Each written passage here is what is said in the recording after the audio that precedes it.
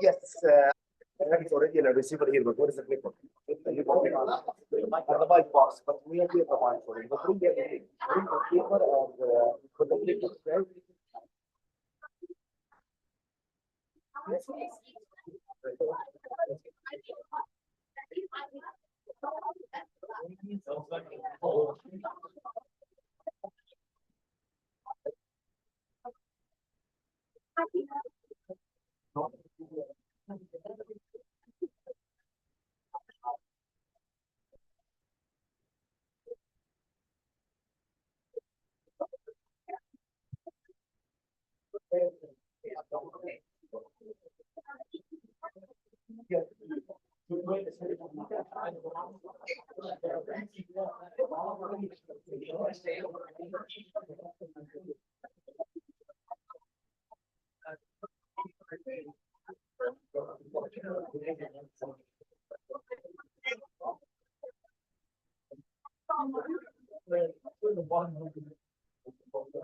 Where is the MC? Should introduce me to get started?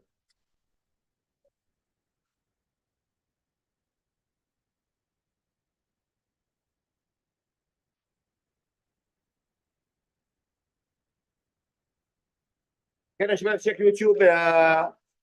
It's live streaming. Sound is okay. Can someone double check YouTube media team?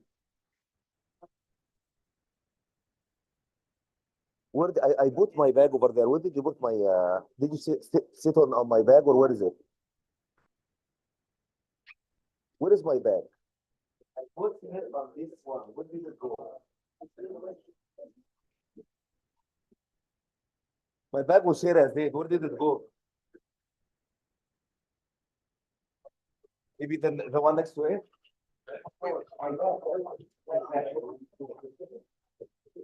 Who's here? The one of these.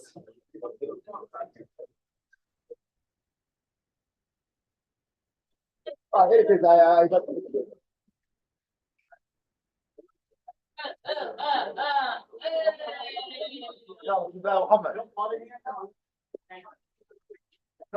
Where is our MC? I'm waiting for the intro from the MC.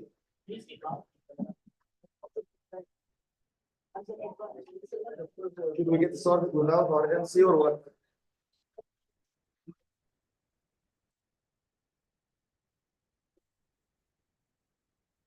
Is it okay on YouTube? Everything is good?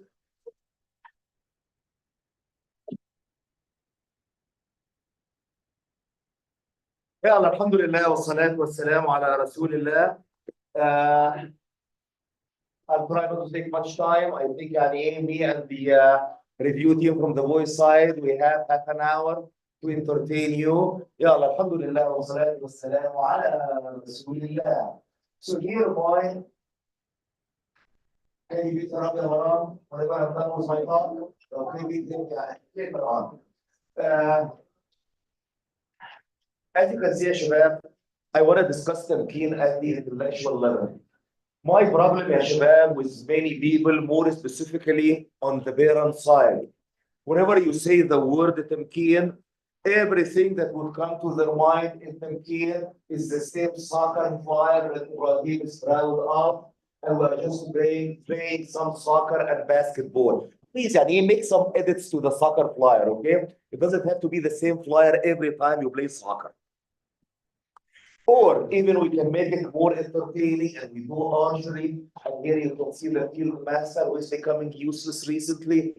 What is the field master? What is the useless field? Ah, here he is, yes. So anyway, some people many times, whenever you tell them Tamkeen, they say, okay, it's a bunch of activities for the kids. We send them to Tamkeen if they have nothing else to do in their life. And this is why I'm making this presentation over here. Or some people can say, no, it is some pizza and Muhammad Sulaiman, given that he does not eat a lot, he is feeding the boys some pizza. Or if we go fancy, we can go to a buffet. So some people think of Tamkeen as either a bunch of soccer games or I was not mean. I have other pictures for you while eating at the buffet. If you are not quiet, I'll bring those pictures up, okay? You don't want to get these pictures to go up. or maybe some kind of social gathering here and there. Although there are many different aspects in Turkey, other than the soccer games and other than the food. For example, working at the lab, even whenever it is snowy over here. I don't know, and that's why you are here in every picture, although you do not come that often, but you are lucky. But really, what I want to focus on, Shabab, over here is Tamkeen at the intellectual level. Whenever the logo was made many years ago, there were 5 symbols over here. Each one of them, ya Shabab, has a meaning. But now we just want to focus on the prayer. If you have a brain, raise up your hand. If you have a brain, raise up your hand. Okay, this is what I expected. The main point, Shabab and parents. Tamkeen at the intellectual level is not only what we are doing during soccer games. Although even during soccer games, we give some deep messages. How many times I go to an older Tamkeener and whisper in his ear, have you seen your younger brother? He did not touch the ball for 5 minutes. Make sure you are passing the ball to him. So even there's an educational message while we are having fun activities. But really today I want to focus what we say when we have such a halaqah. If I'm sitting with the boys like this, what do I inject in their mind? How am I messing up with the mentalities of your kids? Or this is another year, same halaqah here, same masjid, and people may remember, you know, the horrors that happened during that halaqah. If you remember this halaqah, raise up your hand. Okay, you will hear an article about this halaqah later on today, inshallah. So basically, Tamkeen at the intellectual level is whatever we say while we are giving a halaqah. You see, I took your picture today. That was actually another time. Or even Tamkeen, whatever it is, if you can see it's 3:51 and we are doing Qiyamul Layl, or we are having khatira after the picture. What do we tell the youth over here? This is ya Shabab, or whenever we are having breakfast. What type of discussion we have? What do the youth tell me? Do not worry, I'm going to tell your parents what you are telling me. Your privacy is fully respected. But really, Tamkeen at the intellectual level is whatever happens, not only during the halaqah, but whenever we are having such a discussion. Really, my talk in the remaining few minutes is Tamkeen at the intellectual level. I am not leaving my family on weekends or Tuesday and even during the week. And people know how much time, alhamdulillah, it is blessing from Allah on me to work with you, Shabab, Tamkeen. You are my investment in life. I'm not going buying and selling and making money. I am investing in you. So I am not only living my life to entertain you with some soccer games. There has to be some educational message I give and I put at the background of your minds. I don't know, Shabab, for older Tamkeeners, I'm just putting, can you see the playlist of Aqidah that has 70 videos? Can you see Al-Adab Al-Islamiyya with 46 videos? Can you see Al-Mahdurat, Khiba, Namima, all those bad stuff? How many videos? Even ya Shabab, open your heart and question for sure. This is just one playlist. Even we teach you Nahu so that you can read Quran. We teach you Tajweed. See ya Shabab, what we have done over the years. Tamkeen is not only soccer games. I want to make sure you understand what Tamkeen is at the intellectual level. Fiqh of Salah. And that was an old playlist. And I'm sure some of the new Tamkeeners, and that was reported to me. They don't know how to make wudu. They don't know how to pray. I don't know, Shabab. And parents, I don't know. Were you keeping your kids at home? Were you taking your kids for other soccer games with their non-Muslim friends? Or were you bringing them to Tamkeen? This is a boys only halaqah.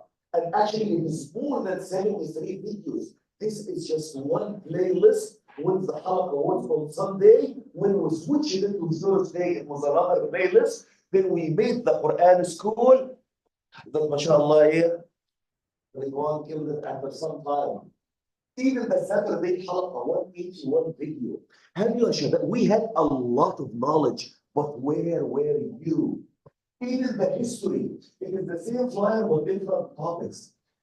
Modern history of our Ummah, history of our Muslim scholars. Who is Ibn Taymiyyah? Who is Al-Izz ibn Abd salam? Who is Imam Ahmad ibn Hanbal? We have covered this, but where were you? We are not only in soccer game. You get my point, ya Shabab? Quran narrators. Who is Hafs? Who is Asim? Who is Warsh? Who is Shu'bah? You live in a country for non-Muslims. Did you learn the history of the church? Did you learn how Christianity changed the Aqidah? So whenever you talk to non-Muslims, you can talk, make da'wah, or even debate with them on knowledge. Have you attended this on Tuesday, or were you useless? Muslim conquest of the Roman Empire to Persia, or even the Al-Andalus. The history of the Crusades and Tatar and the Ottoman Empire, and then we started our modern history after the collapse of the Ottoman Empire with the history of Palestine. 121 video. This is only the Tuesday halaqa, alhamdulillah. Where are you? Where are your kids? We are not only playing soccer here in Tamkeen. We are the ones who gave, I don't know, I didn't count, but we spent many months talking on the history of Palestine. People heat up whenever something happens in Palestine or in Gaza. But did you study the history? We studied the history of Palestine from 10,000 years ago, all the way till today, refuting some of the arguments that are made against us, the Muslims. Where is Khamhawi? I said the Muslims, not the Palestinians intentionally. Where is he? Did he leave or what? Okay. Even brother Khamhawi is not only me, but he had a playlist at the back to the Quran and the one that is going on right now on Wednesday, the great news. And last time, only 11 Tamkeeners were attending the great news. Yes, you may not see me in the halaqa, but I keep asking him every week or asking my daughters, how many attended? And wallahi, it is a bullet in my heart every time I know someone is not attending those halaqa. You are missing a lot. Tamkeen at the intellectual level.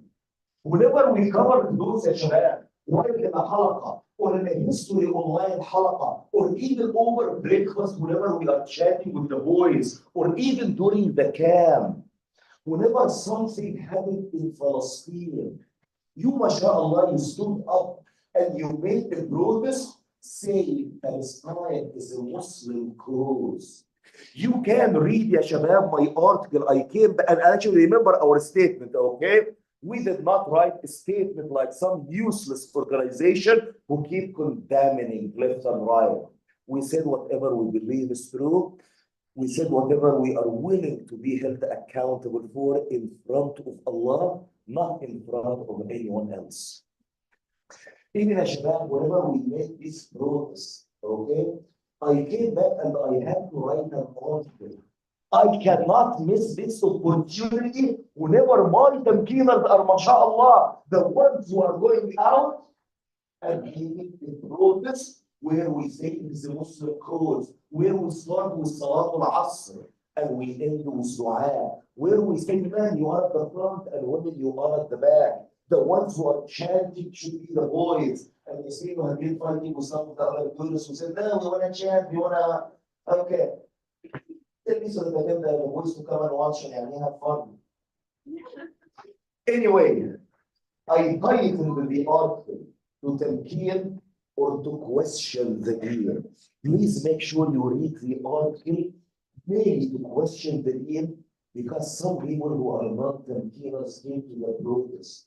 They saw us praying Asr, and they're from Muslim families, and they asked the girls, what are they doing? It's Salatul Asr. Do we really have to do this? This is the question that was given to them. Anyway, Other than this, there is tons of corruption, ya shabab. Because, alhamdulillah, we have been teaching you whenever we needed you, ya shabab. You remember this protest in Samamish? Whenever one of the brothers talked about what our aqidah says about homosexuality and his own masjid threw him under the bus in collaboration with other masjids. Our Tamkeeners are the ones who stood up to make the protest. And all the other local organizations also called the masjid. They said, no, there's no need. You don't want to make any friction. This is the shabab Tamkeen at the intellectual level. Whenever the girls watch the movie, what is the woman? When did you watch this movie?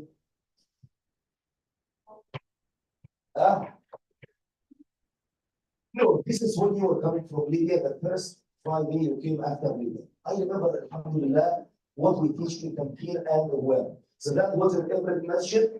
The first meeting for you, Saturdays after you came from Libya, that was that movie.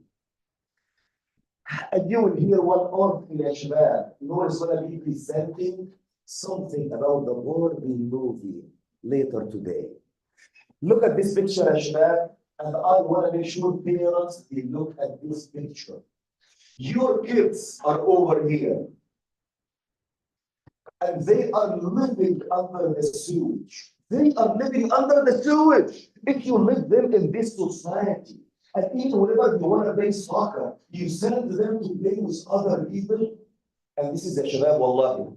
Look at this picture. Hamza, leave your phone, give your phone to Diya. Give your phone to Diya. And look over here. This is where you are, ya shabab. If you lead yourself to the Western culture, there is going to be a sewage pipe feeding your minds, ya shabab. What we are doing, ya shabab, in Tamkeen, by the help of Allah, take you out of this. Get a shower. Make sure that you see reality the right way. Understand why Allah created you. Because even some people, they can say we are Muslims, but they are giving you another version of Islam that has nothing to do with Islam. Again, ya shabab, Tamkeen at the intellectual level is what we say over here, ya shabab. This is Tamkeen at the intellectual level, is the halaqah. It is the suggested video. It is the eye on the ummah that we have not been doing for some time. And you can see what we are talking about in the eye on the ummah. Who is teaching the youth, ya shabab? And it is not just a newsletter. No, for the history of Palestine, for those who attended, you understand the history of Palestine in details. Some details that many of the adults are already unaware of.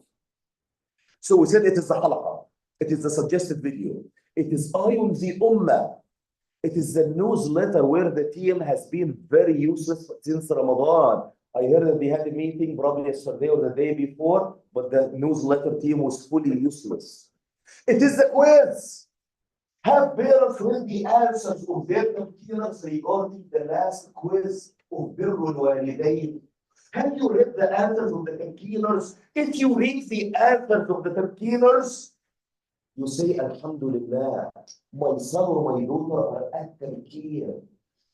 And if they are not attending Tamkeen, maybe you feel, I wish my son or daughter, they attend Tamkeen. Tamkeen at the intellectual level. And again, this video, a young woman, but she is on social media, but she is giving wiser inside the message. But alhamdulillah, our Tamkeeners were able to spot. Also, Tamkeen at the intellectual level, the fruit of Tamkeen at the intellectual level is the reflection articles. Whenever a Tamkeener would sit down on his desk for 1, 2, 3, 4, 5 hours, squeeze the heart, squeeze the mind, and write something. One of the examples that Shabab, I want to make sure you understand what reflection articles are to me. I can come to one of the girls and give her instruction how to make biryani. To make biryani, do step 1, step 2, step 3, step 4. and she is listening to me, correct? But really, I do not know if she understood how to make biryani, if she actually would make the biryani. Does it make sense? You like taste the biryani. Same thing, I keep giving halaqa. But I do not know that you understood my halaqa. Till I hear some echo coming back from you. Till you answer quiz, or till you write a reflection article. Reflection article to me is the thermometer of the brain and the screw of the heart.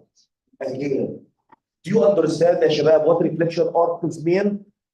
Reflection articles mean to me, it is a thermometer of your brain. What is in the brain of Yusuf? Is he going to say, no, my dean says we cannot support LGBTQ? Or is he going to say, we are early, we are good, we are nice, or minority support another minority, we support red, we support. This is the thermometer to the brain of Yusuf. And this is the screw for the heart of Ibrahim. Ibrahim is not writing or typing now. Ibrahim is screwing from his heart. So reflection article is what? Thermometer of the brain and a scoop of the heart. Let me conclude with the picture that Sarah Woodward wasn't talking. Look at this picture. Sheikh Ahmed Yassir was arranging soccer games for the youth over there like what we do. Izzuddin al-Qassam, he started the YMMA, and those who attend the history halaqa, they know YMMA was to counter-attack YMCA. C for Christian, M for Muslim. Because the Muslim youth, they were attracted to the YMCA in Palestine. فالشيخ عز الدين القسام made YMMA to bring back the Muslim youth. But both عز الدين القسام and Sheikh Ahmed Yassir, they were not only arranging soccer games for the youth. He was giving them the halaqa. Can you see how young they are? He's probably as young as Ilyas, or maybe Ilyas older, younger, I don't know. But you can see Sheikh Ahmed Yassir himself.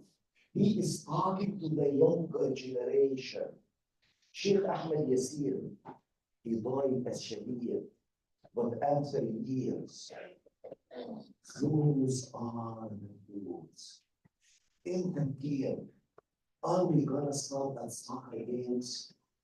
Are we gonna stop at soccer game and basketball and having fun and feeding the pizza or going to the buffet? Or is there Tamkeen? There is value for Tamkeen at the intellectual level.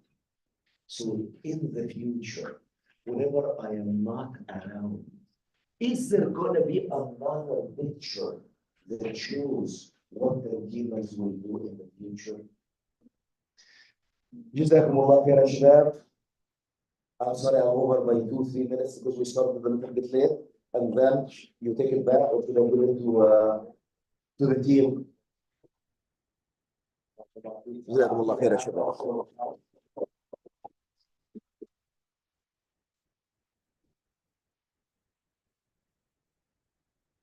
Some words from the after the function the team is also the website.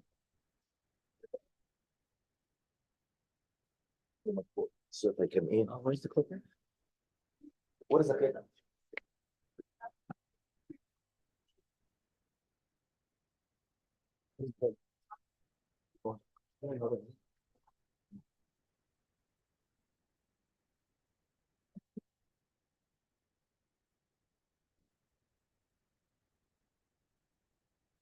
It does not work. I tried it. This one, it's only one and this one. These are the ones I was able to get them to work. Yes. Assalamu alaikum like Sheikh was saying, the slide is here. One reason, I'm going to give a second reason, and I have to talk. Okay, so inshallah, we're going to share some stats of all the reflection articles that have been posted since the last year. So the first graph we'd like to show is the click count. And This is a great measure of engagement for all reflection articles because, whoever gets more clicks, it means your article is more. Or Snack Man is clicking on them. Wait, hold on. Is it number 59 your article? Yeah, we don't talk about that. Now over here is the dislike count. And what I love about this chart is how almost all articles have 0 dislikes. It really shows the amount of quality that the peer review team is able to take out of the computers. Wait, but hold on. What are those spikes in the graph? Does that mean someone dared to dislike a Tamkeen article? Yeah, it means those articles have more than 0 likes. That's crazy. And now over here is the like count. And this shows how many likes each article got, pretty self-explanatory. And this is a great way to see how positive your article and the impact was able to have. People are able to get some value from it, give a like. And it's not as fluctuating as the click count because you have to log into the Tamkeen account to actually get a like. And if you notice, actually, my article has way more likes than Yusuf's worst article. All right, bro. I know you need to hire Clickman to get you some extra likes. All right, and now this is the comment count. So once again, it kind of follows the same trajectory as the click count because articles that got the most clicks, people are most interested in, and so they feel like they also need to give their. What is this in the graph? What is the data analysis? Put them on the same graph so you convince us. I'm not that technologically advanced, unfortunately. Okay. But once again, it's very similar to the click count because, like I said, those articles that get the most engagement are most likely to get a comment from as well. Oh, What's your favorite comment? What's your most favorite comment you've ever seen on the Tamkeen website? My favorite comment actually comes on my own article, Accelerating, and it's there was the masculine urge to car. Allah, I don't know what that means, but my favorite comment. Now, Mama, it looks like your article is so complicated to interpret. People couldn't even write proper comments to it. Okay, and now inshallah, Yusuf is going to share some of the voting stats for what determined the keynote and highlighted articles. All right, so these were the voting stats for articles that received, or these are the voting stats for the articles that were voted to be presented today. Stats were one of the main things that decided which speeches would get highlighted articles, keynote articles, and regular articles. Obviously, it's no surprise that the graph shows the most amazing, the most goated, the most fabulous article, the last Muslim history of Bosnia.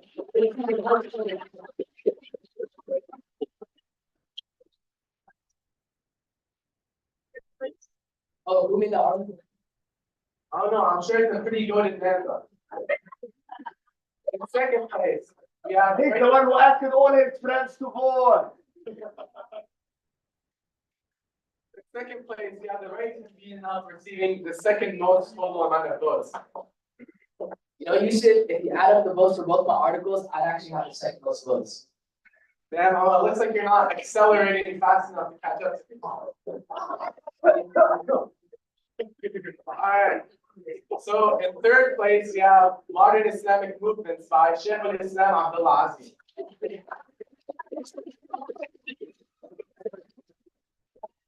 People were really hyped to speech, a man himself talk about the controversial topic of whether Najd was an Ottoman province or not. In fourth place, we have Decoding Messages in the Barbie Movie by Nuruddin Ali.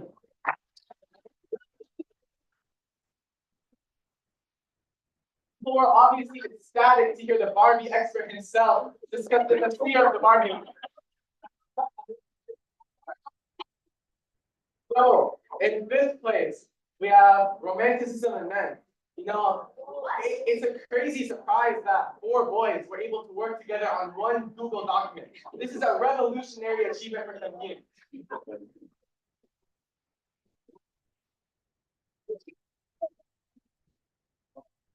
Is it voted in by men or by girls? Allah. Okay, so inshallah, we just shared some of the stats. We're gonna go too in depth. But we decided to give out 2 awards based on statistics to some of the articles that excelled in these categories. And subhanAllah, once you look at all the measures, it was really a 1v1 match against 2 articles, one of them from Allah back to Allah, and the other one the right to be beaten. If you look at the stats, from Allah back to Allah, we got a higher like count, higher total reactions, and a better overall score.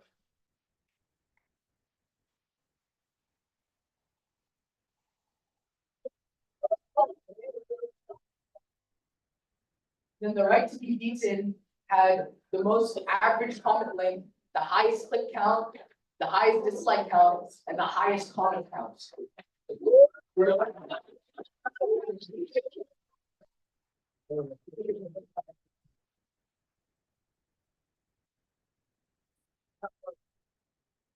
All right. Because of these stats, we've concluded that from Allah back to Allah gets the reward of the most uplifting article.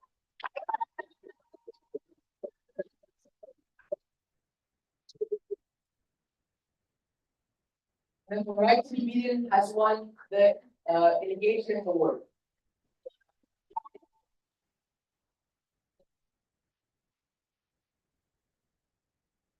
Inshallah, the review team have picked out 4 more categories they would like to give awards for articles on. These will inshallah be announced later today, but let me tell you guys the categories. So the review team will be judging on most creative article, most profound article, most educational article, and most interesting article. Jazakumullah khairan, guys.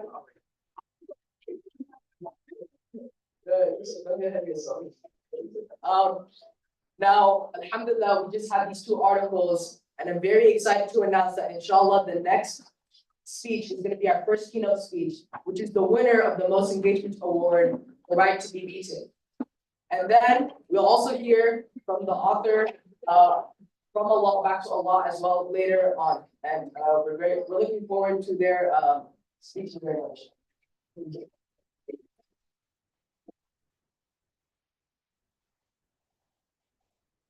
Khairan, listening to this speech. Inshallah, you guys have an amazing time in the rest of the talks.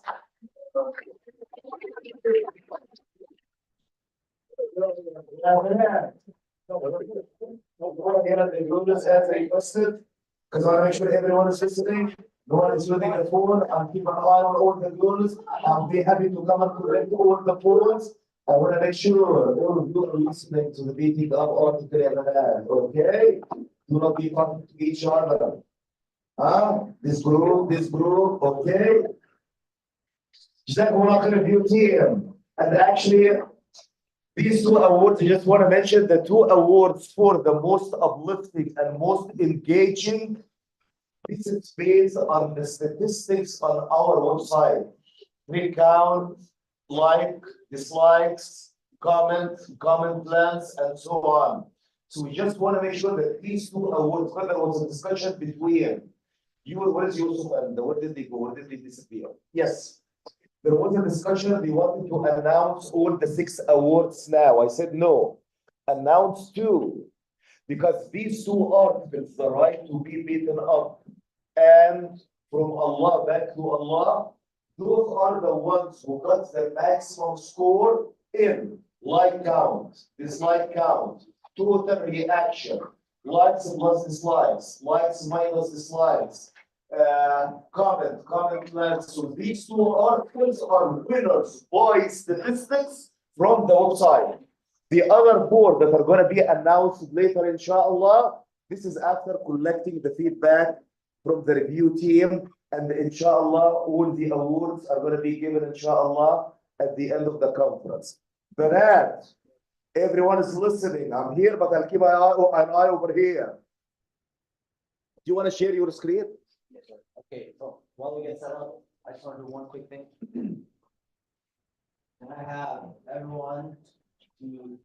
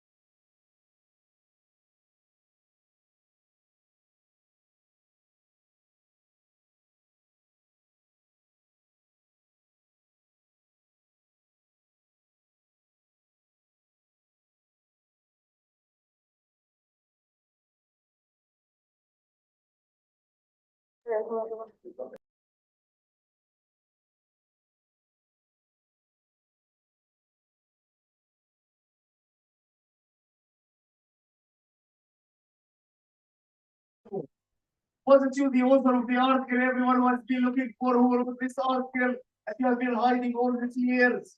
I guess we'll find out. Okay. Okay.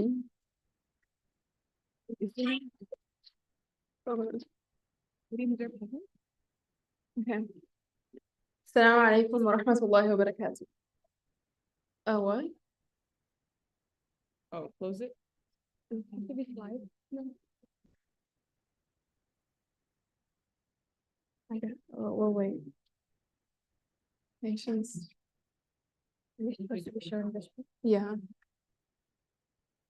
You're gonna show your script? Yes, yes. Oh, shoot.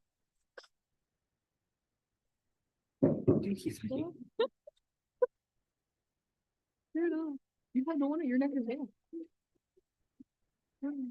This one's to the room. Yeah, that was really you. What did you think?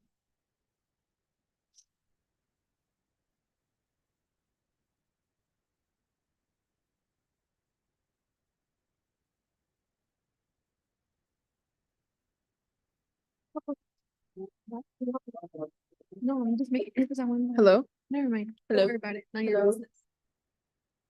Okay.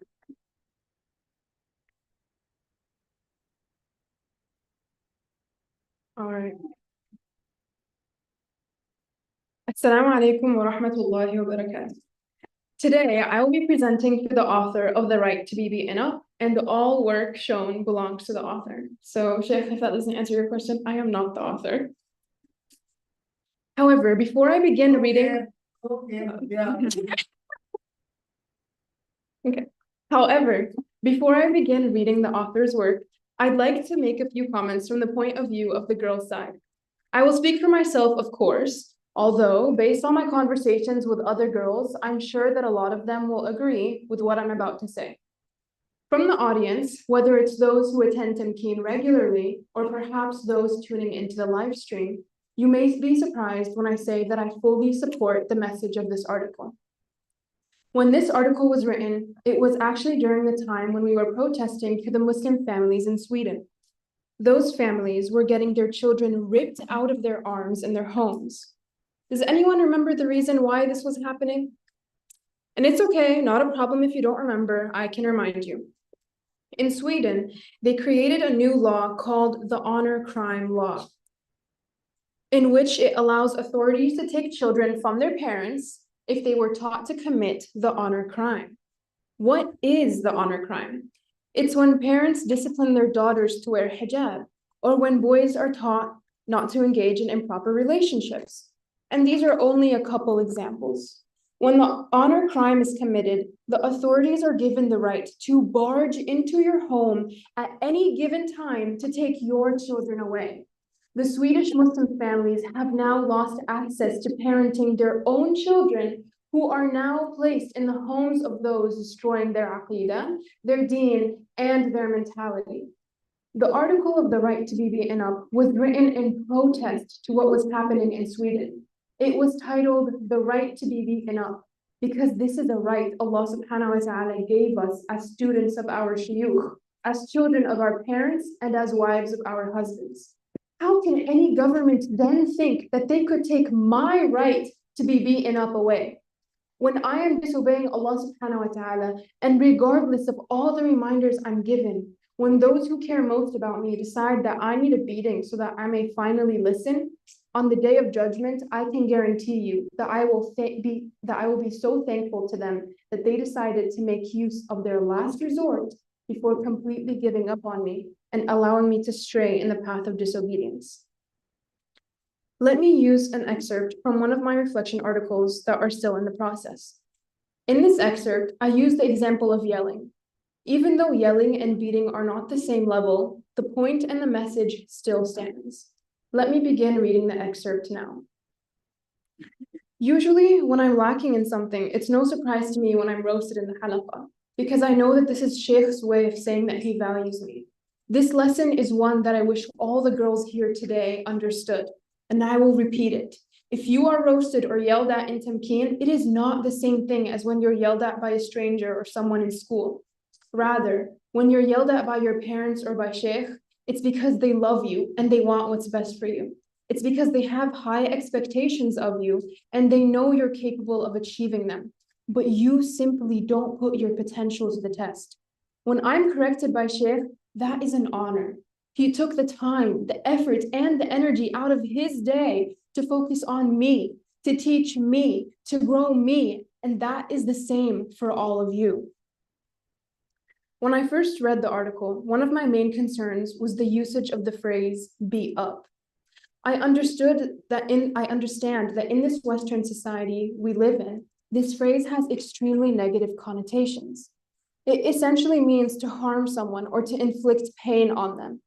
When this concern was brought up to the author decided to keep the phrase, include evidence of its usage in multiple translations, and also include a whole section describing the guidelines of beating up and the difference between when righteous people punish/beat up versus when bad people punish/beat up. This is a screenshot I took directly from the article, and there are some of the points that the author mentioned, including righteous people punish to discipline and make the punished person better. Righteous people punish while they are calm and fully controlling their emotions. Righteous people feel the pain of the one that they punish. Righteous people's punishment is not severe and does not leave marks or bruises. Righteous people keep calming you down. Righteous people beat you up to make you better. On the other hand, bad people punish you to make themselves feel better. In my excerpt, I said that being yelled at by a stranger or someone you don't know well is not the same as being yelled at by your sheikh or your parents. One group of people cares for you deeply and loves you, while the other group couldn't care any less. Moreover, the article of the right to be beaten up was not solely addressing a husband-wife relationship, although that is what many of the audience made it out to be. It was addressing 3 scenarios which I mentioned above. They are the teacher and student, the parents and child, and the husband and wife. Unfortunately, in the society that we live in today, and the media and education we receive, we are constantly fed exaggerated propaganda that men are vile, they're evil animals who only like to be violent against those who are weaker than them. But this is not what Islam teaches. This is not what was mentioned in the article. This was not the intent of the article. The author simply took a concept from Islam and wrote an article on it. The author saw how a right that Allah subhanahu wa ta'ala gave us was being stolen from us and wanted to remind us all that we still have this right. The author saw that the Muslims in Sweden were being deprived of their deen.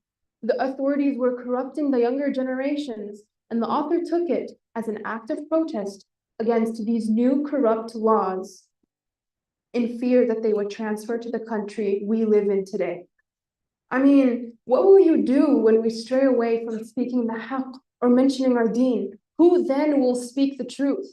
Will we become like the Native Americans Part 2, where they were deprived of their traditions, beliefs, and even the clothing that they used to wear, resulting in a lack of its presence in today's Native Americans? Is this what we want to end up like? Where we start to water down our deen and eventually end up like the Native Americans? We'll start with one concept and eventually our whole deen has disappeared. So, to conclude this, I mentioned in the first paragraph that I fully support the message of this article. Now, what message am I talking about? I'm talking about the message that I have the right to discipline in all its levels as needed.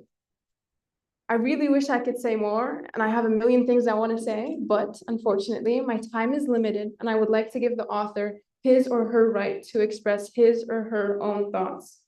So I will end this here, and please feel free to ask questions after I'm done presenting the author's work. So wild, amazing. That was like so eloquent. Okay, I'd also like to make one last comment. I have absolutely no clue what is on this presentation. So if I make mistakes, please bear with me. Just Yeah, about that's actually same. Okay.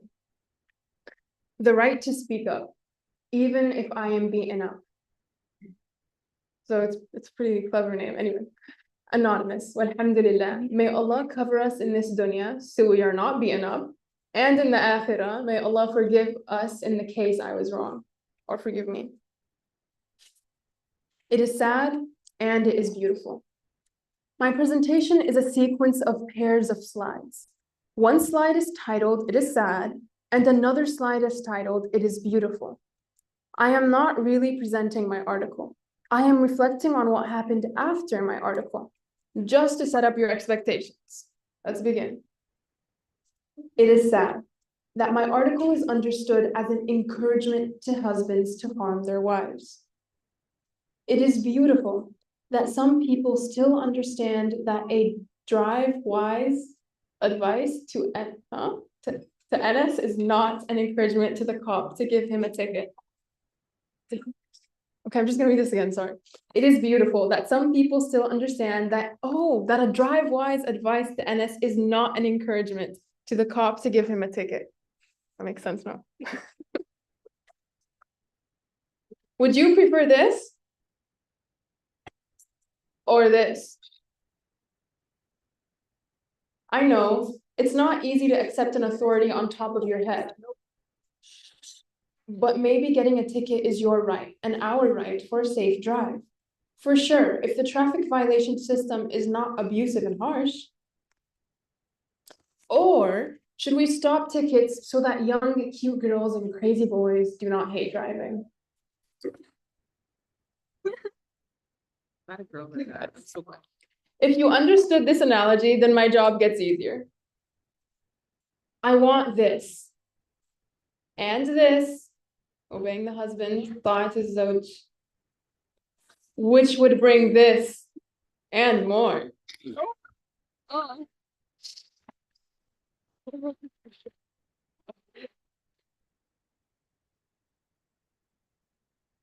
Not this, which may lead to this and this. It is sad that the girls are talking while I'm presenting. Stop talking.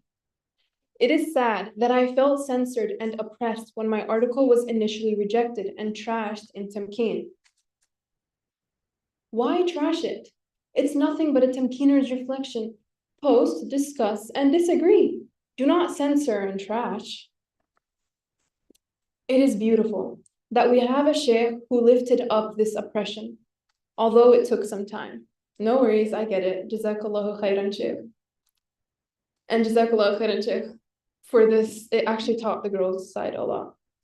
I understand and I appreciate all the pain you had to go through to support me and to stand for the deen of Allah. Jazakallahu khairan, sheikh. One more time. It is sad to know that the companions, may Allah be pleased with all of them, fell into fitna and fought each other after the death of the Prophet sallallahu alaihi wasallam. It is beautiful to know that fitnas can happen between righteous people as they stand for their opinions. And I am hopeful that Allah gathers all of us under His shade on the day of judgment. All of us, even our sisters who harmed me, harmed the sheikh, damaged Tamkeen and left, maybe because of my article. I don't know. I am hopeful that Allah would fix our hearts in this dunya or over al-qantara, so that despite our disagreement, we will enter Jannah, all of us, as it says in this ayah. أعوذ بالله من الشيطان الرجيم. وَنَزَعْنَا مَا فِي صُدُورِهِمْ مِنْ غِلٍّ إِخْوَانًا عَلَى سُرُرٍ مُتَقَابِلِينَ. We will remove whatever bitterness they had in their hearts. In a friendly manner, they will be on thrones, facing one another. Al-Qantara is the final stage before entering Jannah. But I am sorry, my article is not the problem. My article is only exercised, exposed, or triggered all. My article only exercised, exposed, or triggered already existing problems in our hearts, mentality, and attitude. Let me start the fight. Let me take my revenge. No fights. Let's try to learn and fix. My article only exercised the diseases of I listen and obey if and only if I agree. Either my opinion is taken or I quit. The sheikh did not listen and obey to me. Let's call him unprofessional and make him a ready, set, attack parent conference on him. I'm sorry, sheikh. I am not done yet. More diseases. I criticize people's opinions and articles even if I'm ignorant. I support my kids even if they are wrong. We have nothing to do this evening. Let's start drama.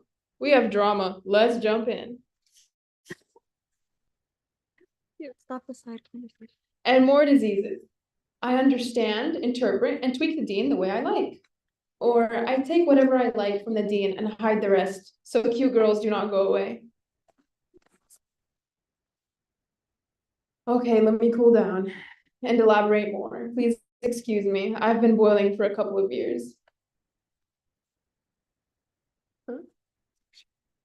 It's sad that women are the majority of the dwellers of the hellfire, as in the hadith, and now I know how women can be a source of fitna in a community. It's beautiful to be a beloved daughter, righteous, submissive wife, and a wise mom. And more importantly, a true slave of Allah who believes, accepts, and submits to his words. So I would enter his Jannah. It is sad that the majority of women will follow al-Masih ad-Dajjal. It is beautiful to have a man, a real man, in the family who would tie his dependent women at home before they follow al-Masih ad-Dajjal, as mentioned in the hadith, and to have a sheikh to listen to and obey, so we are not Masih Dajjal followers. It is sad to see girls leaving our Tamkeen family and making fitna within the family, and to attribute it to my article. But it's beautiful that the boys stepped up as real men and protected the Tamkeen family. Jazakumullahu khairan for taking care of the sheikh. Jazakumullahu khairan, our men.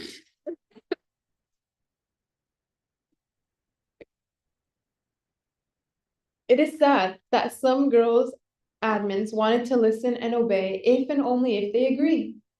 But it's beautiful that other girls decided to stick to Tamkeen next to their sheikh who has been teaching them for years and to listen and obey even if they disagree.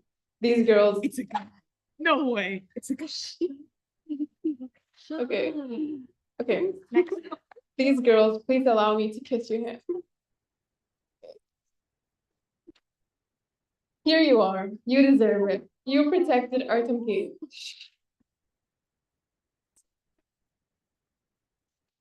Okay.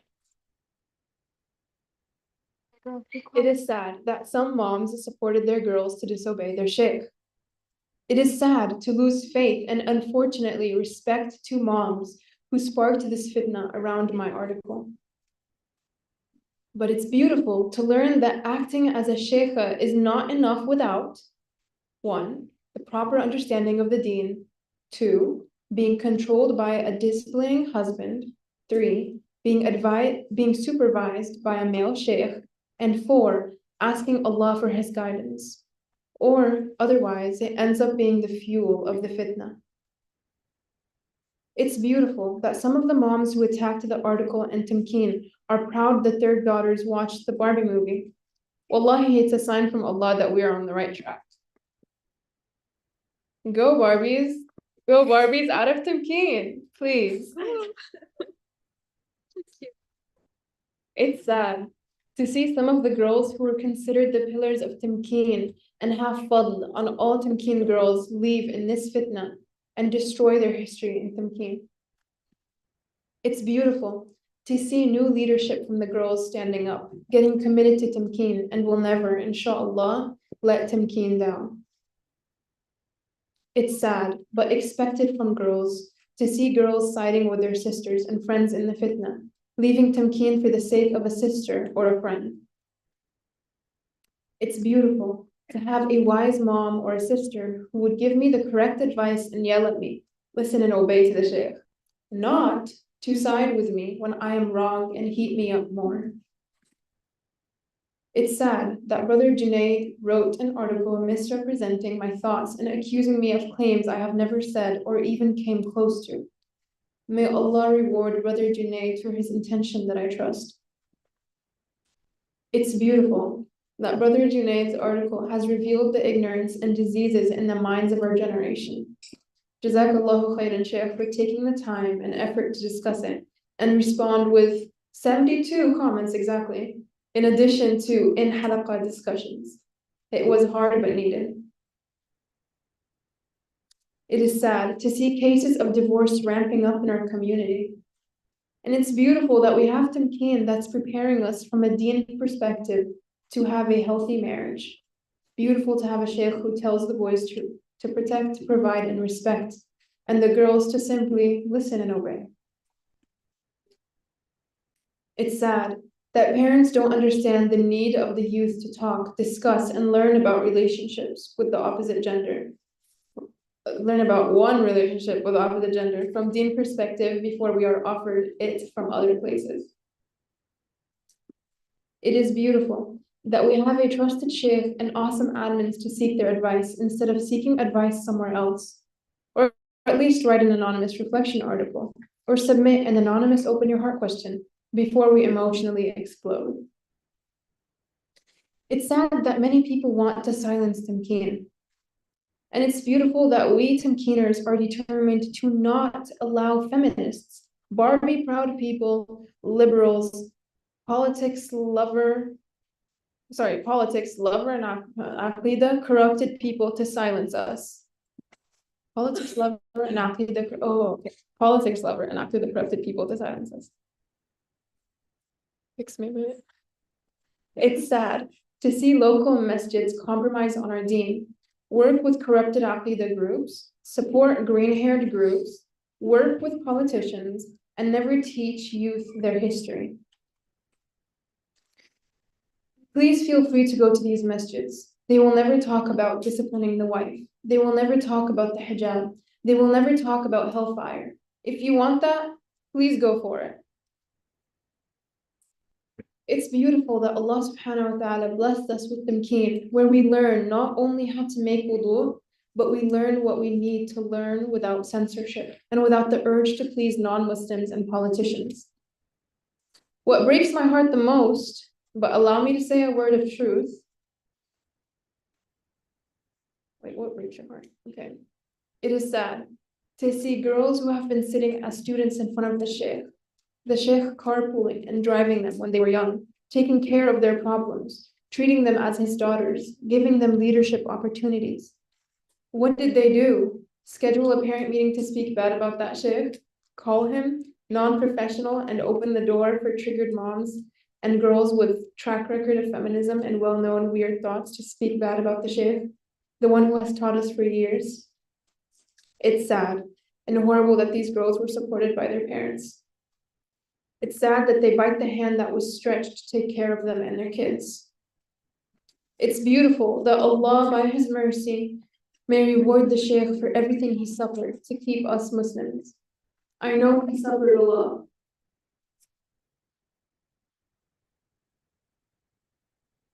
It's sad to see less involvement from the dads holding their wives back from heating up the fitna. It's beautiful that a few moms and few dads stood up and said beautiful words.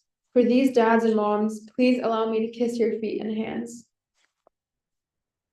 Here you are. To my sisters in the old review team, may Allah forgive you for what you did to me. To my sisters who left Tamkeen, may Allah guide you, make you understand your mistakes, and bring you back. To girls, moms, or dads who caused damage to Tamkeen, may Allah help you fix the damage you have made. To Brother Junaid, may Allah bless you with the right understanding of the deen. You, mashallah, have an amazing potential in leading youth. Please do not misguide them. please give a thought to Sheikh Muhammad Ali's comments twice, or as many as you can. To my sisters who became the new Tamkeen admins, may Allah protect you the same way you protected Tamkeen. We owe you a lot. You saved Tamkeen. You do not know, you may have saved generations from the hellfire. You're much appreciated. To my brothers who are Tamkeen admins, may Allah reward you. You are our safety net. To the parents who supported Tamkeen during the fitna, may Allah protect you from the hellfire the same way you protected Tamkeen. To the parents who supported Tamkeen during the fitna, may Allah make you happy and enjoy Jannah the same way you made Tamkeeners continue to be happy and enjoy Tamkeen. To all parents, your problem is not the pebble in the tire. It means when I solve my small problems, when I forget the big problems. To all parents, your problem is that the truck is upside down. Okay. Your problem is not what Sheikh Muhammad Ali says, here and there, or an article you disagree with. This is all minor. Your problem is atheism, liberalism, feminism, LGBTQ, Shiism, Sufism, yada, yada, yada, that surround us everywhere and will destroy our kids, or your kids, well, technically ours. Anyway. To all parents, do not leave Tamkeen because of a word here and there, or an article. And forget your kids are going to be run over by a truck. The truck of kufr. Oh no. To the one who read my script, may Allah reward you for your every letter. Allahumma ameen. May Allah cover you in dunya and akhirah the same way you covered me. Ameen. To any admin who wants to resign, it is your right to resign once you see Tamkeen not aligning with what you believe in. But please, do not send a message on all chat groups that you're resigning to start the drama that girls love and some moms wait for. To any admin who wants to resign, do not call your sheikh or our sheikh non-professional. At least respect the one you sat in front of him as a student for some time, for a long time, and he may have helped you or gave you a ride one day. To any admin who wants to resign, do not schedule a parent conference to take revenge of your sheikh or open the doors for others, Barbie proud moms and track record feminists to do so. To any admin who wants to resign, please just shut up and disappear. Thank you very much.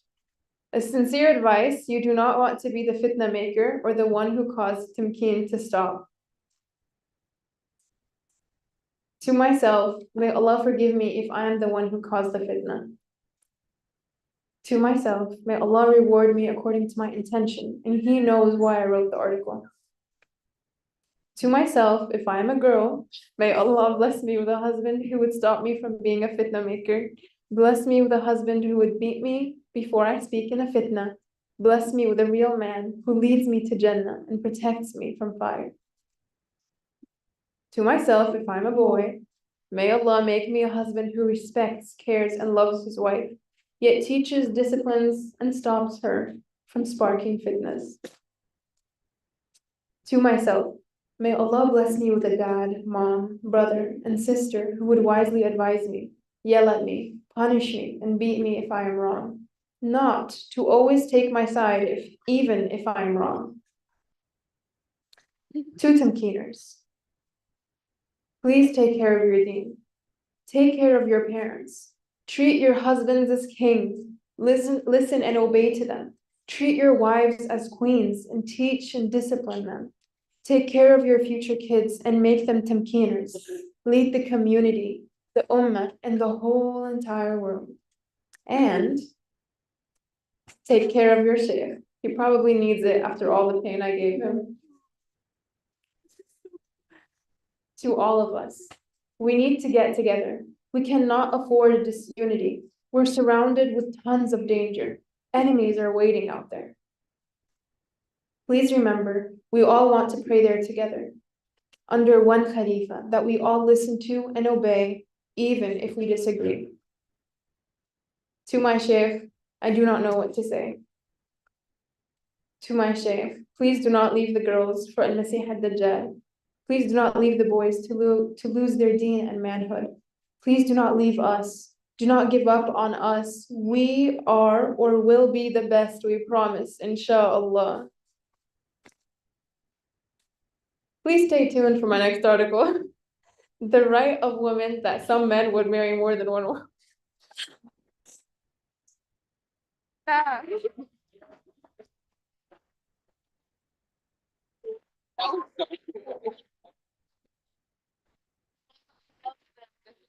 Jazakumullah khairan. The end. Yeah, that's the end. Sure, that's it. Ah, that was so good. I'm gonna wait and see if anybody has comments and then I will add mine, inshallah. I'll see if anybody else has comments and then I'll add mine, inshallah. This was amazing. Amazing. So, so proud of whoever wrote this. Allah. It's so good. Sorry for shutting you guys off. Yeah. Huh? Sorry for shutting you. Yeah. Yeah, I think I'll most of them. Wait, should I stop sharing? Yeah. And you yourself.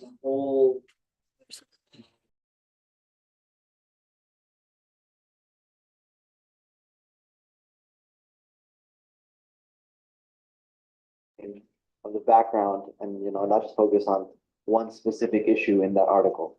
I hope people got away today, inshallah, with a better understanding. So inshallah, now we have our second keynote speech. We have Romanticism in Men by Diya, Anas, Noor, and Adam. Give a big round of applause.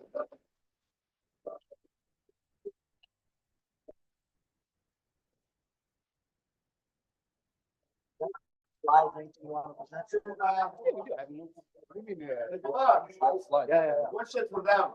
All right, Are question they for the them. one who the articles or are they? No. We're really, So this article was initially published by 4 anonymous boys, but these guys just been here to represent. Do you want the slide?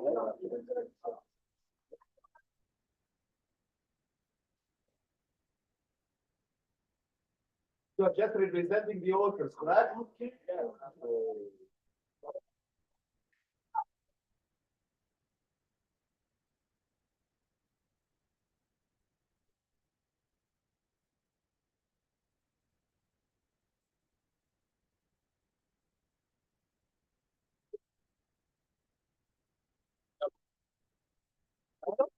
So, hello.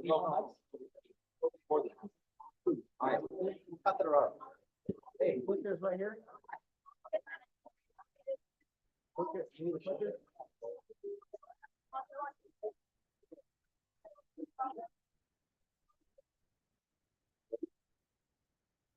السلام عليكم ورحمة الله وبركاته.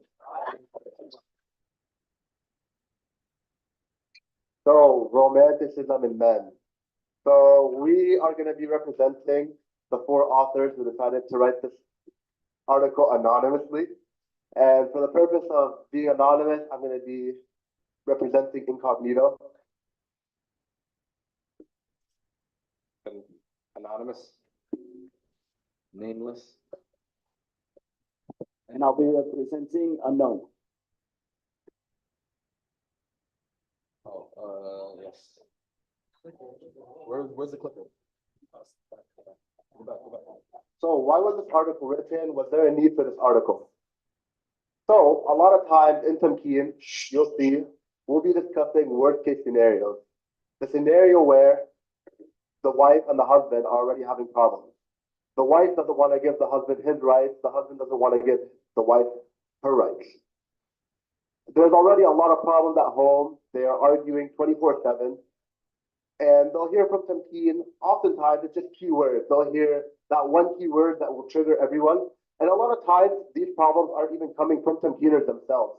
It's from people that aren't committed to Tamkeen. they'll come to Tamkeen maybe once, or they'll hear one word from some random YouTube video, or they'll hear one word, and they'll think, okay, make up a whole scenario in their mind, and then say, okay, Tamkeen boys are, for example, abusive. Tamkeen boys are, for example, they don't care about their wives.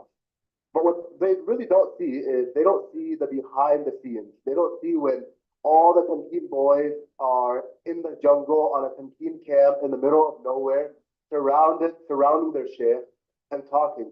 And even like a side note, this shows the value of the Tamkeen camp. It shows the value of going out to a Tamkeen camp, spending a couple days around your sheikh, 4 or 5 days.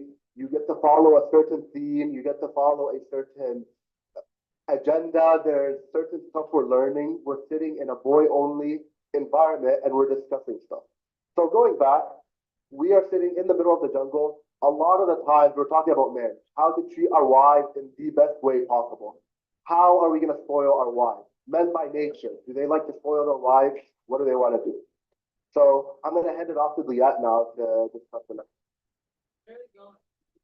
Okay. Assalamu alaikum wa rahmatullahi wa barakatuh.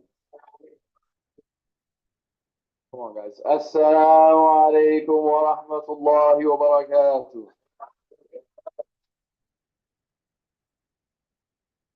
And wake up that boy that's sleeping over there. Wake him up. This is important for him to learn. So that when he becomes married, he understands that respect, everything starts with respect. I think any relationship we can talk about, whether it's in the business, whether you're working in industry, you can ask anybody, anything starts with respect. If you don't respect the person that's across from you, you can't communicate with them, you can't enjoy with them, you can't do anything with them. And so everything starts with respect, right? Okay, now that we know everything starts with respect, what is respect? Respect is, okay, for example, is respect if I come to my wife and I tell her, hey, I'm going to go out with the boys, we're going to go clubbing, we're going to go do all these haram things, is respect from the wife for her to tell her husband, you know what, I respect you, you can go ahead and do that. Or on the other side, if the woman comes to the husband and she says, I'm going to go out with my girls, we're going to go out, I'm going to stay late, is it respect from the man to look at his wife and say, you know what, I respect you, so that's fine. No, that's not what respect is. Respect in that situation is a man and a woman understanding that we have to define it with Islam and Sharia. We go back to Quran and Sunnah. That's how we look at respect. If I grab one of the younger boys, for example, which one? Ayman, come here. Ayman, quick, hurry, run. Let's go. Come. If I say, Ayman, you're married, okay? He has a wife, maybe 2, maybe 3. Who knows? I'm just kidding. You worked a long day at work. You come home, you know, you're tired, and you just want a nice meal. But you come home and your wife says, you know what, I was tired today, I didn't cook a meal. What would you say to her? I'll beat her up. No, okay, no, go back. No, that's not what you should do. No, you should not beat her up, okay? This is what we mean by respect. No, sorry. How much time? We're okay. We're good on time. This is what we mean by respect. Amen. You said you'd beat up your wife. Now you're never going to get married. There's no, you ruined your reputation. Do you know the story of the Prophet ﷺ when he had companions in his house and he had them for food, and his wife Aisha radiallahu anha, she got jealous and she threw some plate with food on the ground. What did the Prophet ﷺ do in that situation? Although maybe in that situation he has the full right to get angry and go to her in the back and yell at her and say, what are you doing? We have guests and this isn't the right situation. No, he didn't do that. All he told his companions that your mother got angry and start eating, right? This is the akhlaq and this is the respect between the husband and the wife. This is what we mean by respect. Or on the flip side, the wife might see that the husband came home and he's a little bit angry with work or whatever, and she was annoyed with him with something else that she wanted to bring up. Maybe that's not the time to bring it up. Maybe we should wait a little bit, give it a few days, a week, or what, and so on, before you bring something like that up. There's always situations, and that's what we're respecting. And moving on, clicker, thank you. Now that we've established respect, what goes with respect is communication. like respect, nothing can move forward without communication. If you don't communicate what you like, what you dislike, nobody would know, right? And so that's something that needs to be communicated. If your husband comes home, or every time he leaves, or every time whatever, for example, if you guys are sitting at the dinner table and he just gets up without cleaning his dishes or taking his dishes to the kitchen, and that's something you dislike, mention that. Say it. Why not? What's the issue? There's no issue. Us as men, we want you to bring up stuff that we're doing that you don't like. There's no issue with that. The only issue becomes where you feel like, okay, this is not important, but it starts building up in your heart. That's where the issue is. The issue is if you have a genuine issue with something that he's doing, don't keep it pent up in your heart. Talk about it. It's okay. We're social creatures. We're meant here to come, get together, and we talk about issues. Also, I think a lot of the times when we talk about marriage, a lot of times people love to talk about how there's a lot of issues between husband and wife and this and this and that, but also communicating love. Like, if you're leaving as a husband, you shouldn't just be cold-hearted every single day, leaving without saying anything to your wife. Tell your wife you love her. Why not? What's wrong? We're men, and actually, when this article was written, a lot of the messages that were going out onto the group were that the boys who wrote this article are simps. And for the parents who don't understand the definition of simp, a simp is a man who he wants to do something, or he's doing something to get the pleasure of a woman. So, for example, you will find this a lot with non-Muslims, is that when they're in school or anywhere in the workplace, he'll go up to her and say, "Oh, you look nice," or he'll buy her something, and he has no relationship with her. This is what they define as simp. But if I ask the question, can you be a simp to your wife? No, you can't be a simp to your wife. It doesn't make sense. If anything, you should be a simp to your wife. You should go to her. You should tell her, "I love you," and buy her flowers and things of this nature. So there's nothing wrong with that. Oh, last point I wanted to say with communication and respect and all of this stuff is that when we're talking up here as boys, I think it's very, none of us are married, so we don't have any experience. That's one other thing that you guys should do. Everyone here has parents, alhamdulillah, uncles, aunts. Go to your parents. Go to people. Look at the Prophet ﷺ's life, but also go to your parents, go to your aunts, uncles. Ask them, when you get angry with your spouse, what do you do in that situation? How do we deal with that? Right? It's very easy for us to sit up here and talk and say, you know what? Follow the Prophet ﷺ. He didn't get angry.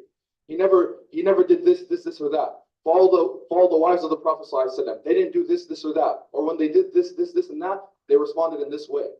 It's very easy for us to sit up here and talk that way. But when it comes down to it, may Allah give us the ability to follow that. It's not easy. I feel like whenever somebody's angry, especially men, they can go in a haywire, right? And so always reminding each other that the Prophet ﷺ said, don't get angry, don't get angry, don't get angry. Always referring back to the deen and sunnah, and we'll be successful, inshallah. Barakallahu feekum, and I'm handing it off to who? Noor. Back to Noor. Anas. Come on, man. You gotta be confused. You gotta take my role. All right, so we're gonna have some fun here. We get to mash up the last 2 points and make them one, because this is what we need when it comes to disagreement and problem solving. It's not if you will have problems in your marriage, it's when. And when you have problems, we need to understand how to respond to those problems from both sides, from the woman's side and the male side. But more importantly, today we're going to talk about our male side, because this is what we wrote the article to be. We're not going to always be aggressive. It's not going to be like, oh, there's a problem, the world's upside down. We also need to be understanding. And it goes back to communication, as Leah spoke about. If there is something going on, we need to use our words. But it also needs to be within the boundaries of respect and within the boundaries of Islam and Sharia.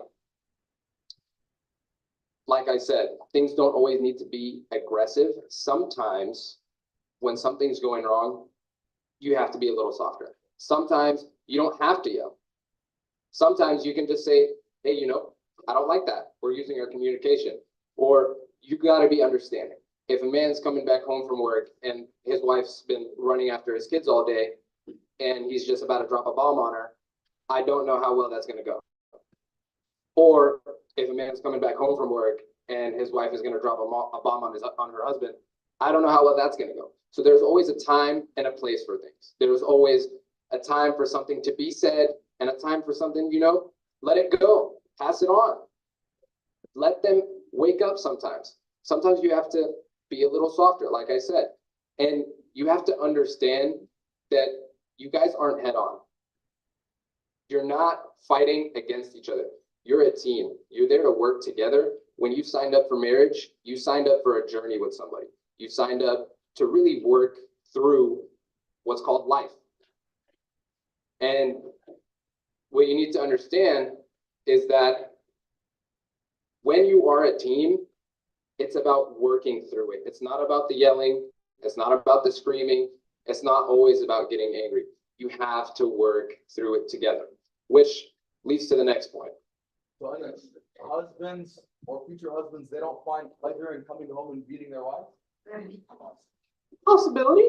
No, but like, Yeah, that was not captured on the microphone. You have to shield the microphone for the recordings. no, I think everybody caught it. So where do girls get this idea that men want to be abusive to their wives? On Zoom, they cannot hear you. Okay, I'll say it.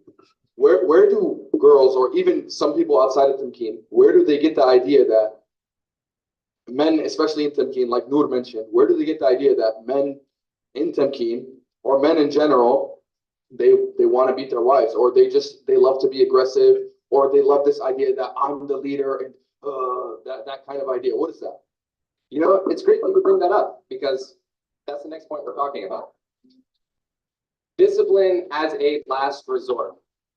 Men do not want to have to beat their wives. It's not something we get excited about. It's not like, oh, today's the day. All right, you're getting it. No. It's more of, from the husband's side, it's more pity. It's more like, why? Like, does it have to reach that extent? Do we have to go there? Why can't we stay within our lovely boundaries? Why can't we stay within a happy circle, having a happy family, having everybody's joyful? We all want a family that's always smiling, always happy, everything's always moving. We don't want to have to discipline you, but if we do have to, we will, and that's just how it is. So don't make us do it. But it is a last resort. Maybe not. It can be used as a last resort. For most men, it is. We don't want to sit here and have to be you. A lot of the times, it's going to be, like I said before, you're working through it together. You have to be a team. There's a time and a place to talk about things. You have to work through it. And I don't know how much I can stress that, but it is what it is. Actually, can you go back to the previous slide? Can you give me an example of like discipline, or is it always just beating? It can always just be beating. No. An example of discipline would be if your wife is coming back home late, and you don't like that. You told her once, you told her twice, you told her thrice, she's still coming back home late. It's a problem. An example of discipline that doesn't have to be beating is what this guy did. You're staying home now. You're not going outside anymore. This is an example of discipline that's not particularly beating. So, life with a man. Is it good? Is it bad? Do you need a man in your life, or nah, woman power?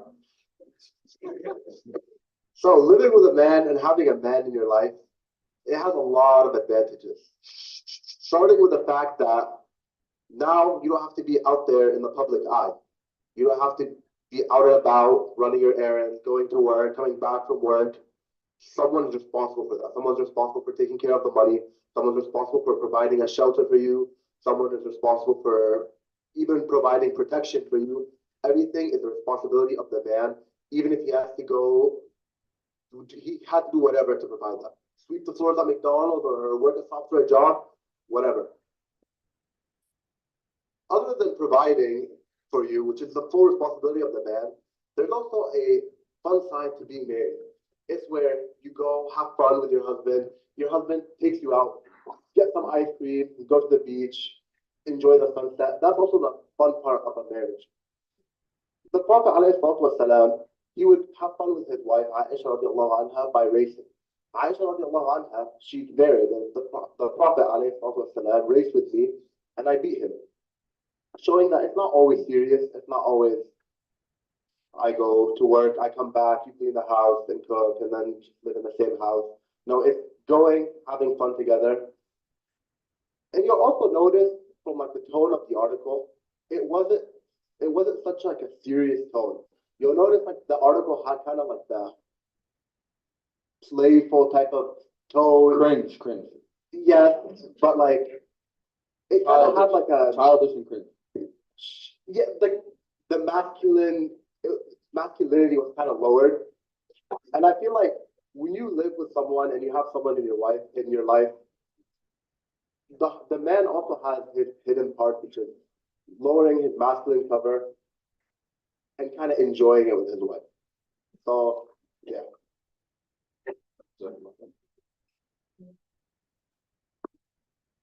Now for the expectations from a good wife.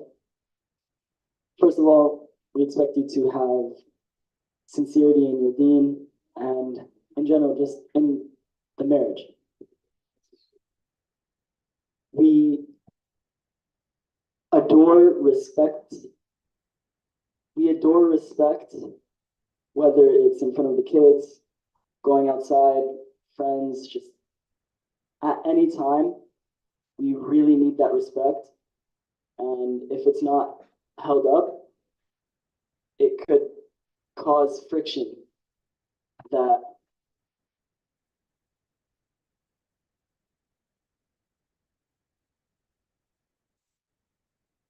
just be bad. It'll be bad.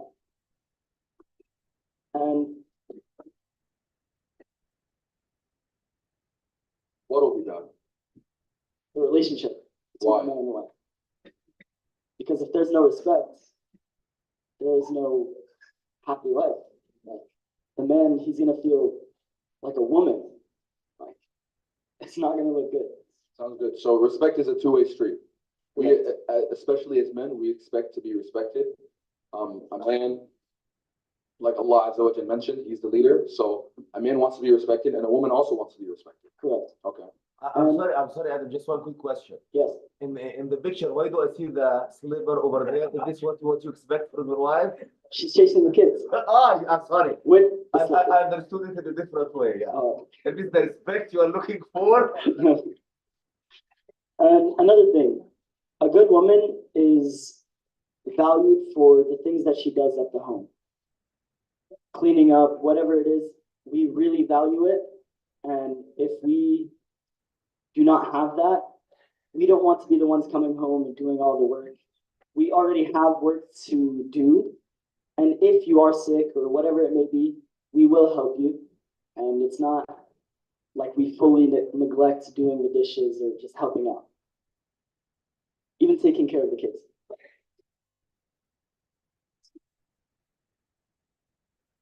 Addressing the bad woman, or the meh woman.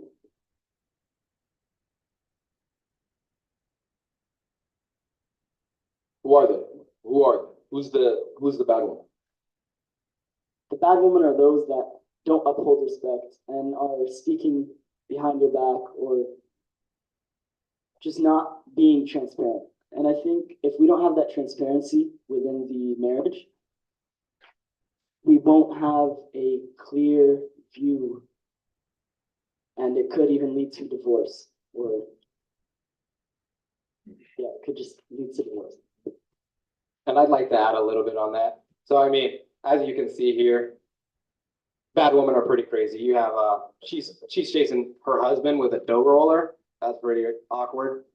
We have, women screaming feminism, posters outside, all the yelling, anything you can think of.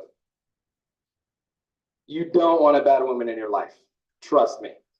And these bad women,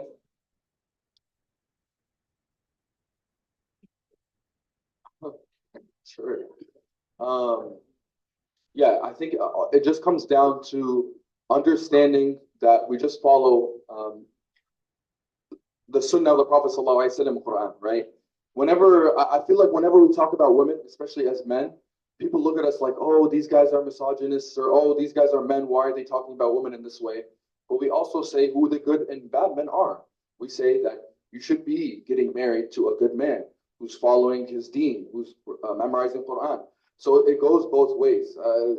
Girls oftentimes they start feeling like, oh, these guys are weird. Why are they talking about women? They shouldn't be talking about women in that way. But we're telling you from the guy's perspective, and you're going to be marrying men, I hope. So, like, you need to understand that how men feel and how men perceive women and what we respect and what we want. And the same thing, we want to do things for the women. We love that we would take our woman out and we go to the park and have a picnic or have fun or bring flowers for her. We would love to do that. But we only want to do that, and I think this is kind of what Adam's message is. We only want to do that with the person who's showing us our respect. Yeah? Any final thoughts? No, I think that'll be it. Noor? Next slide is the Q&A. Q&A. Okay. Questions, comments, concerns? I'll take a round of applause.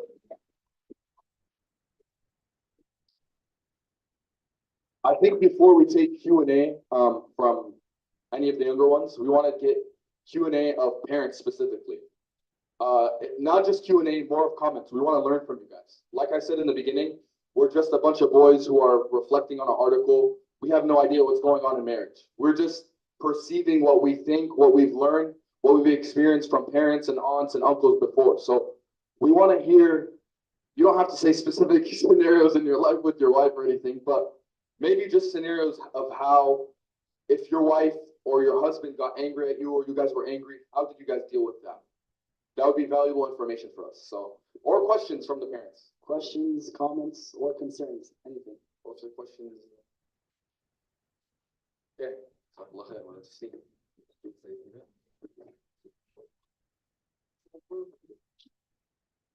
Assalamu alaikum. Just like you mentioned, your presentation is not, but when. Sorry, can you say it again? Just like you mentioned in your presentation, it's not a matter of if a dispute or a conflict will occur between a husband and a wife, but when. It is anything but guaranteed it will happen at some point in time. It can be early on, and it will be happening throughout your life. So it is have some sort of a strategy, and some planning that what to do about it and how to handle it. Typically, what works is this: if one party is angry, whether it be husband or the wife, the other one to cool down and deal with it, because too hard-headed person at the same time is things are not going to go well, okay, and they are not going to result in something better. Most likely things are going to go out of control, spiral out of control pretty quickly, and most likely outcome is not going to be as good or what you would like it to be. So when somebody's angry, just take your time, cool down, let the other person cool down, and then resolve the conflict. And one thing I think you should do is try not to do the dirty laundry in front of your kids. Okay, inshallah, you all will have kids. You will have conflicts, you will have disputes. Do them behind the scene. Lord, try not to let them know. I mean, eventually they all understand how dad rules in the home and how mom rules in the home, and they know from the body language, what is going on between the two. But it should not be obvious. Let them figure it out. Let them be the detective to figure it out if it is happening or not. Okay, so keep it to that level. I'm not saying bury your differences, because it is just a recipe for a bigger disaster down the line. You have to address the conflict and the issues between the husband and the wife, but it should be done in a proper time and place where kids don't become the victim of your disputes, where you are able to understand what the other person's perspective is. And just like you said, the very key word, Quran and the Sunnah. If it is in conflict with the Quran and the Sunnah, then be ready, it may go against you, and be ready, it may go against the other person. So if you both as a life partner agree on this concept, doesn't matter what the issue is, we're gonna let Allah subhanahu wa ta'ala and His Messenger Muhammad sallallahu alaihi wasallam decide what how to settle it and what is the best way to settle it. Then you just go about with that. And if you both agree conceptually on this thing, then the life is gonna be much easier. Yes, there will be difficulties. Yes, there will be differences. Yes, there will be conflicts, but you'll be able to deal with them in an amicable manner. And inshallah, you will have a good and prosperous life.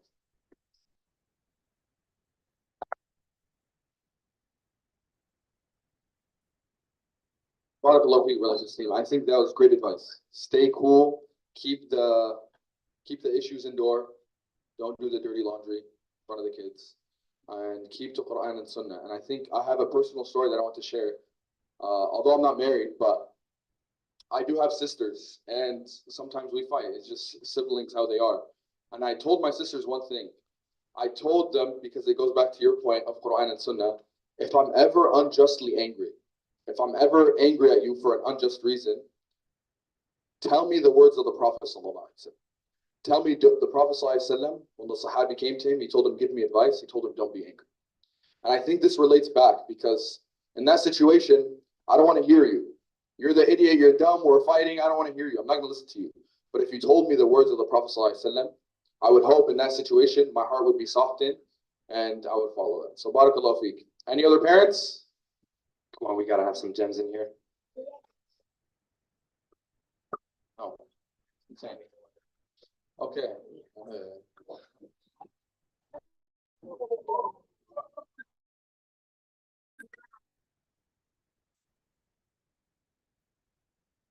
That ended badly. I think this one is still running. Is it?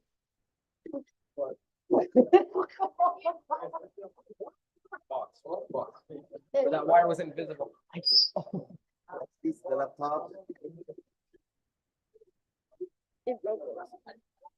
It broke it.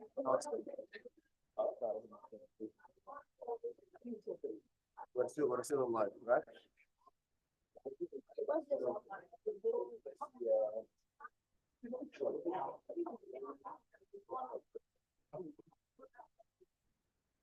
All right, let's all calm down. We know Anas is, mashallah. Let's all calm down. Settle down, quiet down. Abu Ilyas now has the mic, so, yeah. Assalamu alaikum. Salam. Jazakumullah khair for this beautiful presentation. The advice I can give to the youth is that a man will build himself, focus on himself to be the man that a woman will have nothing to do but give him respect. Second thing, we set up red lines in our life and where we cannot cross in our relationship. So we can discuss, things like we live in Texas or we live in Seattle, but we're not gonna discuss, are you gonna wear hijab or not? So this is a man has to have red lines in his life that, he cannot, cross.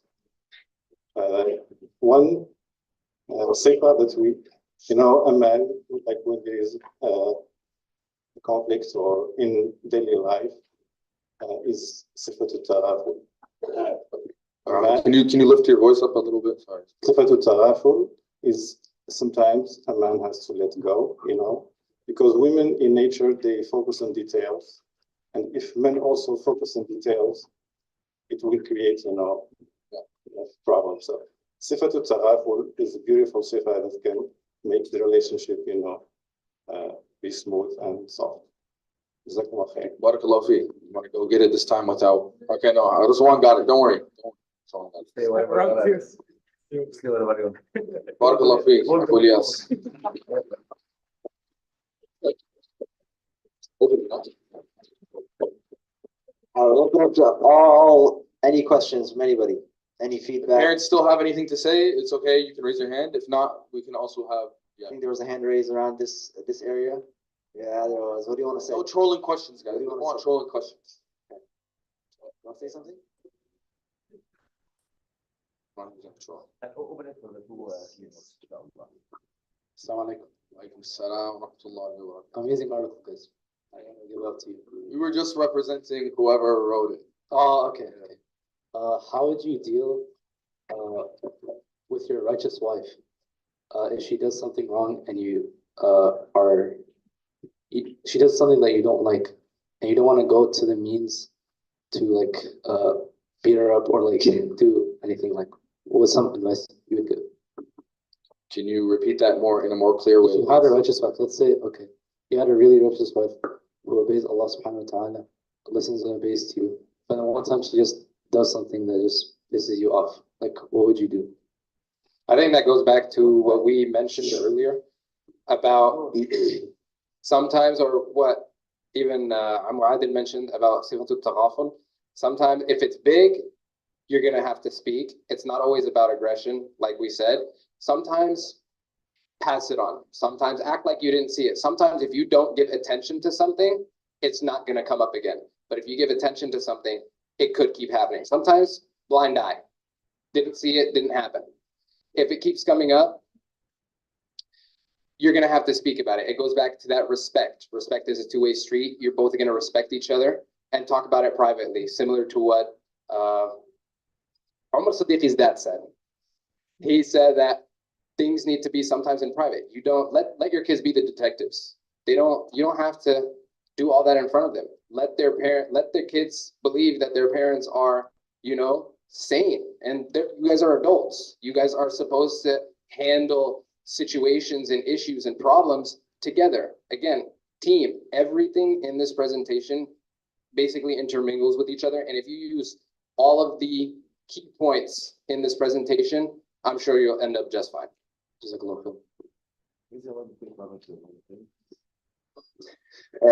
quick comment here, ya shabab. I'm not really concerned about you loving, caring, respecting your wives. This is nature that Allah subhanahu wa ta'ala put in the heart of a man for his wife. Sometimes what can be concerning is that the love for your wife may push you to do something wrong. Like, for example, you want to bring her as much money as you can, so you start bringing the money from unlawful ways. So sometimes the shabab, whenever the sheikh is teaching the youth, sometimes he need to keep in mind a lot of stuff. It is by nature that a man and a woman, both of them, they will love each other. They want to have a romantic life. But will the woman abuse this love in the heart of a man and ask him to go and do something haram to bring her more money? Will the man, because of this love, forget to discipline and teach his wife? So sometimes, as I mentioned, for you to achieve this second keynote of a pure romantic life, the first keynote of what are the boundaries and listening and obeying from the woman is needed. So keynote number 1 is needed if you want to achieve the result of keynote number 2. Yeah, we actually fully agree. And that was also part of our article where we said the whole point of the first article, the first keynote was, if there's a wife that is accepting that if I'm doing anything wrong, I want my husband to stop me. If telling me is enough, that's perfect. If he has to eventually yell at me, or if he has to eventually use force to prevent me from doing something haram and prevent me from entering the hellfire, that means that this is a woman that is willing to accept the boundaries, that is willing to respect your authority as the man. And this woman is, this is where the two-way respect will eventually end up coming. You'll respect her way more because you'll see that she's an obedient wife and that she's willing to listen and obey, and she respects the rights that Allah gave you as a man, and you respect her rights that Allah gave her. Then I also have something to add. And then sometimes it's just about becoming that man that she can't do anything but respect. something to say? I'm just gonna ask, do you have anything else to say with that? That was mostly part of the addressing the bad woman. It was everything that was said in the Right to be Beaten article, we fully agree with.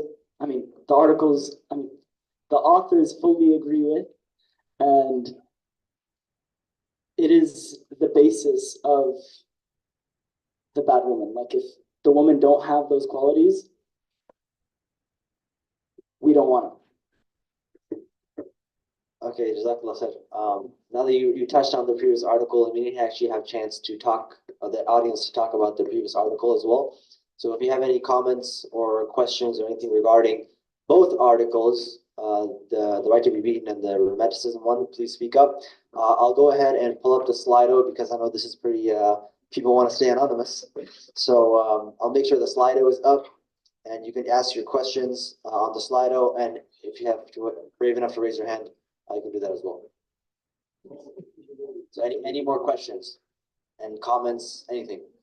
Are we trolling?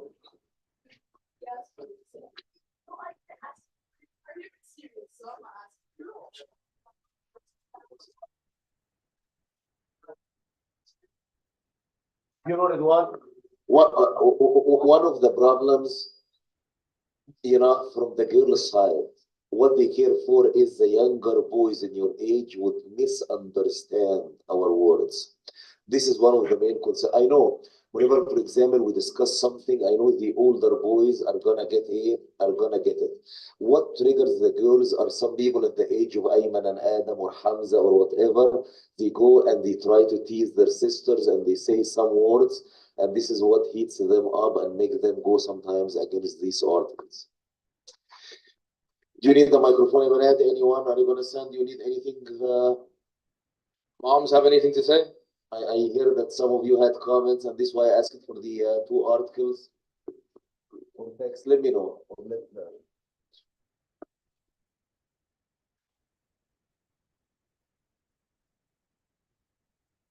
Okay, we have a question from the Slido.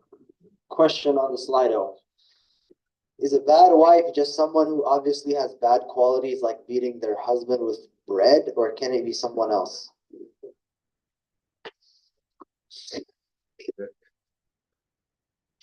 Again, he will know as he grows up. You can read it on the screen as well. Is a bad wife just someone who obviously has bad qualities like beating their husband with bread, or can it be somebody else? All right, I'm gonna go ahead and delete this one. No, I think it's a valid question. Yeah, no, I'm talking about the others. Yes. Anybody want to answer that?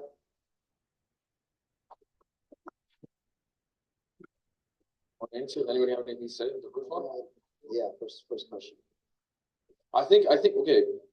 We know what a bad wife is and we know what a bad husband is. We don't have to define every single thing. I think generally speaking, we like to talk about what the good qualities are. A man, you know who, as a man, we know who our prospective wives are. Firstly, the deen, right? That's all of our prospective ideas. Is the first thing is the deen, and then how is she with her parents? What's her how is her character? Things like that. And the same thing on a woman's side, they have their own ideas. So we understand what a bad woman is, just in general.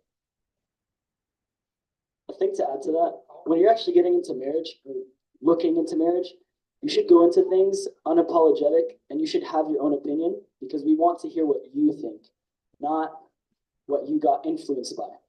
We want to hear what you have to say, and even if you think we won't like it, we want to hear it, because if you're hiding it now, later in life, problems will come up if we don't like it. That's all. Okay, SubhanAllah, we're getting a lot of questions on the Slido. I'll try to keep up as much as I can, and please stop trolling, because you're just going to get deleted. So, okay, hold on. Next question. Yeah, sorry. Okay.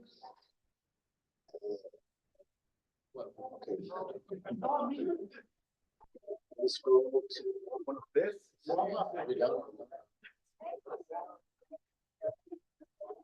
A couple more questions. There's a lot of questions for you guys, so we'll just do a couple more minutes. I can find the right question. Okay.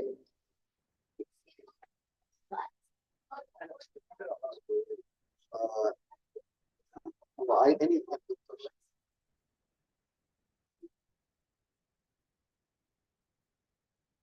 Okay, that's good. Well, no, go back to that one. Woman likes small details. Go back to that one.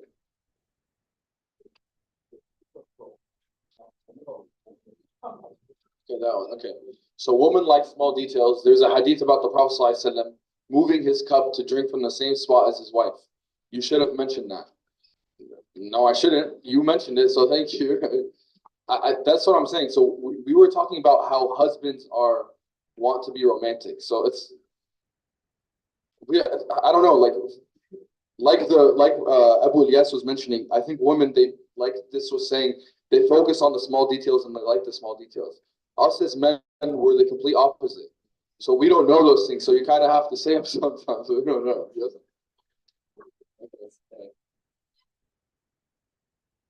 All right, I think See, this looks like this. I'm gonna go ahead and close the Slido. The Slido maybe wasn't that good of an idea. We were just trying. We had a couple good questions. But anything else before we wrap up? I think we're well, all right, inshallah. Jazakallah, can I get a round of applause? Question غير question yeah.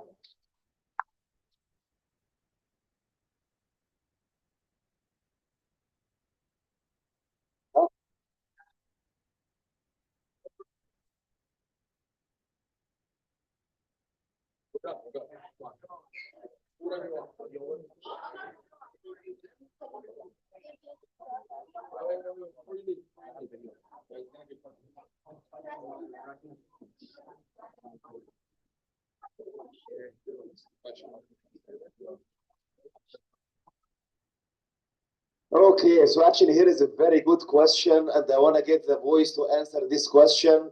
And then also I want to have comment regarding this question. Well, it is a very important question. They are asking if a woman is very emotional. She cries for everything. Anything minor that would happen, she cries and whatever. Is she considered a type of a weird woman? How would you deal with this woman?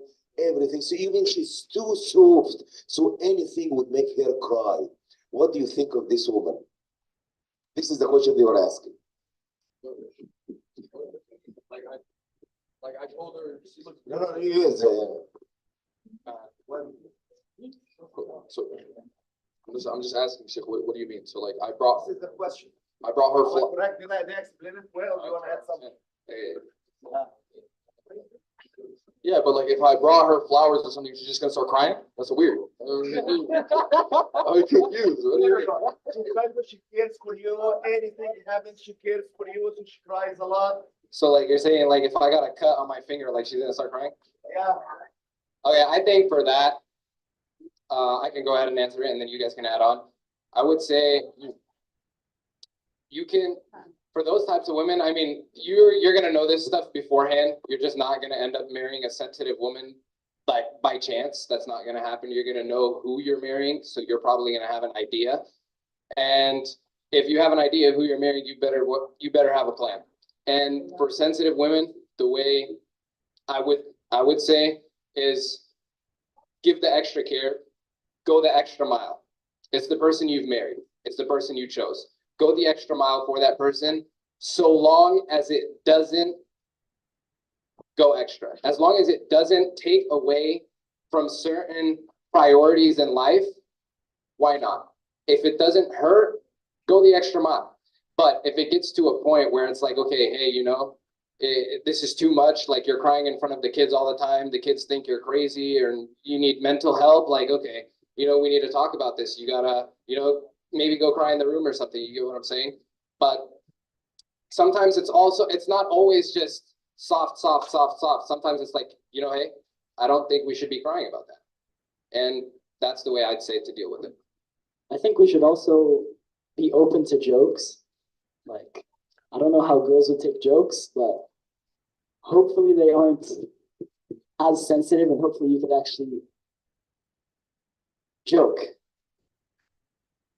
Look at something. I was just gonna say, like, if you're emotional, honestly, it's fine. Use your husband as your crying shoulder. Will it be annoying? Yes, but we'll suffer through it. We signed up for it when we got married. So actually, one comment on here. Whenever you listen, let me give you an example before this. If you see a very young child, a baby, look at the baby. If the baby is wanna play and have fun, he goes to dad. If the baby wanna cry, he goes to mom. Have you noticed this or not? If the baby wanna play and have fun, he goes to what? To dad.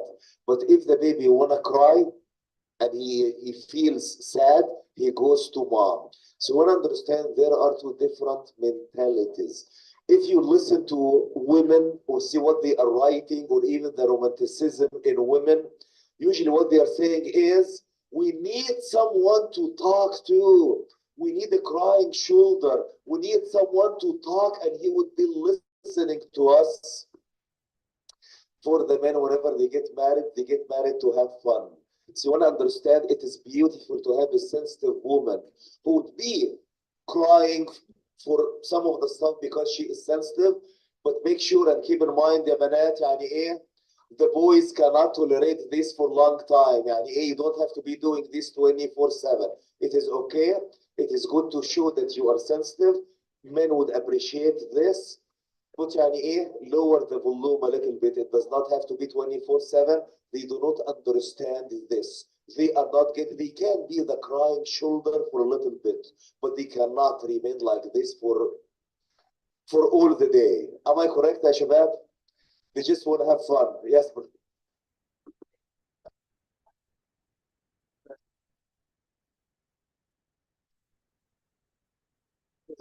Very good answers by Anas, Sheikh, and Noor, everybody, and Adam.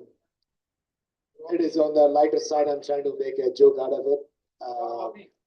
Yeah, Dia also. Yes, sorry, forgot you. You were in my head, but I forgot to say your name. I'm sorry, I apologize.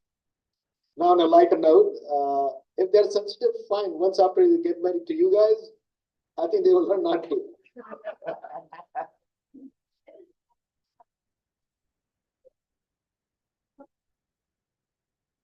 All right, I think we'll conclude over there, inshallah. Another big round of applause for our authors. Allah big. Okay. So, inshallah, now we will take 10-minute break, inshallah, for people to go to use the restroom, get stretch your legs, get set up, and then refocus, inshallah, after 10 minutes. 4:35? 4:35, inshallah. I'll set a timer.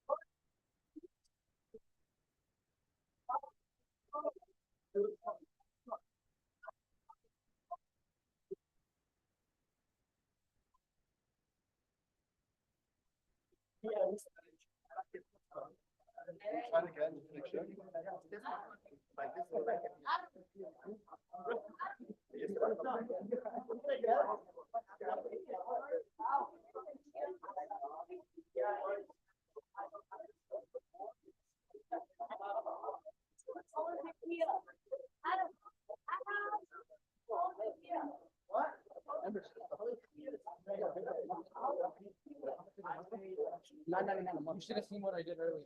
He walked right. You know, I was gonna ask you.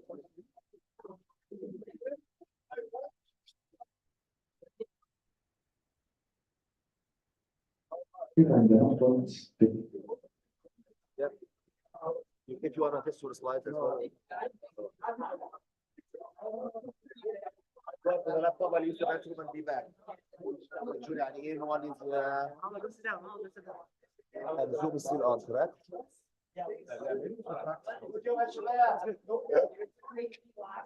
Nah. Maybe somebody should have practiced more. I should have practiced on my second side more, and Adam should have practiced on it. I think you guys are all.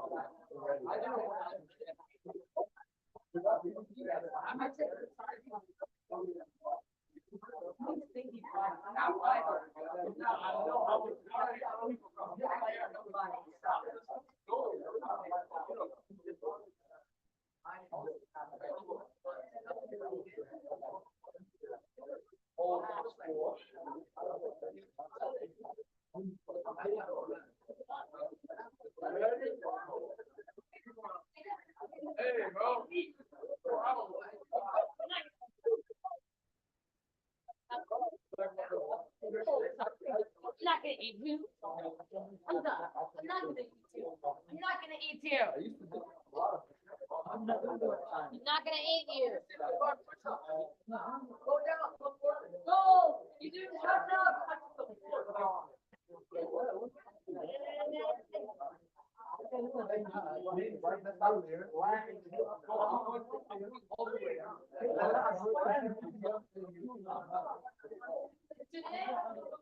Guys, we need someone to monitor this guy.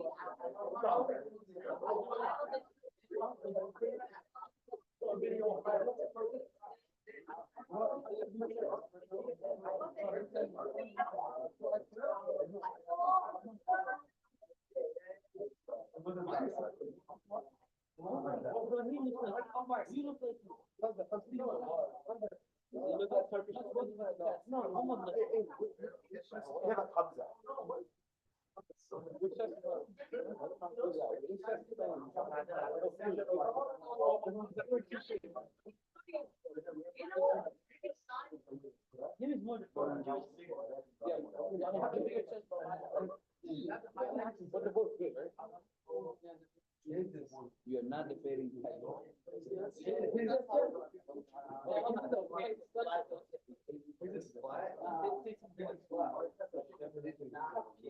Stop debating this.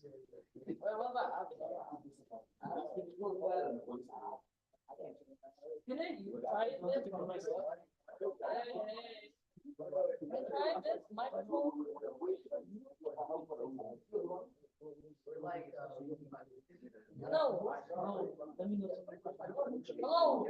Hello. Why? Oh, Assalamualaikum, brothers and sisters. We have.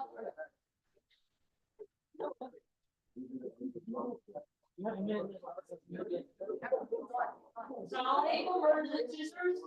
We have 1 minute left until the break is over.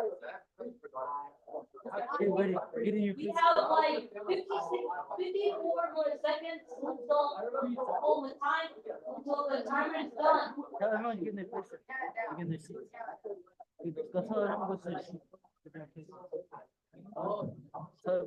Assalamualaikum, brothers and sisters. We have What is it, Lord? يلا شباب. we have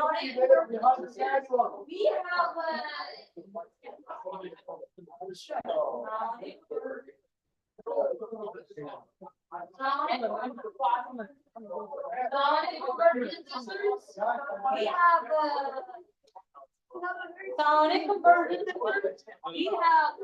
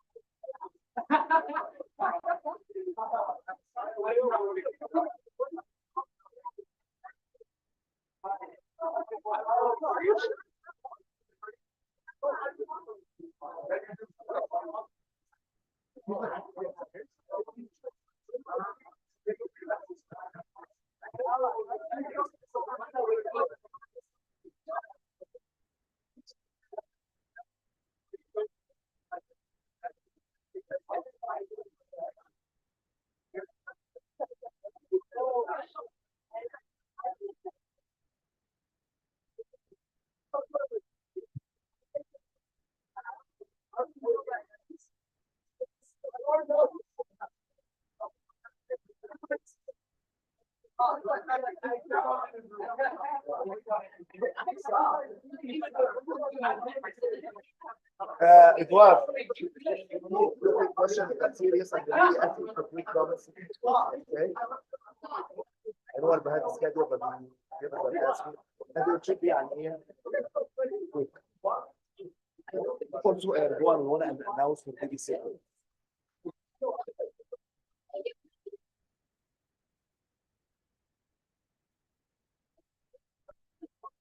مريم, do you want to announce for the babysitting? In case يعني ايه؟ Okay, parents who have young children, inshallah, we're gonna start babysitting for them. If they could just line up in the back, that would be amazing. Also, I'm gonna assign some girls to babysitting, if you don't mind. You're gonna go to babysitting, you're going to babysitting, you're going to babysitting. The whole row, you're going to babysitting. And also, Chef Yasin, can you also please go to babysitting? Also, you guys wanna go to babysitting?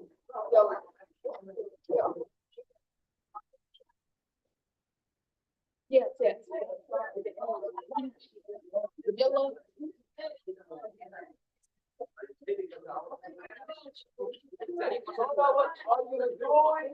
Okay. All right, can I have everyone's attention? Everyone, quiet down, quiet down. I see we're missing a lot of people. Who are we missing? Okay. Wait. Where is one more message? Discussion Okay, can one of the admins in the back, Omar Siddiqui, you're not presenting, right? Can you wrangle the boys and see and get them, if they're outside, bring them back in. Check the pool area, check the other room, check the upstairs near the Discovery. Okay? Okay, let me get your attention back after the break. So we have a couple of follow-ups, questions from the girls' side that we wanted to talk about, and let's start. So one question is, as men, you have authority, but in order for us to respect that authority, would you think that a man's need to prove he is worthy of that authority? So again, as men, you have authority, but in order for us to respect that authority, would you think that a man needs to prove he is worthy of that authority? So people that I just presented, or anybody, do you have any comments on that one? I think that goes back to what Amr was saying. You have to become the man that she will have no choice but to respect. So you can't value yourself at a low level and then expect her to respect you. You have to put some value to your name, and it's not having an ego or trying to be somebody. It's knowing who you are and knowing where you can put your foot down. It's not being all, oh no, I'm humble. It's not like that. Sometimes you have to put your foot down. You have to be the man. That's how it is. One comment, Yani. One thing that girls something may not be aware of, but ask the boys. I remember 1, 3, or 4, probably to a 5-day camp in Oregon that I was staying with the boys. It was highlighted on the slides here, the value of camps. I remember, and some people may be here, it was the theme of a 5-day camp in Oregon that I was talking to the boys, telling them, Tamkeen girls are the best. They wake up at 5 in the morning to memorize their Quran. Some of them, they know how to recite Quran. They read Quran with more than one riwayah.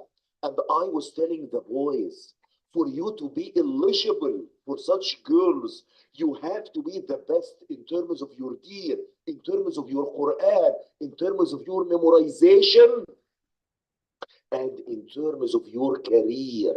As we ask the women to listen and obey to you, we ask you to be worthy of listening to and being obeyed.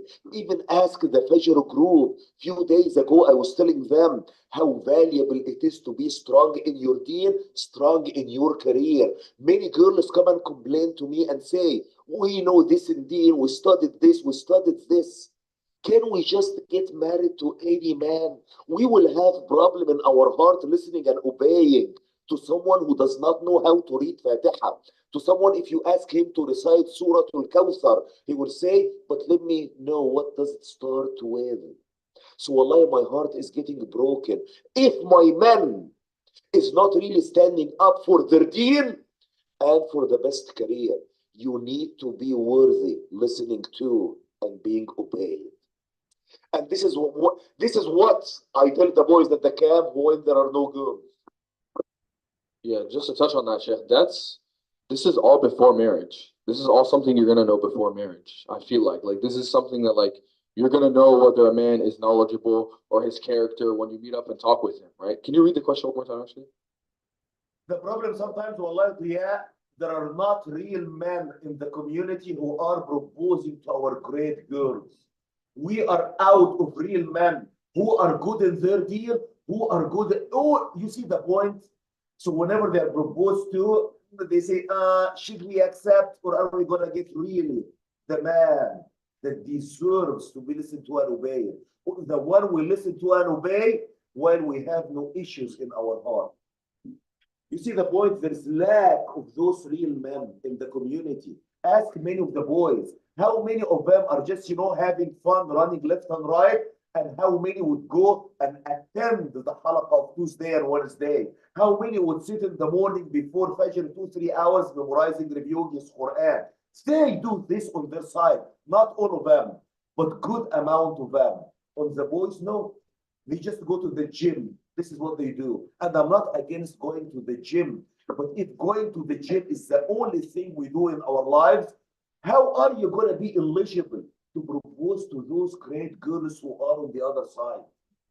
Yeah, I'm agreeing with everything you're saying. My point is the question specifically. Can you read it again? Yeah, as a man, you have authority, but in order for us to respect that authority, would you think that a man needs to prove he's worthy of that authority? Yeah, I think yes and no. I think proving that already is you marrying him. Once you marry him, you can't be testing his authority every single point. I feel like that's disrespecting him at that point. Once you've married him, you've agreed that I'm going to follow this person. And at that point, I feel like it's okay. We're all going to have our shortcomings and everything. At that point, if he has shortcomings, are you going to say, I don't want to be respectful to him? I don't like this about him. I'm not going to respect you. I feel like once you've chosen the man you're going to marry, you should follow him. Do we have another question? And Ridwan, keep it by any short, quick discussion so that we Yeah, so we don't want to waste much time. Women need to listen and obey as it is, as it's the right of the man, but a man also needs to have the patience with their wife and kids, as the Prophet, peace be upon him, said. Question mark. Say yes and move on. Say yes and Okay, move on. yes, so moving on, inshallah. And then we have. You see, so sometimes, Ridwan, and this is actually a shabab.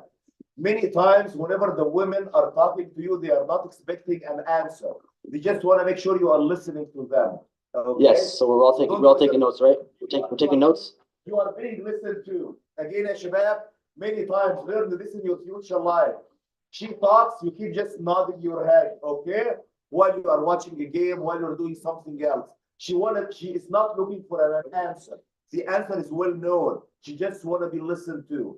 So keep nodding your head and move on. SubhanAllah, Sheikh came to me just now. He said, we have like one question, so just briefly say it.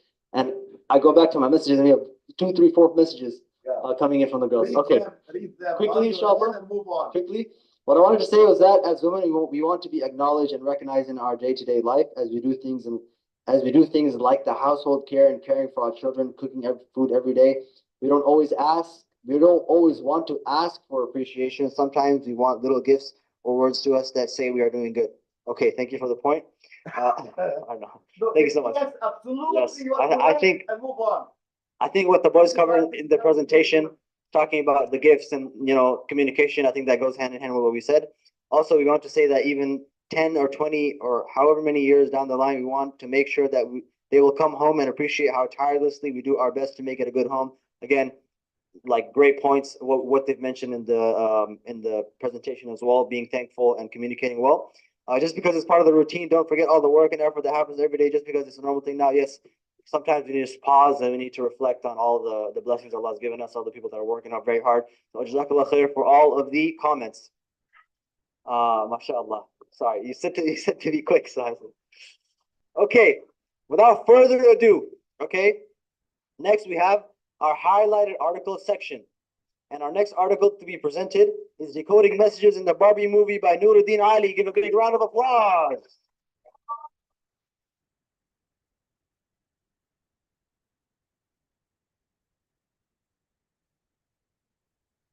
Yeah, unfortunately, I'm back up here. So, unveiling propaganda, decoding messages in the Barbie movie. So this article really looks at the propaganda. Is there really propaganda in movies, or are you just sitting in a movie for 2 hours, no harm done, you leave the movie, and then continue your life? So, first, I want to ask the question, why use film for propaganda? Why is it the best way for propaganda? Well, you have people, all ages, all demographics, all genders, sitting down for 2 hours. Isn't it the perfect opportunity to plant bits and pieces throughout the movie? And people also need to notice that in movies, they won't flat out come and tell you, be gay. No, they'll make something like, let's give an example, for example. Let's say Superman. Everyone watches Superman. He's super polished. He's super cool. He flies. He's super strong. Let's say they made Superman gay. All the kids watching the movie, watching someone, oh, Superman is so cool, and he's gay, that puts the thought into people's minds, okay, maybe being gay isn't so bad. Oh, it's so cool. And they do that in multiple different movies with different superheroes, and it's not flat out telling anyone. It's just planting bits and pieces. So I want you to look at these 4 images and think, which target audience would these images be towards? And I would hope the answer is no one. But if you had to present it to a target audience, what would it be? Well, according to the Barbie article, or the Barbie directors, they looked at these 4 images and said, oh, the perfect audience would be kids. Let's target this movie to little girls watching the movie, from putting transgender characters into the movie, to being anti-men, to promoting feminism and making, for example, all the Barbies doctors, scientists, and all the Kens, which are the male figures in the movie, some who cares career, and then putting it to and targeting it towards pretty much little girls in the movie. I think that's what I felt from the movie, that was the target audience. So in this presentation, I kind of wanted to show bits and pieces of the movie and kind of see if people can decipher the hidden message in the movie. And while watching these clips, I want you to really pay attention and see what are the directors really trying to push onto the movie.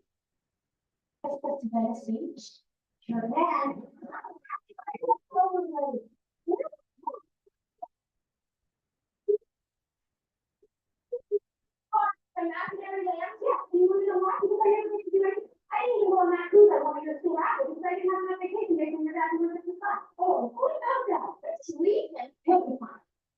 Bolígrafos. Bolígrafos.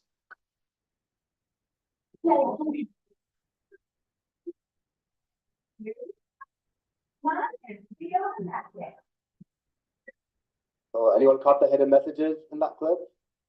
Terrible message. So when you look at this clip, it could fly over a lot of people's heads. Oh yeah, it's just a funny joke, whatever. But when you look deeper, especially putting yourself in the audience as someone watching this movie, it starts off by saying, oh yeah, according to dad, yeah, he doesn't really let me take vacations. He's sick from vacation. He stays at home. I forgot the exact wording, but it was something like that. Putting the thought that like, oh, dad is boring. We don't want to, dad is holding us back. And then it cuts to a clip of the daughter. She's asking the dad, oh yeah, she's asking the mom. The daughter's asking her mom, oh, let's take dad's opinion. What do you think? Should we ask dad before we go on this vacation that we're trying to go on? And the mom tells the daughter, or no, and then it cuts to the dad doing some whatever task at home, making him look like some figure that doesn't matter at home. And cutting back to the daughter, as to her agreeing with mom, yeah, he'll be fine. Who cares about dad? So what does start in the mind? It starts off by putting into the minds of the children at the beginning, why should we listen to our dad? Who cares if we listen to our dad?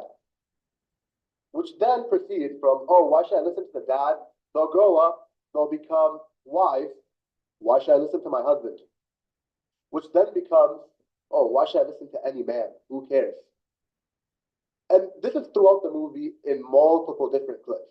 Let's take a look at a different clip. And again, pay close attention to these clips. Okay. Okay.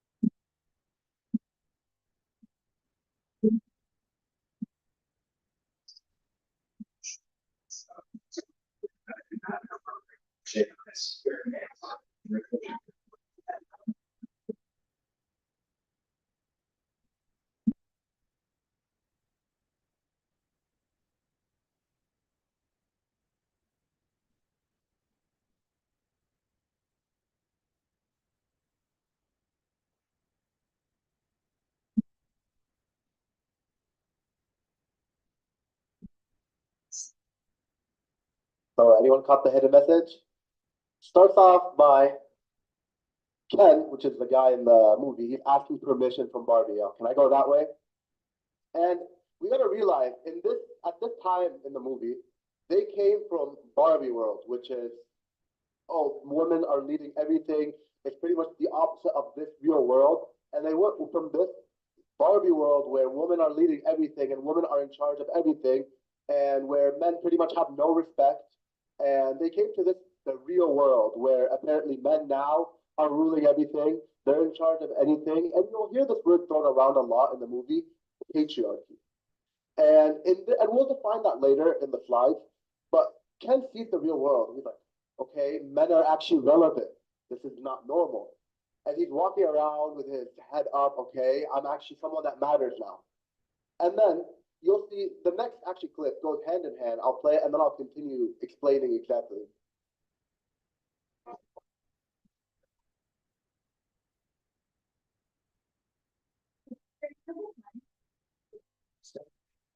Sorry, you don't time it?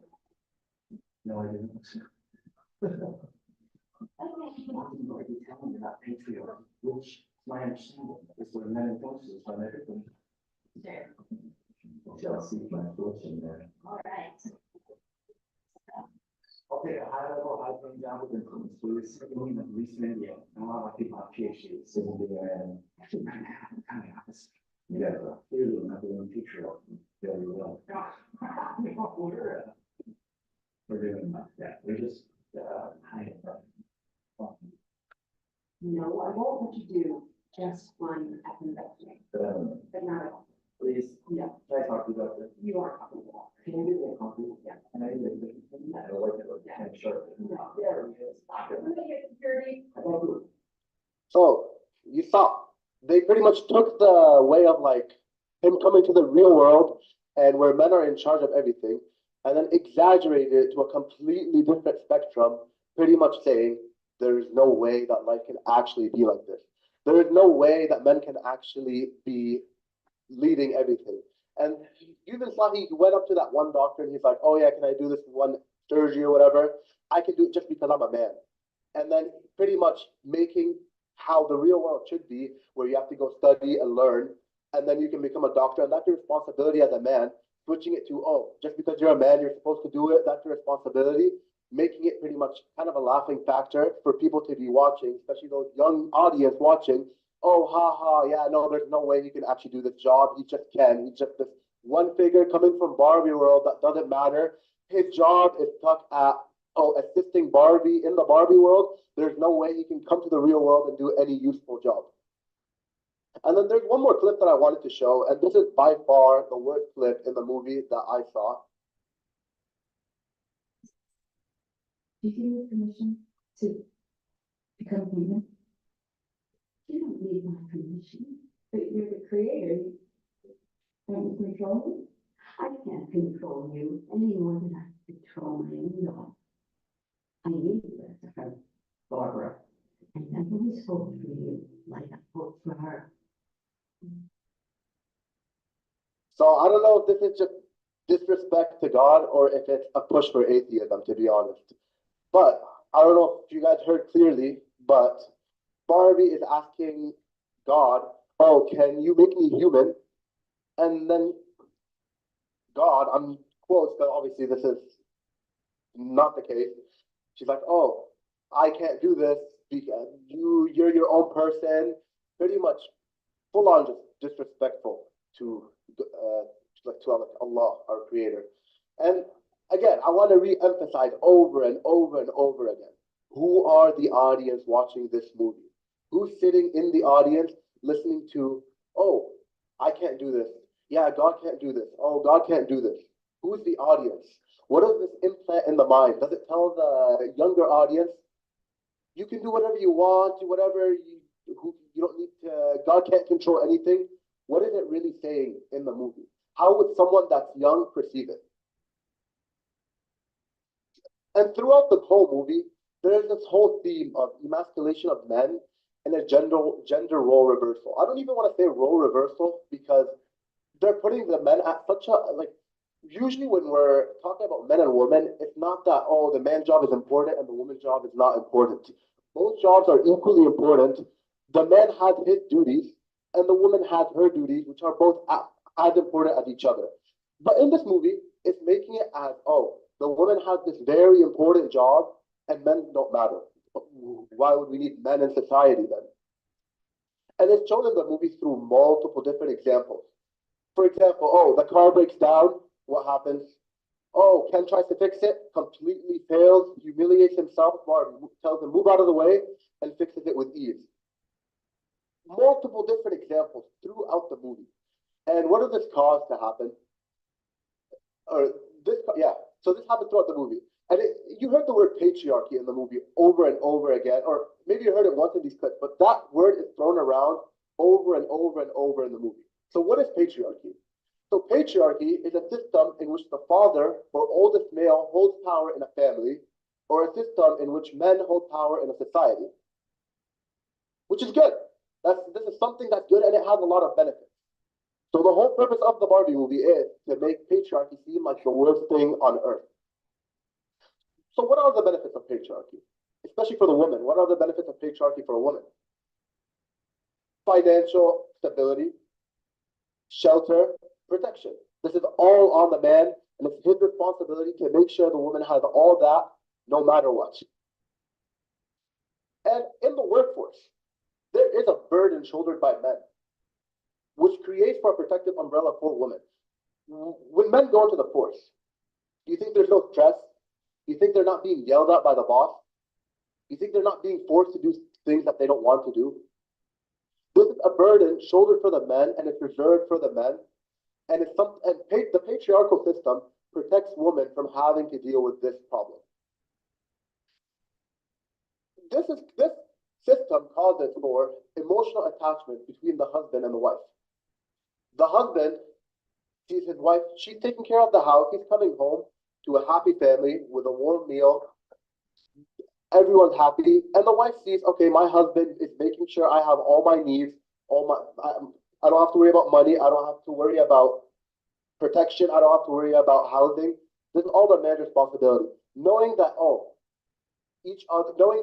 the other person in my relationship is making sure I have these, and pretty much making sure both rights are given for the husband and the wife, creates a feeling of love between both of them. But in a Western society, this is gone. There's an erosion of any respect between both of them. I'll give you an example. I worked DoorDash delivery. Why do you think it's a huge market? I'll tell you why. why would the wife cook for the man, and why would the man provide for the woman? That's how the Western society thinks. The woman will either cook for herself, or she'll be at work all day, so she doesn't want to cook, so she'll DoorDash food. The husband's also at work all day, and even if he's not at work, the wife doesn't want to make him food, so he'll also DoorDash food. The kids are eating at school, they're being fed by the school garbage, the daycare garbage, none of them want to take care of anyone. And it ends up being a system of, oh, we're just people living in a house tolerating each other, no love, no nothing. And I want to like kind of end it off with like some visible effects from the Barbie movie. And then I'm going to read this off. It was some, I think, Reddit thing that was posted after the Barbie movie was made. So it said here, my girlfriend watched Barbie movie and said that there are things that I need to change.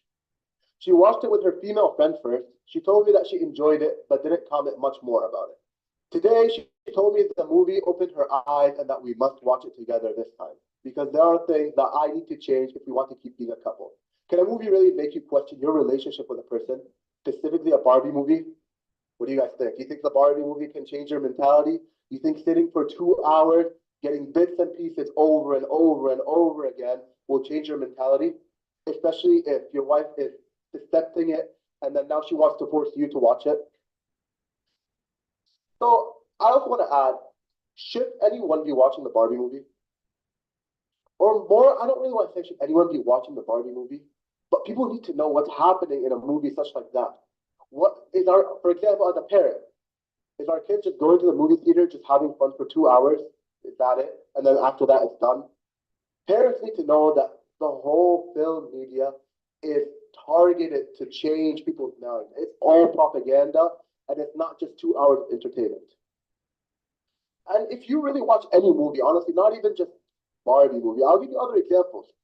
There's many movies where, for example, the daughter is fully disrespectful to her mom and her dad, and then the movie makes it feel like, oh, the mom and dad, they're not right to do this to her, to their daughter. The daughter is fully right, and then by the end of the movie, you see the mom and the dad apologizing to the daughter. Makes completely no sense. And this is, I'm telling you, in every single movie. So parents really need to know what's happening in the film media. In addition to parents, I think people that are like a little bit older, like I want to say like older teenagers, that type of stuff, not watch the movies, but they have to understand that these movies are going to change their mind, even if they don't feel it. It changes their mind slowly and slowly and slowly and over time. And it pretty much changes their mind no matter what. It's guaranteed. So that's it. Any questions?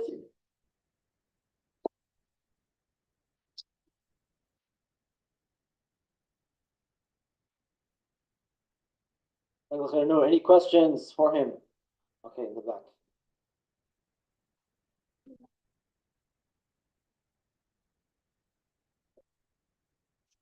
Did you actually watch the Barbie movie? Yeah, unfortunately I did. Okay. Great question. Okay, any other questions? Nobody has questions for the Barbie movie? Okay, you have a question? Why did you guys not cover the out of the fat woman, but you covered the out of the attractive woman? So who was behind this? You know? Good question. Yeah, we can voice on this.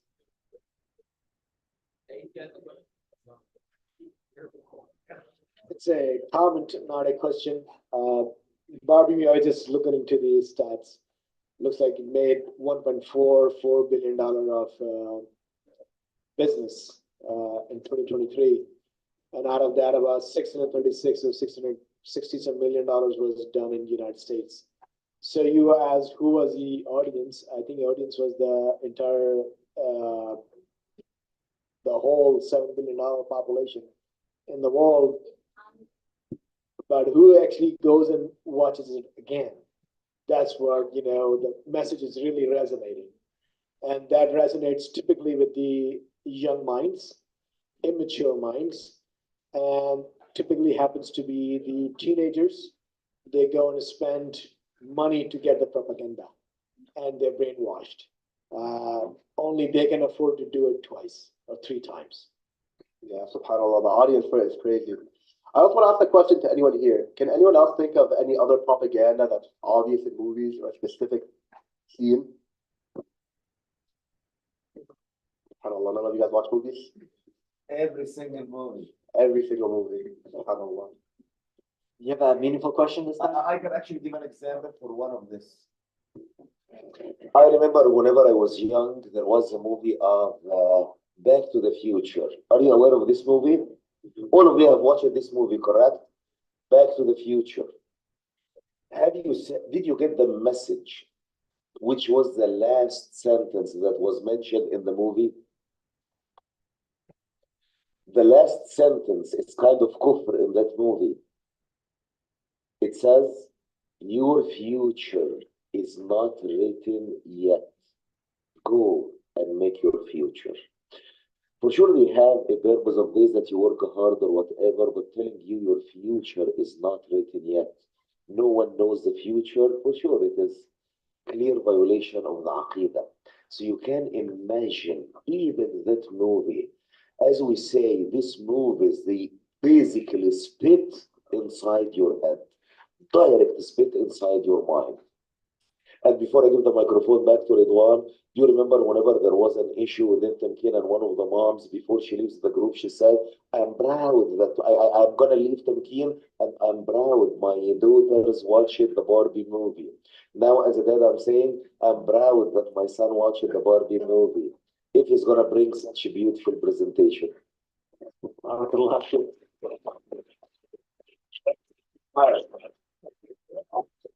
One last question from the boy side, and then we'll move on to the girl side. I actually have a question for Noor. That's kind of an opinion thing. But in your opinion, what do you think is the best way to like brainwash kids in this weird like Barbie cycle thing? Because like there's others like Subway Surfers and other games that can do this. But in your opinion, what is like the best or like the most effective way of brainwashing kids? Movies and sending them to school. Okay.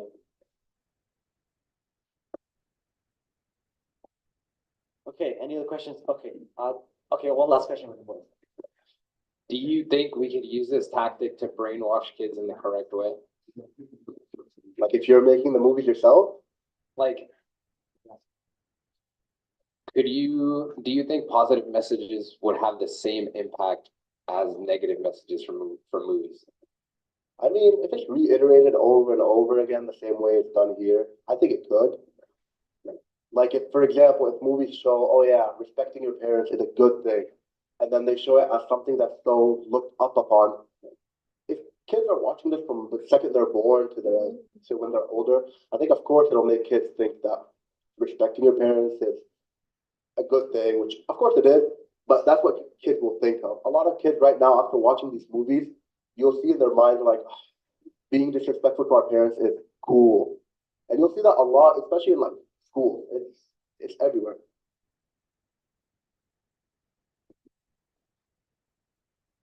Okay. All right, I think now we'll move on to the girl side. Chef's is coming now, so just give him a second. Any questions from the other side?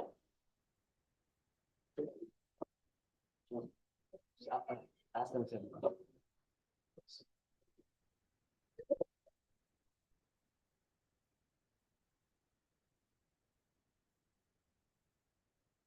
Assalamu alaikum wa rahmatullahi wa barakatuh. First of all, I want to thank you for the topic because not only the Barbie movie, the story begins from the cartoons that kids watch in Disney Junior and similar channels.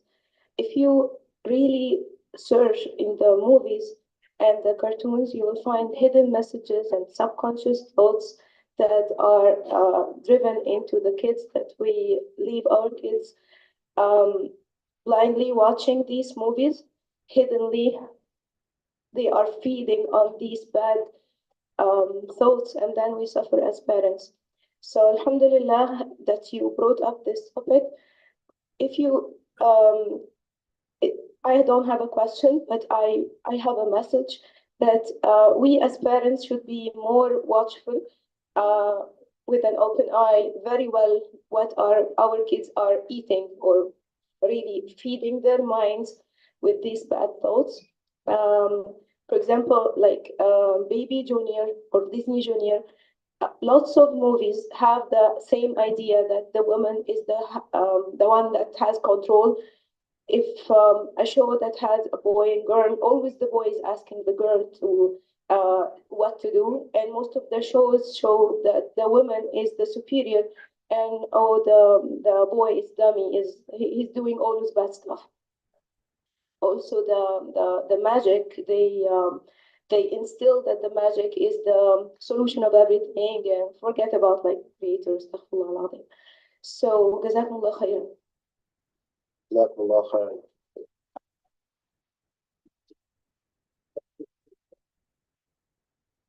I also wanted to add on something real quick. Watching your kids and what they do is probably the most important thing that will help them. But even if you make sure every single, for example, let's say they're playing games when they're young or whatever, even if you make sure these games are good, you'll find these games are pushing even ads to make sure that they're brainwashing the kids. So even the ads are there. So you paying attention to your kids and what they do on the device is probably so important. Actually, one comment here, and when I know that you are out of time, there's also one advice for the parents over here. If they're just watching what, or if they are monitoring the phones of their kids, if they are monitoring the devices of the kids, this is not enough because kids are very smart in hiding stuff from their parents. I know how smart they are and how they are way much better technologically than the parents. Really, my advice to the parent, and this is, I remember what my sheikh used to say. My sheikh used to say, raise the deen, iman, consciousness in your kid, and then do not watch him after this. I was not that much watching what Noor has been doing over the year. So my advice to the parents, your safety net is not by watching and tracking their phones. Your safety net is by bringing them to a halaqah, where we teach them, you leave the haram stuff for the sake of Allah so that you get rewarded, and then you will not need to watch your kids. They, inshallah, are going to be on the right track. Watch a little bit, do not completely ignore them, but just watching them and monitoring the usage of the internet is not enough. They will hide from you parents and they know how to do this. You need to raise the level of iman. We want to make sure we are leaving the haram for the sake of Allah. I wanted to ask if joking about it publicly could be harmful. Like, is it okay to joke about it publicly? Maybe the same way there is jokes about, women and stuff like that. No hate about that, but I just wanted to know if joking about maybe a man's masculinity or that type of thing in like maybe a seemingly innocent manner, could that potentially be harmful? And is it better to just keep these types of jokes private between your friends and your family? Do you want to answer this? I mean, I think you would have a better answer, but from what I could see, if I was to, like, if there's a joke done every once in a while, whatever, who cares? But if it's a joke that's brought up over and over and over again, I think that's when it could start to be a problem. But yeah, I don't really have a solid answer for that. You have anything to add? No, joke the way you like. We're already in trouble. Yeah. Is that all the questions? All right. Well, I have some amazing news. I found a wife. Ibrahim!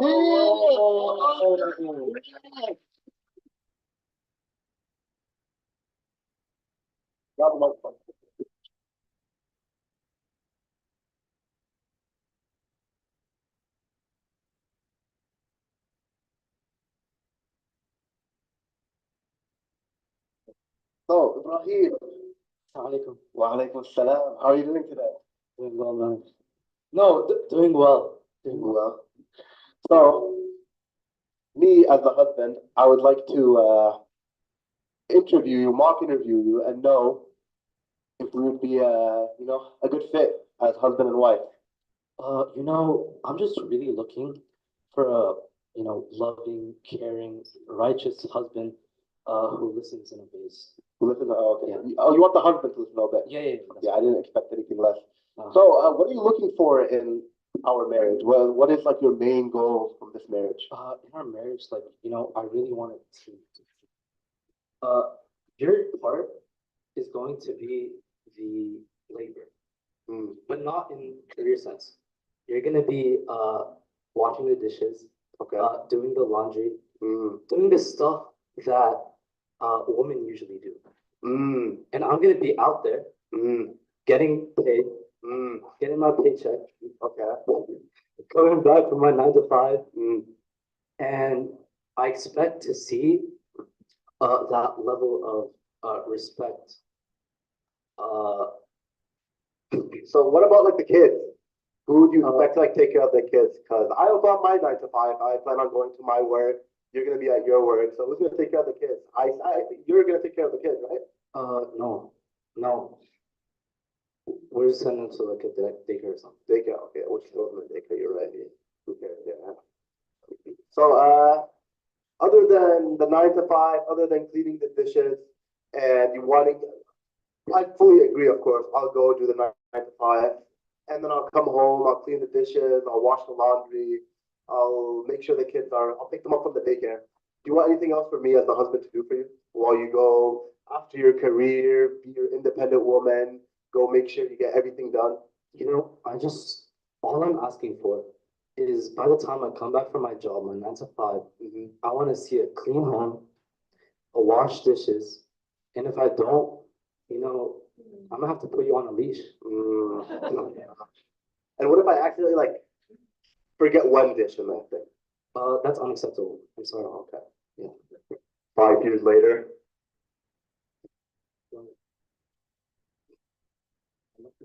I left the dish dirty and what's this? What? Sorry. It's unacceptable. I'm sorry. You know what? We're done. I'm divorcing you. It's over. But how are we gonna take? You're divorcing me? Yeah. You, the wife, is divorcing me? Yes. I won't miss you. No. Okay, I'm sorry. Sorry for the bad skin.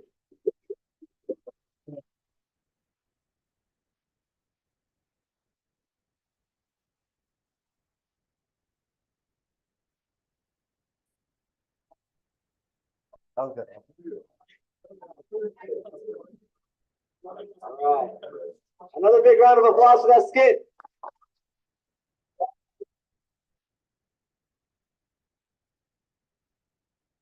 All right, inshallah, moving swiftly forward, we have our next highlighted article, The Lost Muslim History of Bosnia by Yusuf Karim.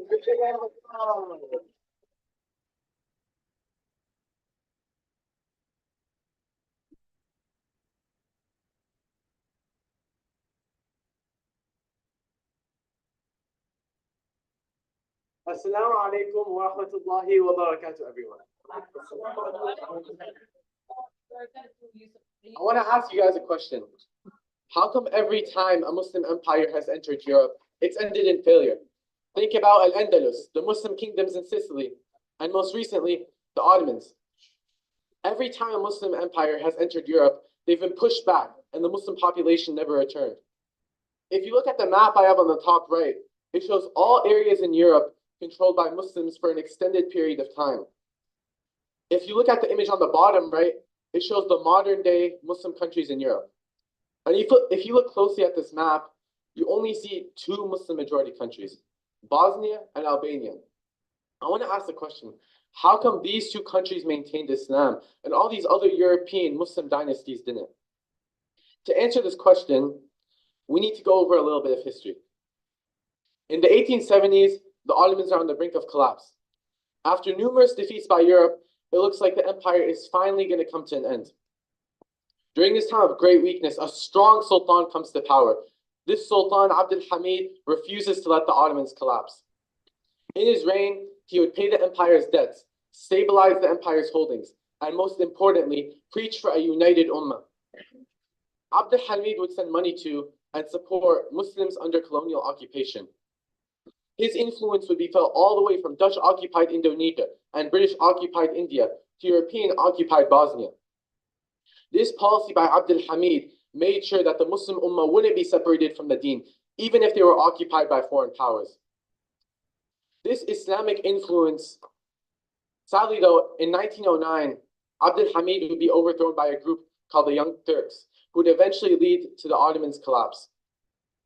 Even after the Ottomans collapsed, Sultan Abdul Hamid's influence had a long impact on Bosnia, which was able to maintain its deen because of his policy.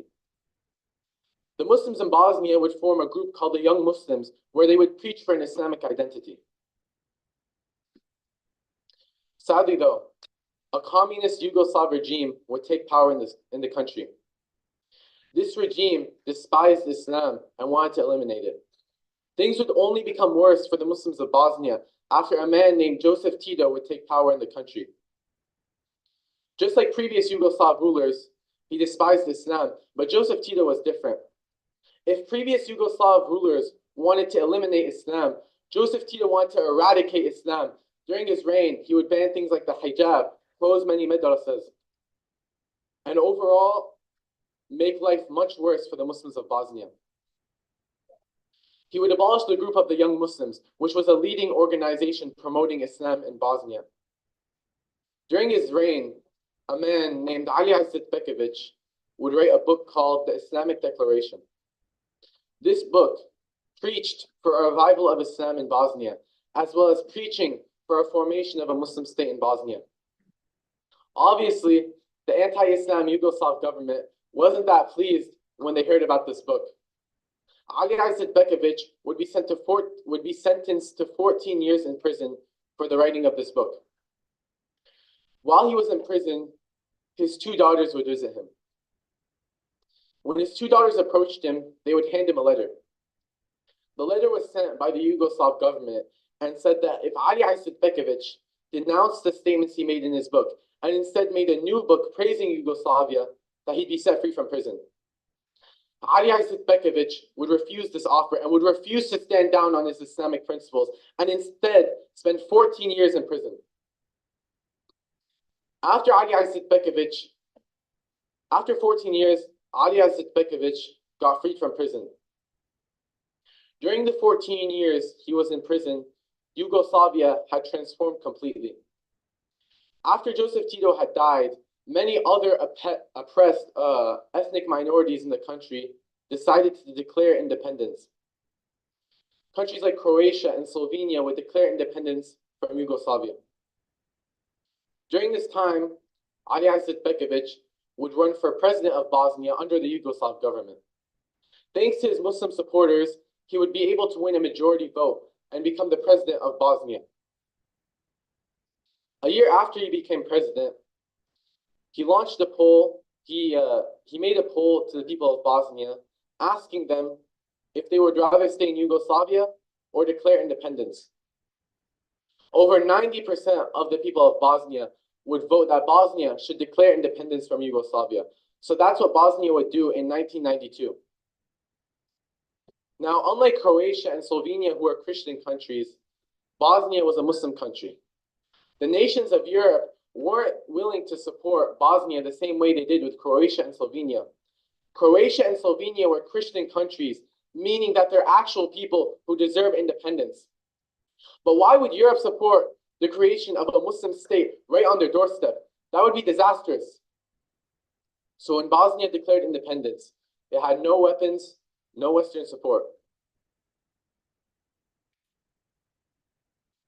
When the war began, the Yugoslav armies would begin pillaging the Muslims of Bosnia, killing, raping, destroying cities. They even made an alliance with their former enemy of Croatia to split up Bosnia between the two. This reminded me of a situation over 600 years ago on the Iberian Peninsula. What was happening then was known as the Reconquista, where the Spanish were slowly kicking out the Muslims of Al-Andalus. During this time, the King of Castile and the Queen of Aragon would marry and unite their kingdoms. Now that their kingdoms were united, they had enough strength to destroy the Muslims of Granada, the last Muslim stronghold on Iberia. After they demolished Granada, they would slaughter the Muslims of Al-Andalus.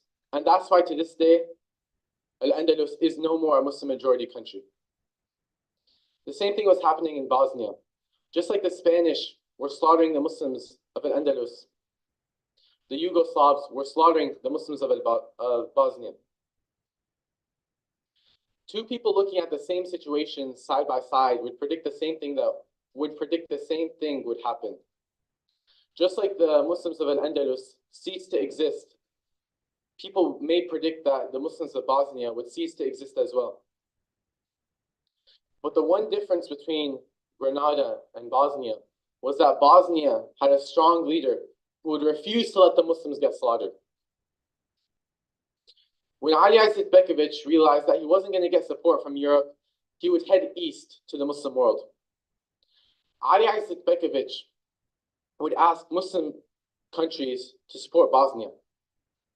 Although the Muslim world was far from united, almost every single major Muslim country at the time would lend its support to Bosnia.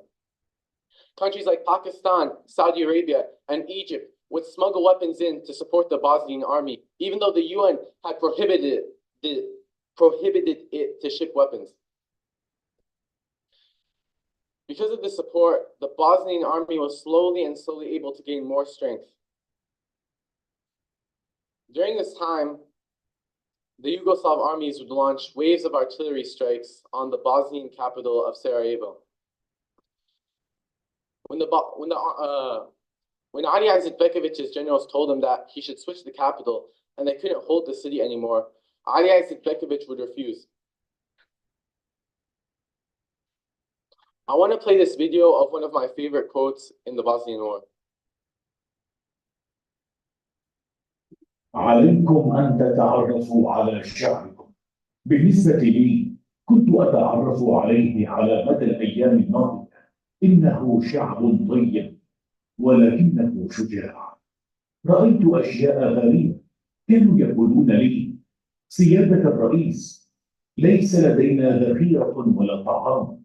كنت عندها أنتظر أن يقولوا: اعثر على حل لنا، لكنهم كانوا يقولون: لكن من فضلك لا تدعهم يفلتوا. لدينا القوة لأن نقاتلهم إلى النهاية. لا أريد أن أسهب الآن في فلسفة العلاقة بين الحياة والمنطق، لكننا قد نتفق على أننا لم نكن منطقيين تماما. ولو كنا منطقيين لاستسلمنا في أبريل أو مايو 1992، لكن كان لدينا هذا الشعب غير المنطقي. ليس لدينا طعام ولا رصاص، لكننا سوف نقاتل وننتصر. One thing I want to mention about Yugoslavia before I translate this quote is that although Yugoslavia was a combination of multiple countries and multiple ethnic groups in the Balkans, the Serbs were the people who truly dominated the country. And these same Serbs were controlled by the Ottomans for over 500 years. So when they were killing the Muslims of Bosnia, they didn't see them as people. They saw them as remnants of the Ottomans and a remaining Muslim identity in Europe. The translation of the quote I just played in English is: you need to get to know your people. For me, I got to know them in the previous days. They are good and brave people. They would come up to me and ask, "Oh, President, we have no food and we have no weapons." After that, I would wait for them to say, "Find a solution for us." But instead they would say, "Oh, President, don't let the Serbs escape. We have the power to fight them till the end." I don't want to talk about the relationship between life and logic, but I think we can agree that these people weren't logical. If we were logical, we would have surrendered on April 1992 or May 1992. But these illogical people without food nor weapons decide that they were going to fight to the end and that they were going to be victorious. I really love this quote because it showed the valor and dignity of the people of Bosnia. They would rather fight with no weapons and no food than be humiliated by Yugoslavia.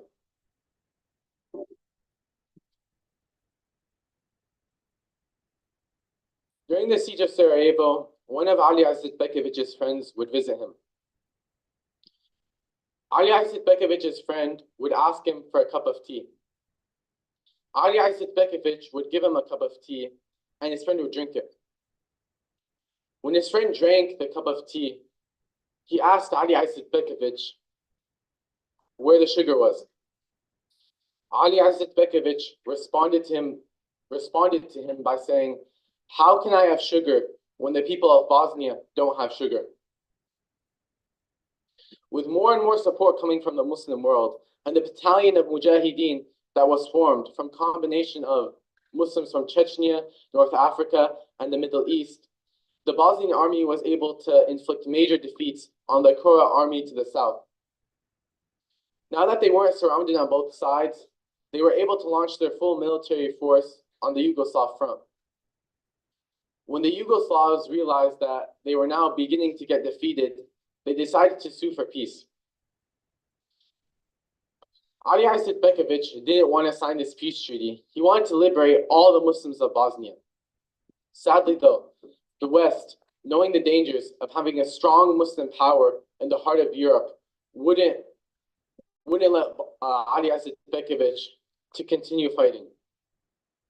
The presidents of Croatia, Bosnia, and Serbia would meet in the US, where the president at the time, Bill Clinton, would facilitate the peace agreement. After the peace agreement was signed, the presidents of Serbia and Croatia would thank the US president and shake his hand. Ali Izetbekovich wouldn't thank the US president and wouldn't shake his hand. The aftermath of the war would see the unification of Bosnia, kind of. Even though they're now united on the map, they still function as two completely different countries, one dominated by Muslims and one dominated by Serbs.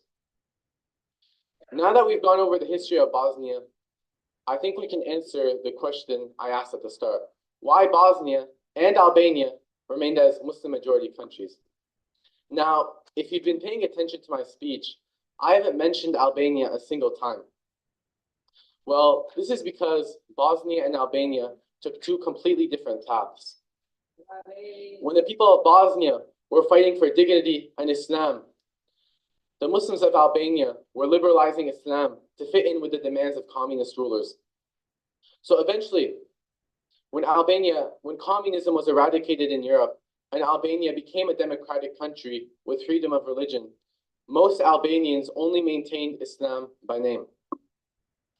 The two examples of Bosnia and Albania show us the difference between people who fight for Islam and dignity and those who don't. While Bosnia was able to maintain their religion by fighting, Albania lost it. The reason why I think Bosnia remained Muslim and the rest of Europe didn't was because they had a strong leader and strong people. When the Muslims of Al-Andalus were slowly being kicked out, there was no strong leader to unite them and stand up to the Spanish. When the Young Turks couped the Ottoman Empire, there was no strong leader to fight back against their influence and save the Ottoman Muslims in Europe. Although Ali Izetbekovich wasn't able to conquer the entirety of Bosnia, we still consider him as a hero of our ummah and the reason why we have Muslims in Europe today. Jazakumullahu khairan.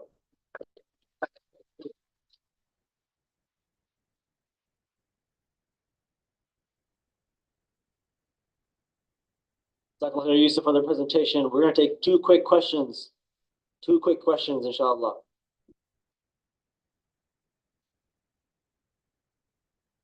How did the West force Bosnia to sign the peace treaty?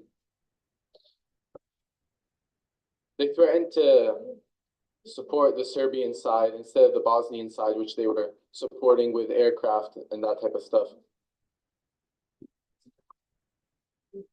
One more question.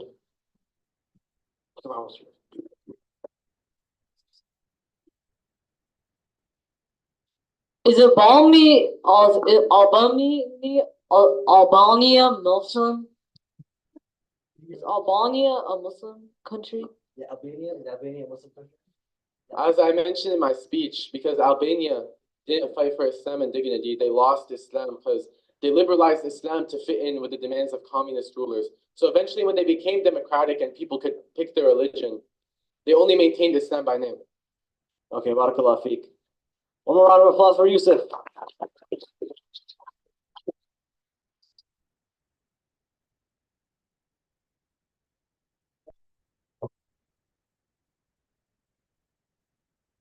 Yes.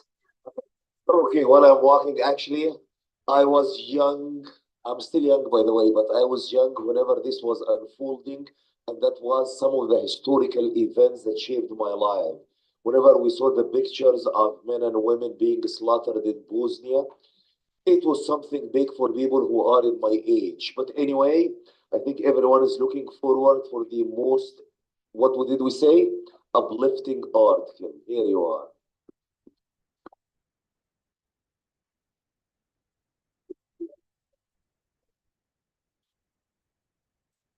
Oh.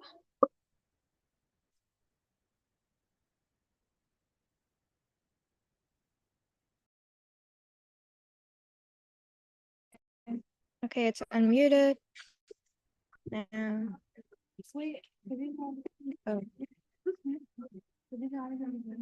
Just click share. Just click share. Yeah. And then click slideshow. Bruh. Just Okay.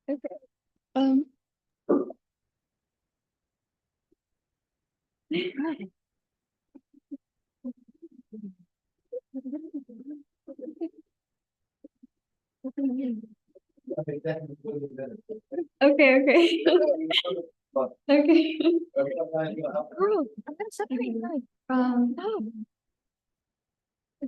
Assalamualaikum, my name is Sochi Farizkia. I am the author of the reflection article from the Law of Basketball. Before I start, the article was a summary on conversion. I made it short and I didn't add full details. It was like 3 pages and a half. But today I'll share more on my journey. Everyone is Muslim from birth, but some of us were misled. I was misled before I could speak. My family followed the Catholic Church and so did I.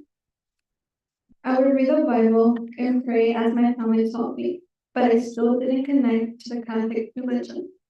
I would ask the priest questions and he would never give me clear answers. The more I tried to learn about the Catholic religion, it would lead me away with more questions than answers. Questions like why I was worshiping someone who has the qualities of a human being, someone with eyes, hands, mouth, and feet. At the start of my sophomore year, I met a Muslim girl who was a year older than me. I believe her goal was to convert me to Islam, and my goal was to convert her to Christianity. She, of course, won, and I ended up converting. Anyways, we became really close as time went on, and I would call her, and we would stay long nights talking about our religions and kind of debate on which one was true. Which, of course, was Islam, but I didn't know that at the time. Anyway, she said something that stood out to me about Islam. She said, our holy book, the Quran, has changed and remained the same. Has never changed and remained the same. They remain the words of God, Allah subhanahu wa ta'ala. She continued and said, trust me. If you learn about Islam, you'll understand the truth and have all your questions answered. My curiosity created from this conversation we had, but was I going to leave everything I had always known? One early morning, my family decided to go on a walk, and this walk opened my eyes and allowed me to be well. As I saw the beautiful sunrise, I thought to myself, how can Jesus, a human being, create all of this? Questions as, is Jesus God or the Son of God? Is there only one God? I told my mother my concerns, so she suggested I attend church so I can be reminded of the truth. I attended church with my mother, hoping it would make me feel at ease, but it didn't. In fact, it made me doubt more of the religion. Most of all, the Trinity. How can 3 equal 1? So later that day, I decided to look up other religions and came across many, but the only one that stood out to me was Islam. A few days later, I decided to visit the masjid. I visited the masjid with my non-Muslim friend who was part of this journey. We go in, and it was so beautiful. A worker welcomed us with Assalamu alaikum, I went in and he spoke to me about Islam, sharing the 5 pillars of Islam. He told me about wudu, the structure of prayer, and gifted me a Quran. After a while, we were on our way home. In my head, thoughts like these came into my mind. What would my family think of this? Am I doing what's correct? As I got home, I opened the Quran, the first surah. I read it in English, then I listened to it. Who would like to recite and read the translation? Sure.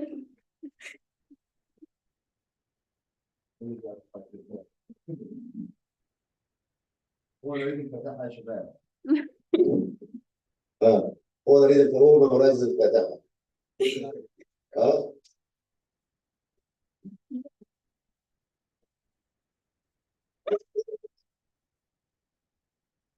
يلا يوسف. والله خير اليوم. فتاحة الترانسليشن يا رب.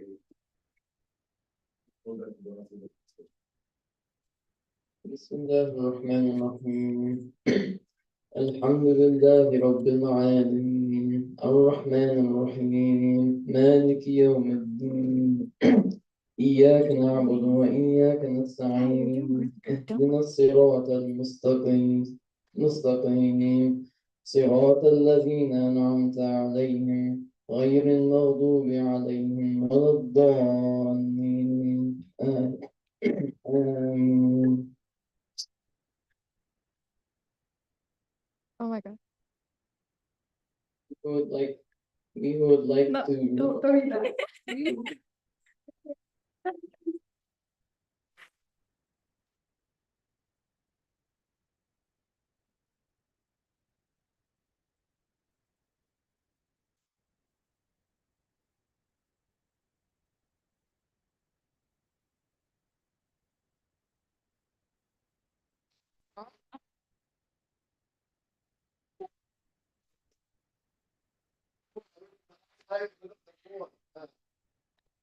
Allah is the most merciful and most rewarding.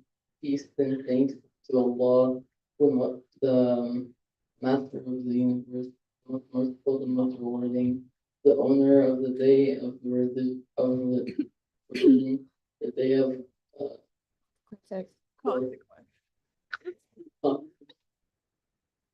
consequences. Only you we worship and serve, and only you we ask for help. Guide us to the straight path, the path of those who you bless on them, not people who have anger of them, and not ones.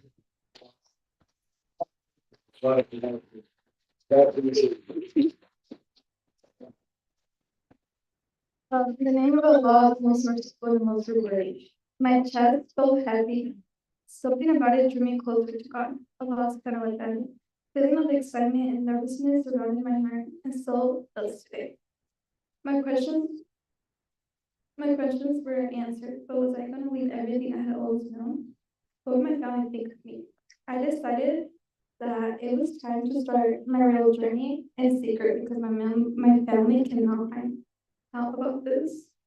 I reached out to a friend and asked her to take me to a mosque.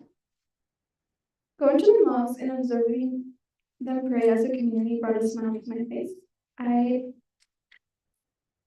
decided to participate in salah or prayer, as well doing as my friend instructed me to do. I heard the imam reciting. I felt my heart beating. I did not understand the words, but something about it made sense. I heard the word Allah, God, the true God. I could not contain myself anymore and broke down in tears because I felt joy, secure. It was an indescribable sensation, like when you have lost something for so long, but have a memory of what it might actually be. My life was finding its purpose, the truth, the whole purpose of life is to worship Allah subhanahu wa ta'ala. I learned more about Islam and learned more about the Prophet Muhammad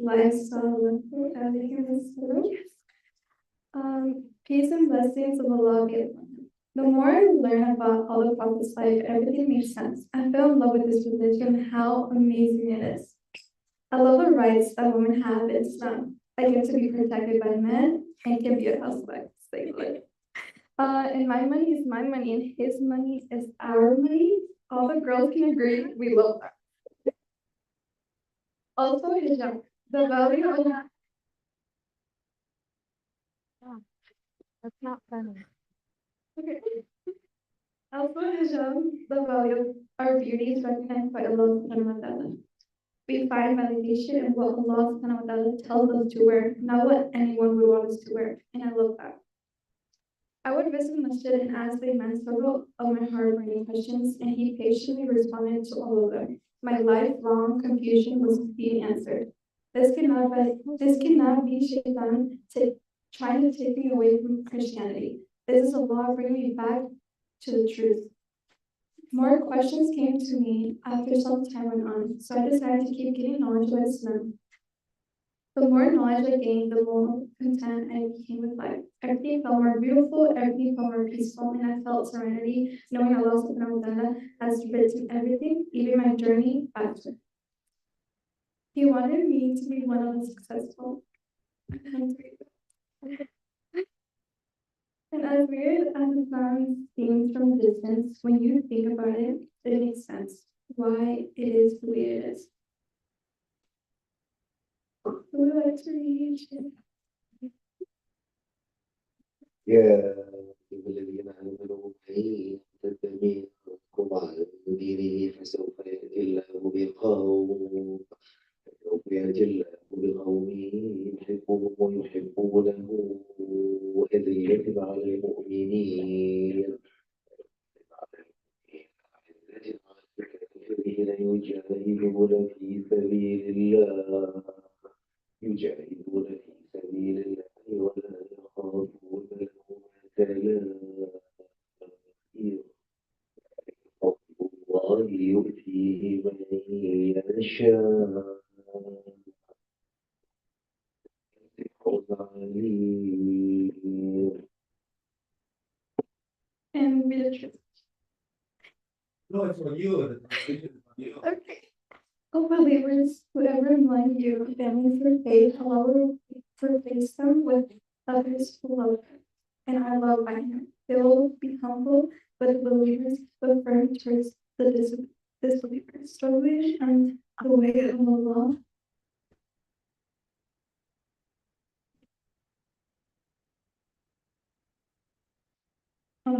Fearing no blame for anyone, this is a fair of Allah. He grants it to whoever He wills, and Allah is all-knowing. This verse brought me peace because I felt like I was watching this verse happen to me in real time. Like after I converted, Allah subhanahu wa ta'ala blessed me with an amazing community, Tamkeen. And all the people in it entered my life by the grace of Allah subhanahu wa ta'ala. And I stand here now because Tamkeen gave me the microphone to share my story. Islam is an amazing religion, mercy, and truth. Allah subhanahu wa ta'ala just keeps blessing me with His refreshing feeling of hope and peace and love. I couldn't ignore this on this call. Several months passed, and Allah subhanahu wa ta'ala allowed for the opening of my heart on January 13, 2023. I repeated, Ashhadu an la ilaha there's no God but Allah subhanahu wa ta'ala, and Muhammad is His prophet. I was reborn and I returned to Allah subhanahu wa ta'ala. And here is the sneak peek for part 2, inshallah.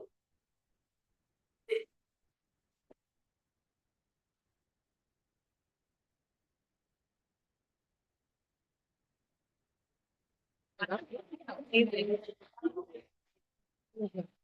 don't know, Suchi, if you know this part of the story or not, but I remember the first time you came to Tamkeen. We were giving it was part of describing part of the Aqidah. You know, part of the Aqidah, we describe Jannah, the paradise, we describe the hellfire.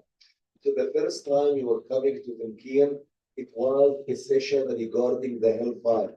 And then people told me there is no revert coming to Tamkeen.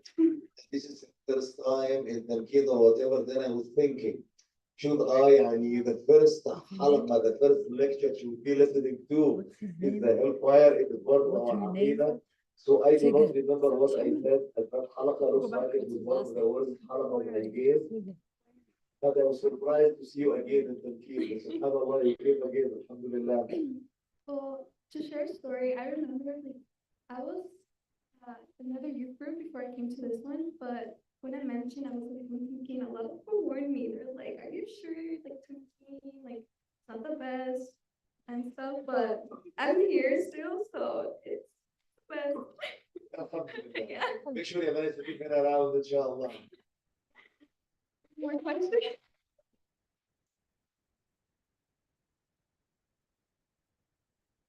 Last comments and questions? Huh? Say so? Anybody know what surah that was? The Hufaz in the room. From the Hufaz in the room, what was the surah they recited? I will ask a question. No.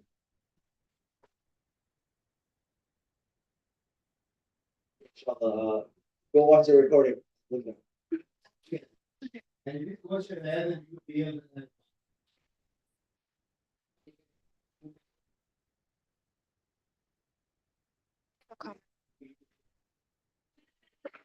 okay. So much, inshallah. Wait, someone has a comment. Someone wants to comment. Yeah, please comments, yeah. I just want to say that I think reverts have to be some of the most respectable people and some of the strongest people. Because I mean, obviously most of us, we were born in a Muslim family and all that type of thing. So we're kind of used to Islam. And I mean, I guess a lot of us, we also have to find Islam for ourselves once again, but in the end, we're still accepted, you know? Many times, you know, reverts, they don't know if they're going to be accepted by their family or if, you know, they're going to be seen as an outcast or a disappointment or a failure.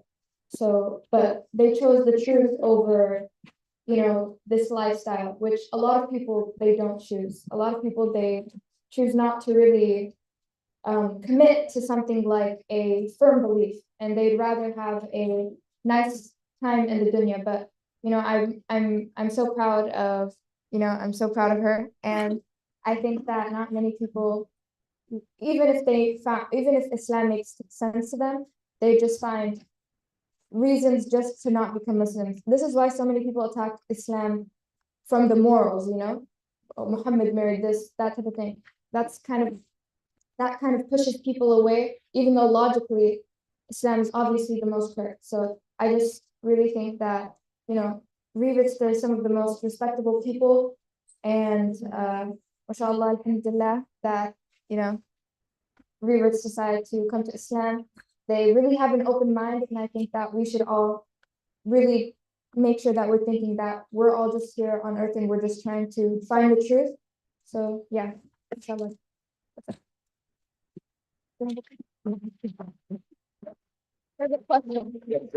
Oh, separate. All of them is made for mentioning this. It actually looks like Ania, the one over there was ready to switch to the following thought. I know we are behind time, but actually, Jazakumullah khair for reminding us of this. The one who reverted back to Islam. This is something that I think it deserves by itself another article. How Allah chose that person to go back to Islam and not something else. What was between you and Allah before you get back to Islam that made Allah subhanahu wa ta'ala choose you? What challenges that you have faced in your life to become a Muslim? How come people who are born Muslims are not holding tight to their deen and they do not care why someone else may be fighting? Be with their family, with whatever, to be a Muslim. This all, if we open up this discussion, we are going to stay till tomorrow, but what I can say, we are looking for the second part or the second article that you promised in your first article, inshallah. Any comments before I give it back for Ridwan?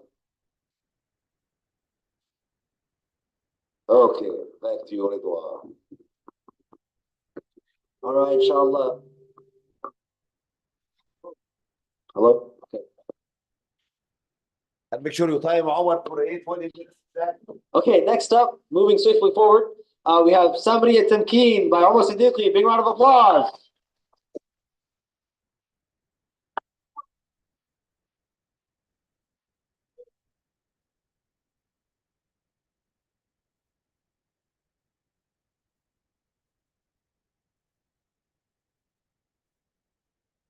Assalamu alaikum wa rahmatullahi wa barakatuh.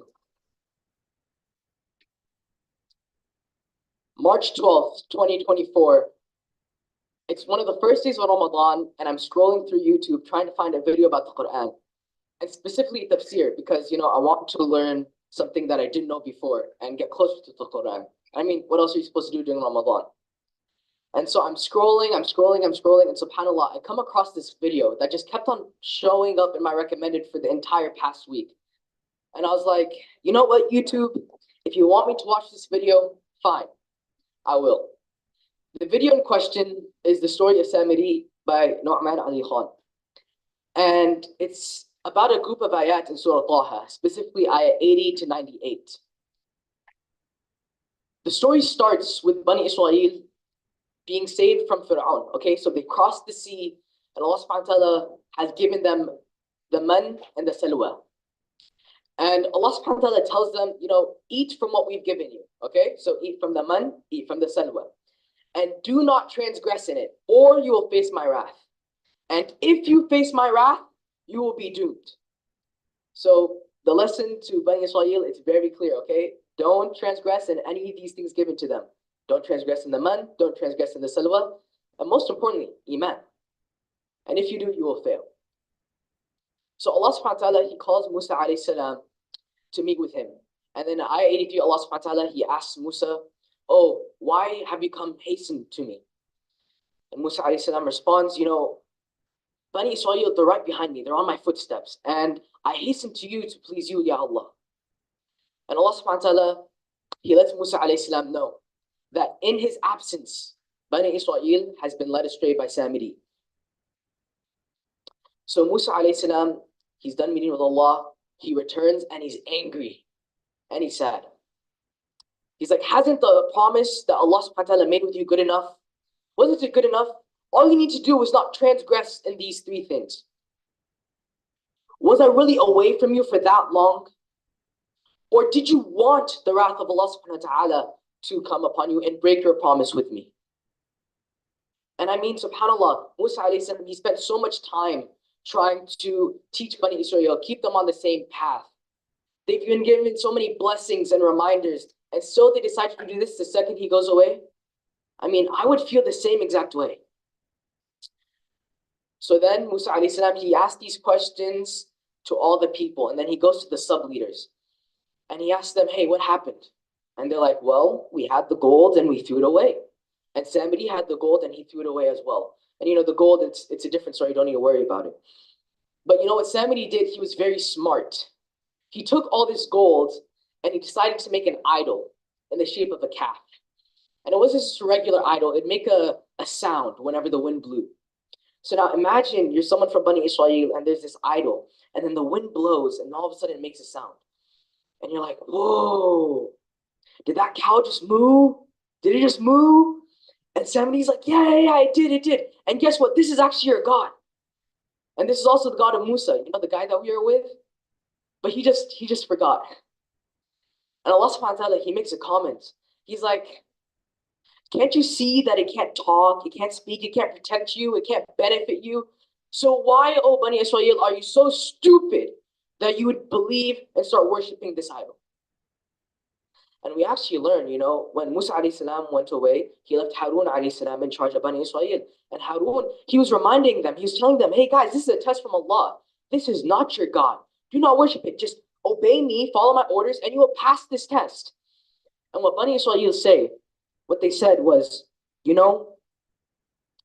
going to continue worshiping it until Musa alayhi salam comes back.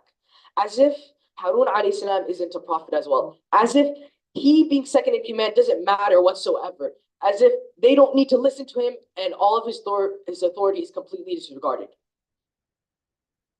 So then Musa alayhi salam, he returns, he talked to the people, he talked to the leaders, and now he goes to Harun alayhi salam.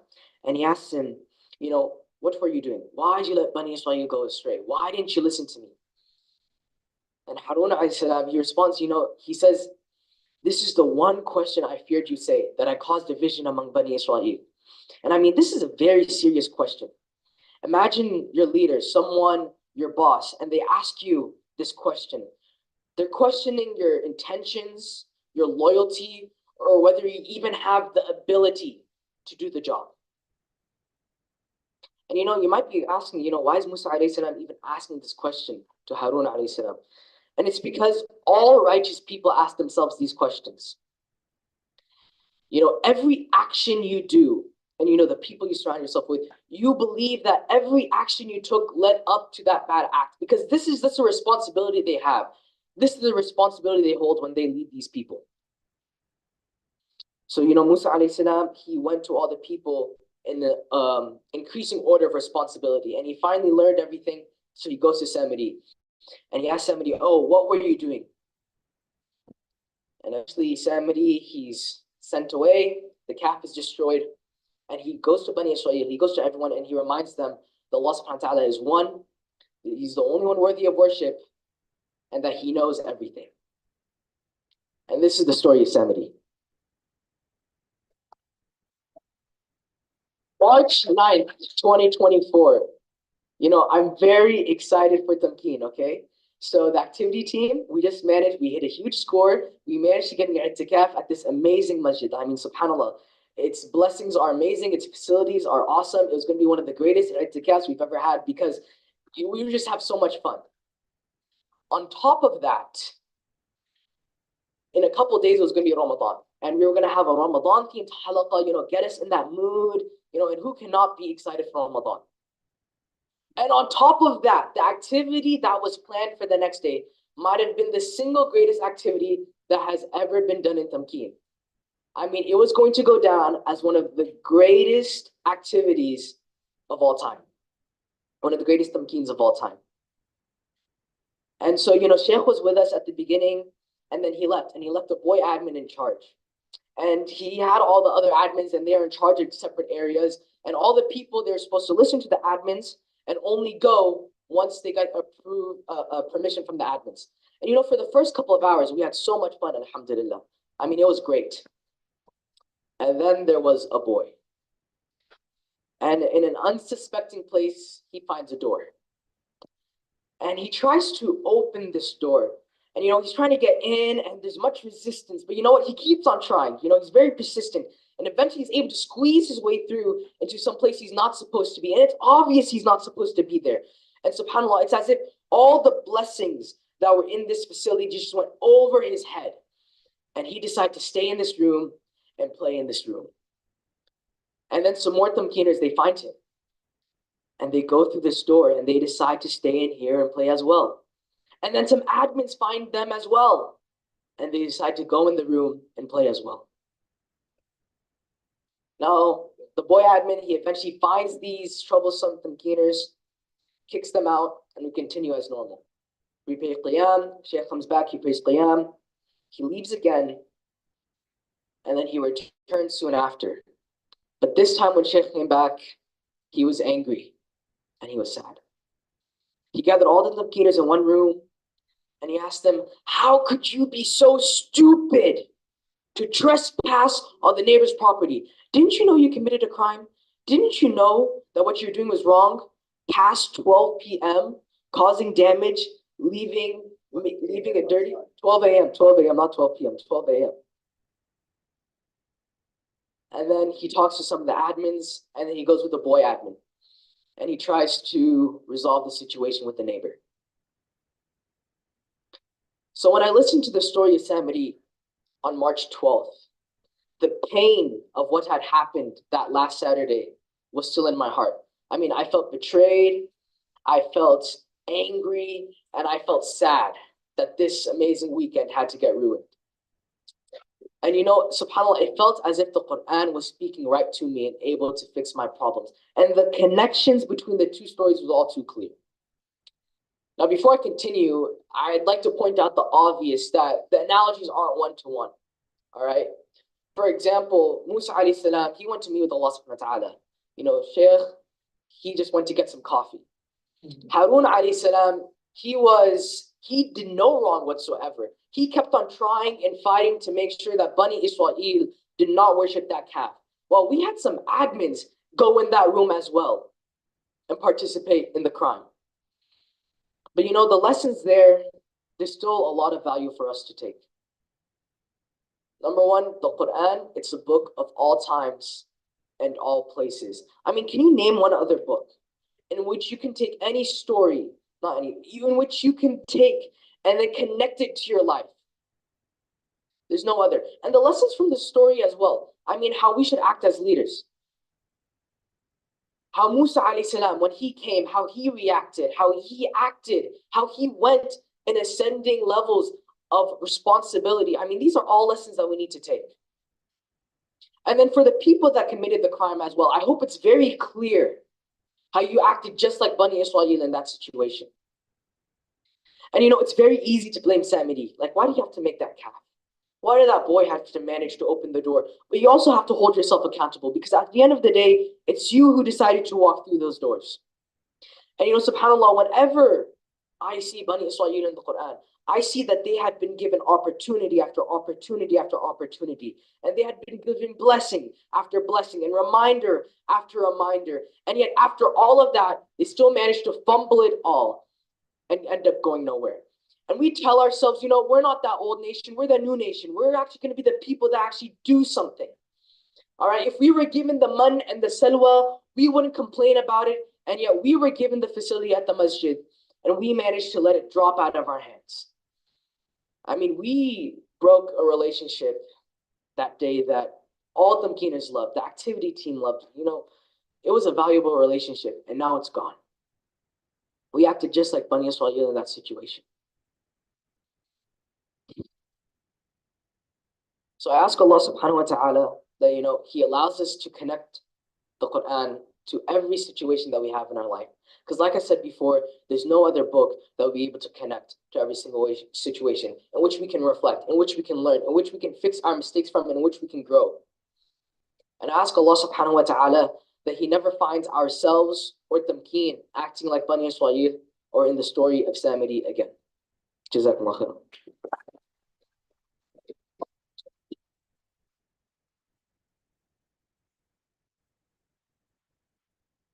Jazakallah khair, Umar, for that amazing presentation. Two quick questions, inshallah, from the audience.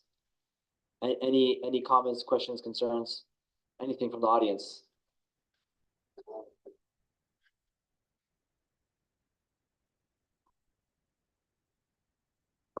Just a comment. I liked how concise and clear you were with your message. Jazakallah khair. Was after much hope from Sheikh. Okay. Anybody else? One more comment? Question? Is there a question, Sheikh? Is there a question? From that side? No, I'm saying from that side. Could you teach me some public speaking skills, inshallah? Jazakallah khair. All right, we'll sign you up. Okay, inshallah. Give another round of applause.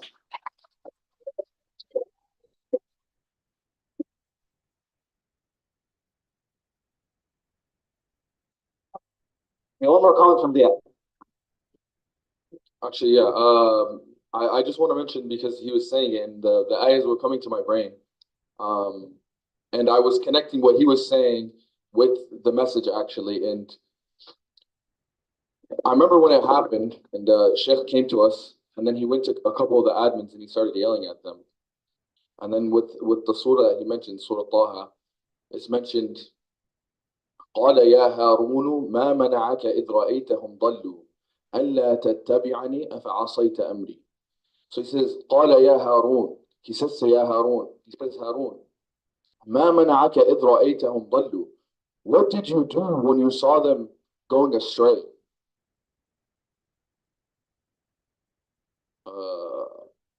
قال يا هارون ما منعك إذ رأيتهم ضلوا ألا تتبعني أفعصيت أمري. So did you not listen to me when I told you, basically, and did you go astray from my path? And this is exactly like what Sheikh did with us is when he came to us and he was yelling at us. He was yelling at the Tamkeeners, but he was yelling at us mainly because he saw that we're responsible for them and we have the responsibility of watching them. Like when you saw them doing wrong, what did you guys do? We had some admins going there with them. You know, so subhanAllah, Harun didn't, but I made the connection there, and barakallah feek, the presentation was really amazing. And yeah, that was the connection I made right there. Barakallah feek. For sure, it was some painful memories, Shabab, for this. And again, what I was thinking of is, will Tamkeeners, instead of having fun in the Atikaf, they're going to go to jail and their parents are going to come and pick them up from the police station. And actually, I had to scare the Tamkeeners. Alhamdulillah, yani, on the day, for sure, they went to the neighbor's property. Alhamdulillah, on the spot, I went with Diya and we went to the neighbors. And Alhamdulillah, we fixed the situation. But I didn't want to tell the Tamkeeners, Alhamdulillah, things are going okay. I wanted to keep them scared for some time that, expect any time at the coming few days, police is going to be knocking your door and taking you to jail. I just wanted to make sure that they remain scared for some time. So while they are scared for a few days, they keep thinking of what they have done, wrong. And also, yes, as Omar mentioned, I want to get a cup of coffee. And for sure, to be honest, yes, I am a coffee addict. I wanted to get coffee and to relax. But there was another idea behind me going to get coffee. As you will see, even in the article I'm going to be presenting, one of the concerns, ya Shabab, in my mind, if I die today, will Tamkeen stop tomorrow, or will people continue to run Tamkeen? So one of the points, ya Shabab, is if I'm not around, will there be people taking the leadership and admins listening and obeying to them and supporting them to continue to run Tamkeen? And subhanAllah, although that was very painful memories of what you have done and trespassing to the neighbors and going to there and they're non-Muslim gymnastics or whatever, and you are ruining our image in front of them and causing problems to the Masjid of Taquma and everything. But subhanAllah, you never know. Maybe Allah has planned and architected this incident, this situation, so that I would yell at Tamkeeners and I would yell at admins, so that admins would learn for the future. But yes, it was a big mistake, but inshallah, you are not like Bani Israel. We read the Quran and we learn from the stories, and we do not do like them. We learn for the future, inshallah. And we do better. So inshallah, yes, it was horrible memory, but inshallah, it is good learning experience. But we got enough learning experience. Do not do this again. I don't know if you will be able to go to this masjid or not again. So imagine, because of this mistake, as Omar said, Allah gave Bani Israel al-mann wa salwa, the best food. But whenever they rejected or they disobeyed, this amazing food was taken out of them. Same thing, whenever one person and other people followed him, made problems in the masjid, you may never be able to go again to this masjid. For how long are we going to be losing opportunities? Are we going to do something horrible in the Tamkeen land that is going to stop us from going over there? Or will Tamkeeners really understand we want to go have fun, but to have fun and to continue to have fun, we need to listen and obey to our admins. We need to follow the rules. We need to protect our groups. Having fun is the second priority. First priority is to protect our youth group, where we remember Allah and where we learn our deen. Jazakumullah. Barakallah feek. One more round of applause, inshallah.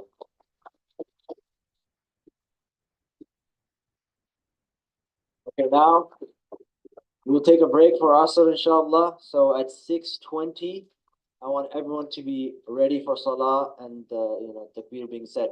So get up. If you need to make wudu, go make wudu right now. The Qibla is in this direction, so the boys are going to have to go to that direction. So just be aware of that.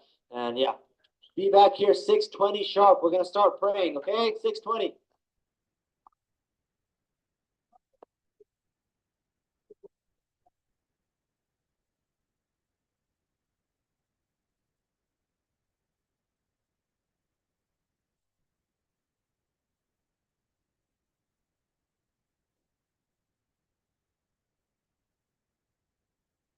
يلا شباب ابدأ الموضوع right here.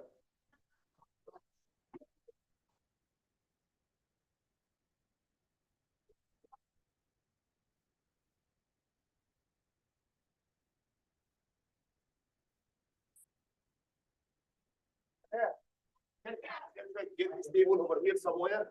No, look at the direction. We're going to take it. Inshallah, go to the front and go to the back. So how can you refine right only? Let me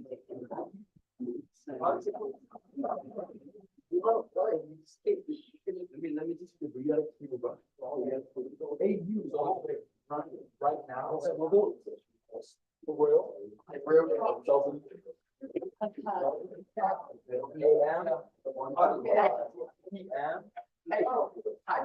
Dragon Ball.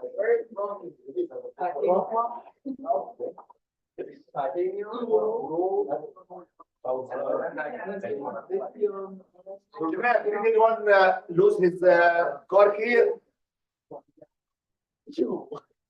Announcement of the car key. Someone lost his car key. Maybe it's not us. But we put it inside the folder. You will find someone there.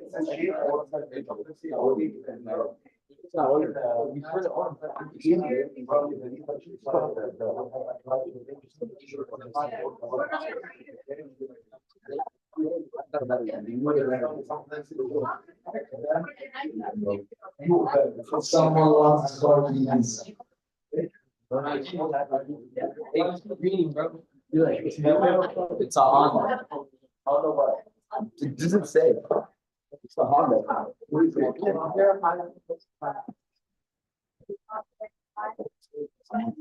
Someone lost his car keys on Honda. This is an Arctic, probably. An Odyssey, probably. Probably. There's a chance. There's a chance. There's a slight chance it's a Honda Odyssey. But it could also be a Civic, but it's a Honda. For sure. Bring anyone that you know that has a Honda. Bring them forward. How is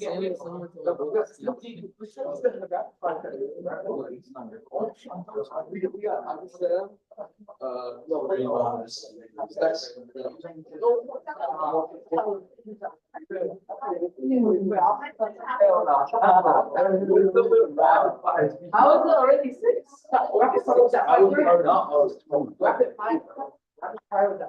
Oh, you like 2. That's highlighted speeches. Let me name one.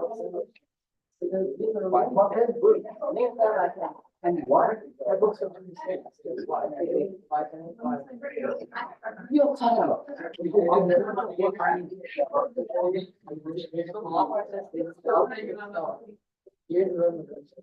Lots of them.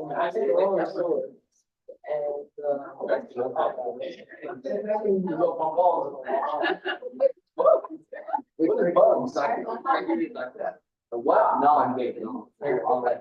Hey, we no, don't touch this one. I'm trying to train.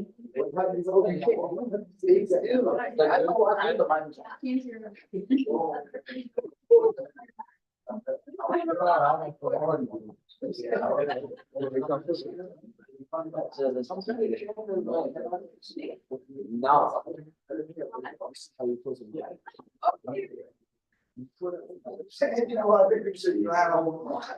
Oh, turn off the mic and say, oh, this is brand. Leave the thing, bro. Oh, turn off the mic. It was on already. Well, do you guys want to do like the science? You don't know different.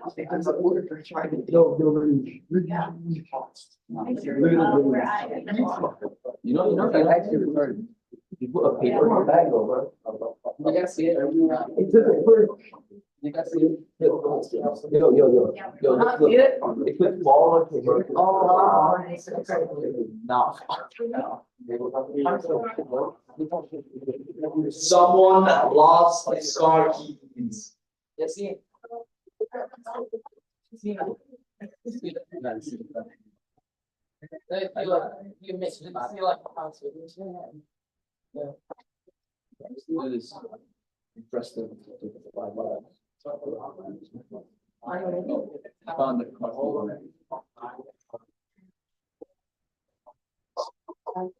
Why is it so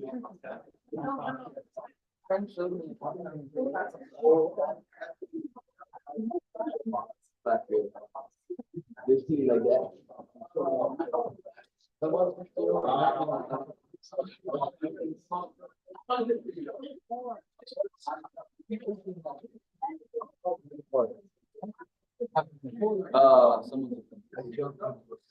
took the last your brother or I need the 50-year-old man. Hey, I'm with that microphone.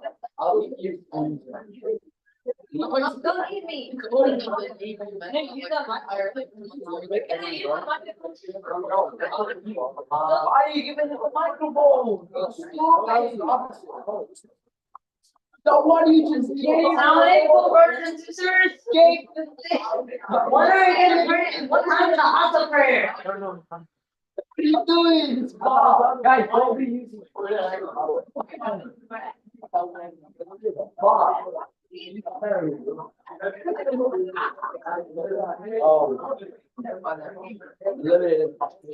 limited competition. What is that? Lights. You're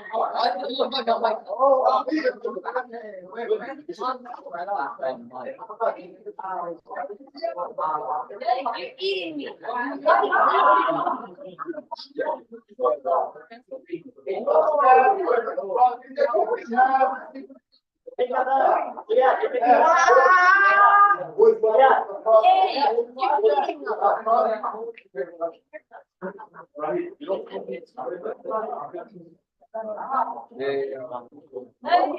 Why are you about to eat me? Why are you eating me? Why are you eating me? But this presentation, no, he didn't show me the question.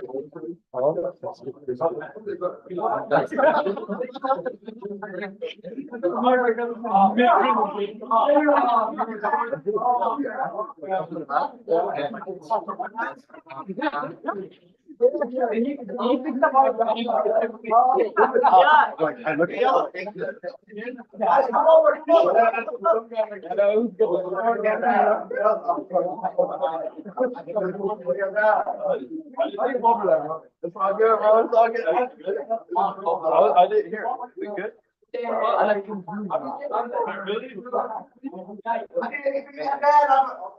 I'm on my way. Allahu Akbar, Allahu Akbar. Allahu Akbar, Allahu Akbar.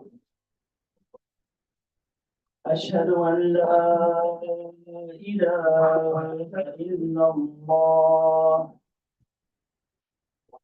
أشهد أن لا إله إلا الله أشهد أن محمدا رسول الله أشهد أن محمدا رسول الله حي على الصلاة حي على الصلاة حي على الفلاح حي على الفلاح الله أكبر الله أكبر لا إله إلا الله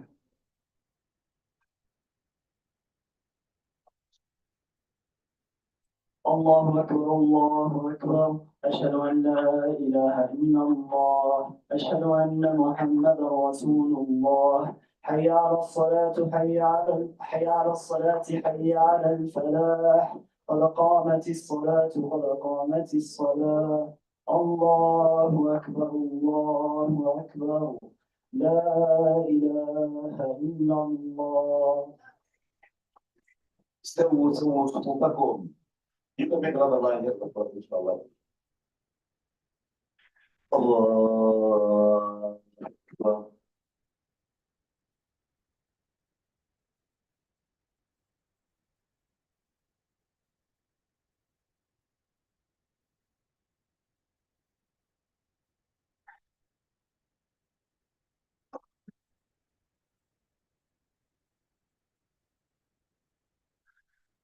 الله أكبر.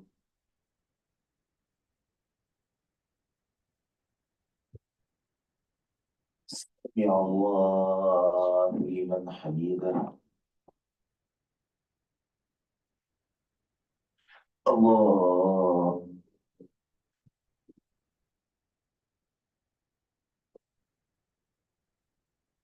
الله أكبر. الله أكبر.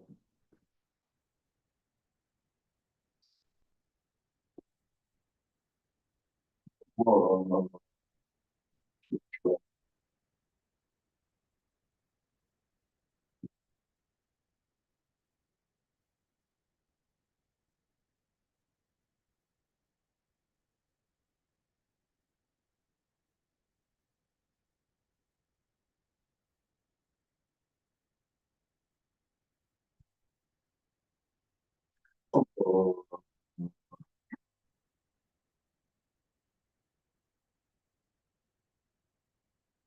سمع الله لمن حمده. الله أكبر.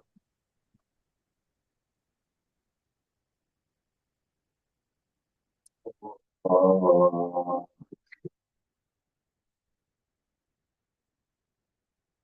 الله أكبر.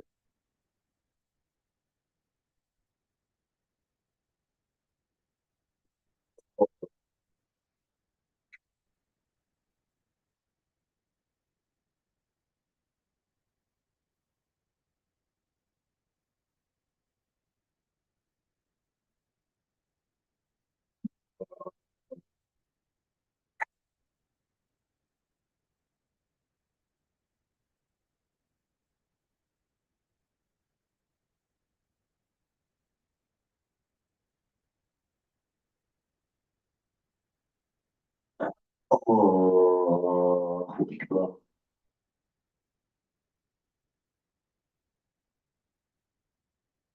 يا الله لمن حمده. الله أكبر.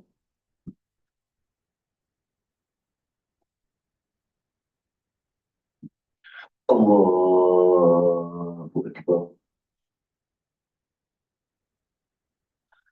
الله أكبر.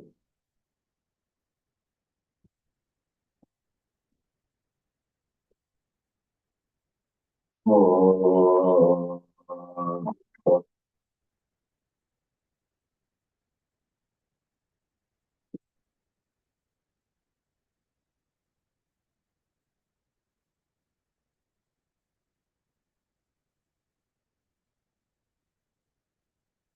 الله أكبر.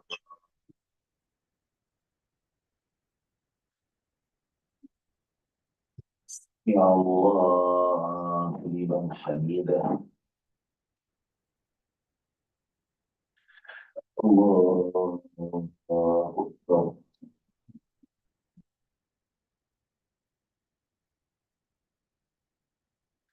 الله أكبر. الله أكبر.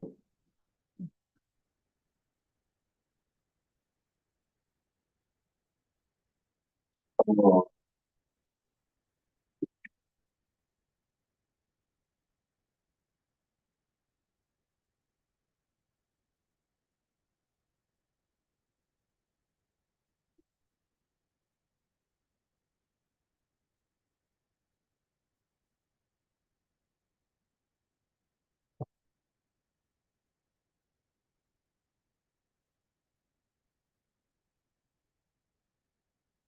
السلام عليكم ورحمة الله. السلام عليكم ورحمة الله.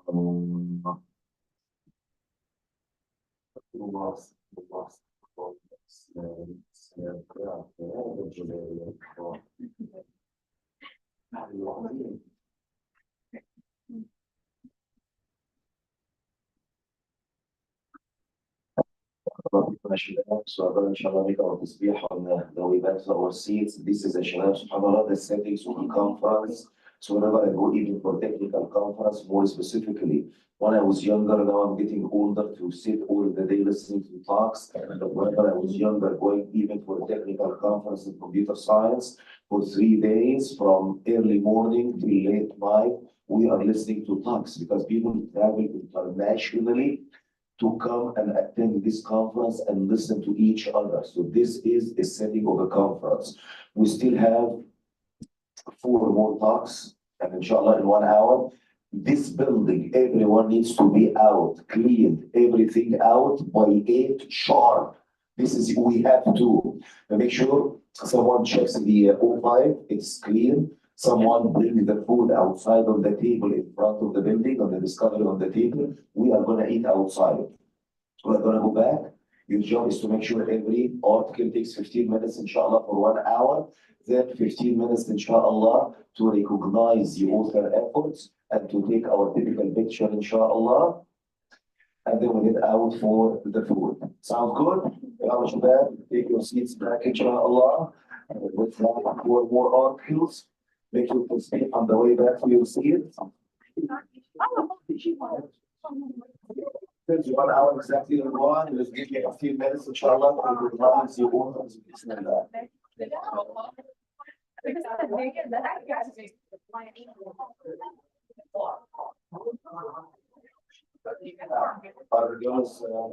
Give them a شباب ولا شباب بنات get back inshallah in your seats بنات get back into your seats. We're all kids, one of them are going to be talking about you. شباب يا شباب شباب اللي قدام شوي.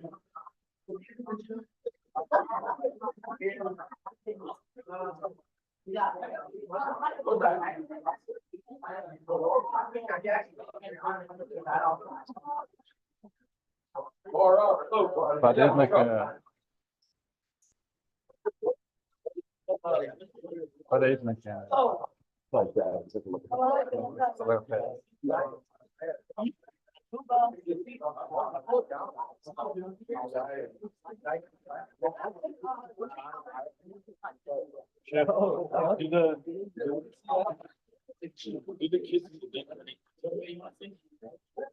Have a picture here. Everyone's going to be busy here. Picture of the O5 is clear and the baby sitting room is clear, tables in place, and everyone is out. And I can tell you, few of the boys over there, inshallah. Okay? Can you ask us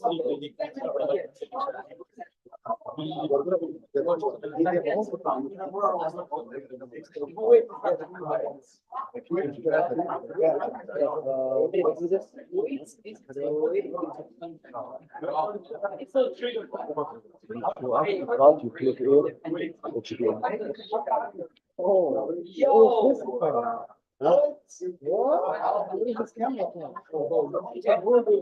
Where's that camera? Is it that? Is this our camera or what? No, that's that camera. Oh,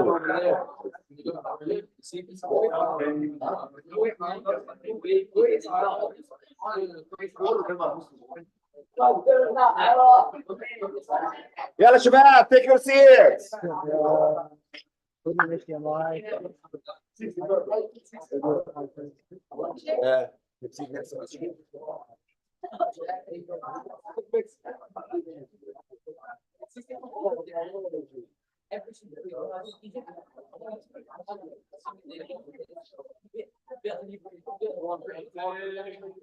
let me get your attention, please. Next up, we have Kurdistan, a nation looking for independence or a way to split the Ummah by Abdullah Abdul Salam, aka Snackman. Give a round of applause.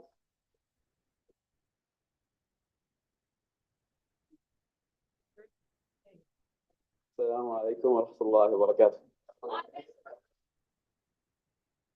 As a quick heads up, I'm like the least sane person in Tamkeen, and the admins let me do whatever I want with this. So yeah, it's a quick warning. Um, so if you're not already one of the 770 real people who clicked on this article, then I'll just tell you what it's about real quick. Basically, the article gets the situation of Kurdistan and it compares it with the situation of the rest of the Ummah. So to start off, what even is Kurdistan in the first place? Kurdistan, it's a geographical region and it's split in between the four countries of Syria, Turkey, Iran, Iraq, and it's a geographical region. It's just small villages and a couple of cities, but yeah, it's just mainly small villages. It's not a lot of land. It's had a really long history over centuries, and there's even some people who like say that Salah ad-Din al-Ayyubi was Kurdish. We don't really know about that. But yeah, it has a really long history though. No one cared about, the ethnicity in the old days. Salah ad-Din is Kurdish, is not Muslim. Yeah. No one cared back then what ethnicity were all Muslims. It's not real. Anyway, so to start off, what is the current state of the Ummah so that we can actually compare? It says up there, we're screwed. Our Ummah has been smashed into pieces, and those little pieces have been given to the Westerners to be ruled by dogs. Some examples would be Kemal Atatürk, who came directly after the fall of the Ottoman Empire, Ottoman Khalifa, and he's mainly known for his genocides. He didn't really do much other than kill people. There's also Gamal Abdel Nasser of Egypt, who was mainly known for being pan-Arab. Guys, we're Arab. This is the most honorable thing possible. Anyway, then he went to war with Israel, with the rest of the Arabic nations, and somehow lost in under a week. Bismillah, mashallah. Anyway, and then we have nowadays Bashar al-Kalb, or I forgot what his name was. But he's the nowadays president of Syria, and there's a group of people nowadays who literally just worship him. We don't really know why. There's so many stories of people going to Syria and like being forced to like shoot him, and they get tortured and all this. So they're all dogs. Okay, they claim that they're the Muslims and they're the rulers of these Muslim countries, but in reality they're dogs. They're not Muslims. So what is the current situation of Kurdistan? Currently, Kurdistan, I already said this before, it's a geographical region made up mostly of small villages and a couple of big cities, for example, Mosul.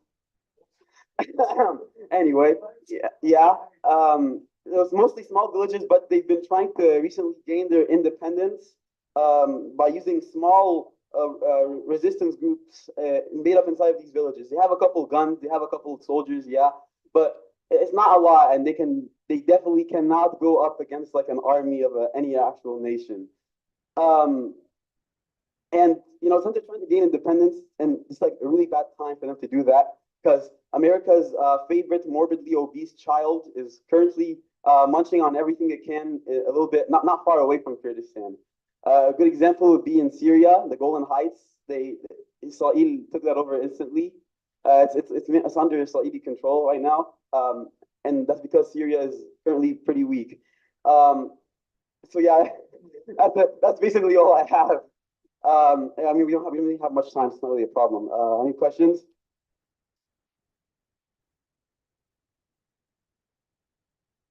Let's speed up.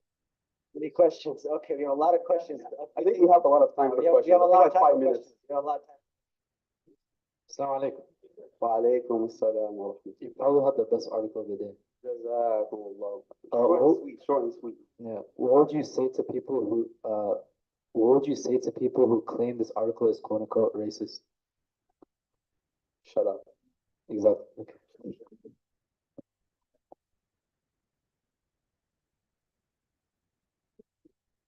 You go to your first slide. I just want to remember your article name.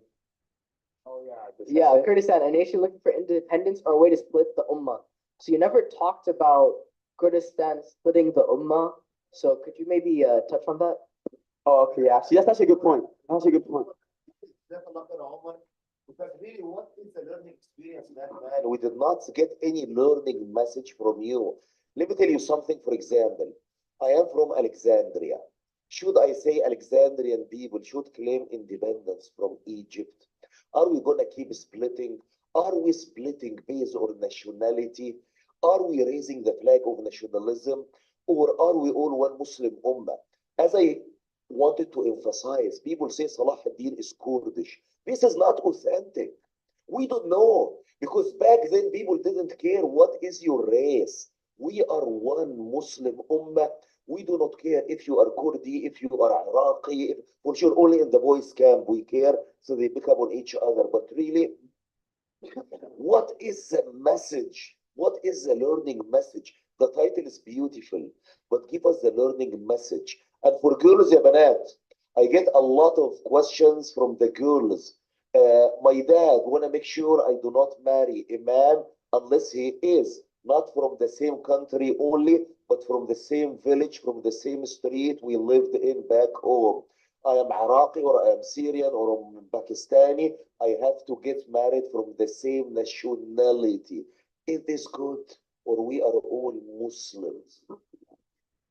Okay, yeah, that's a really good point. I don't know how I forgot to talk about that. Basically, long ago, there was not this idea of these different countries of like Syria and Iraq and Lebanon and Jordan and Shaifa. Long ago, you just had a couple of different geographical regions like this one. You had, for example, Sham. It's just this big area. Okay, you had Masr. You know, it was still called Masr, by the way. So yeah, it wasn't as complicated as today. But then you have the Western nations, the colonization monsters. They come in and they take everything over, and then when they leave, they split everything apart and leave everyone there weak. Okay, Kurdistan is another example of this.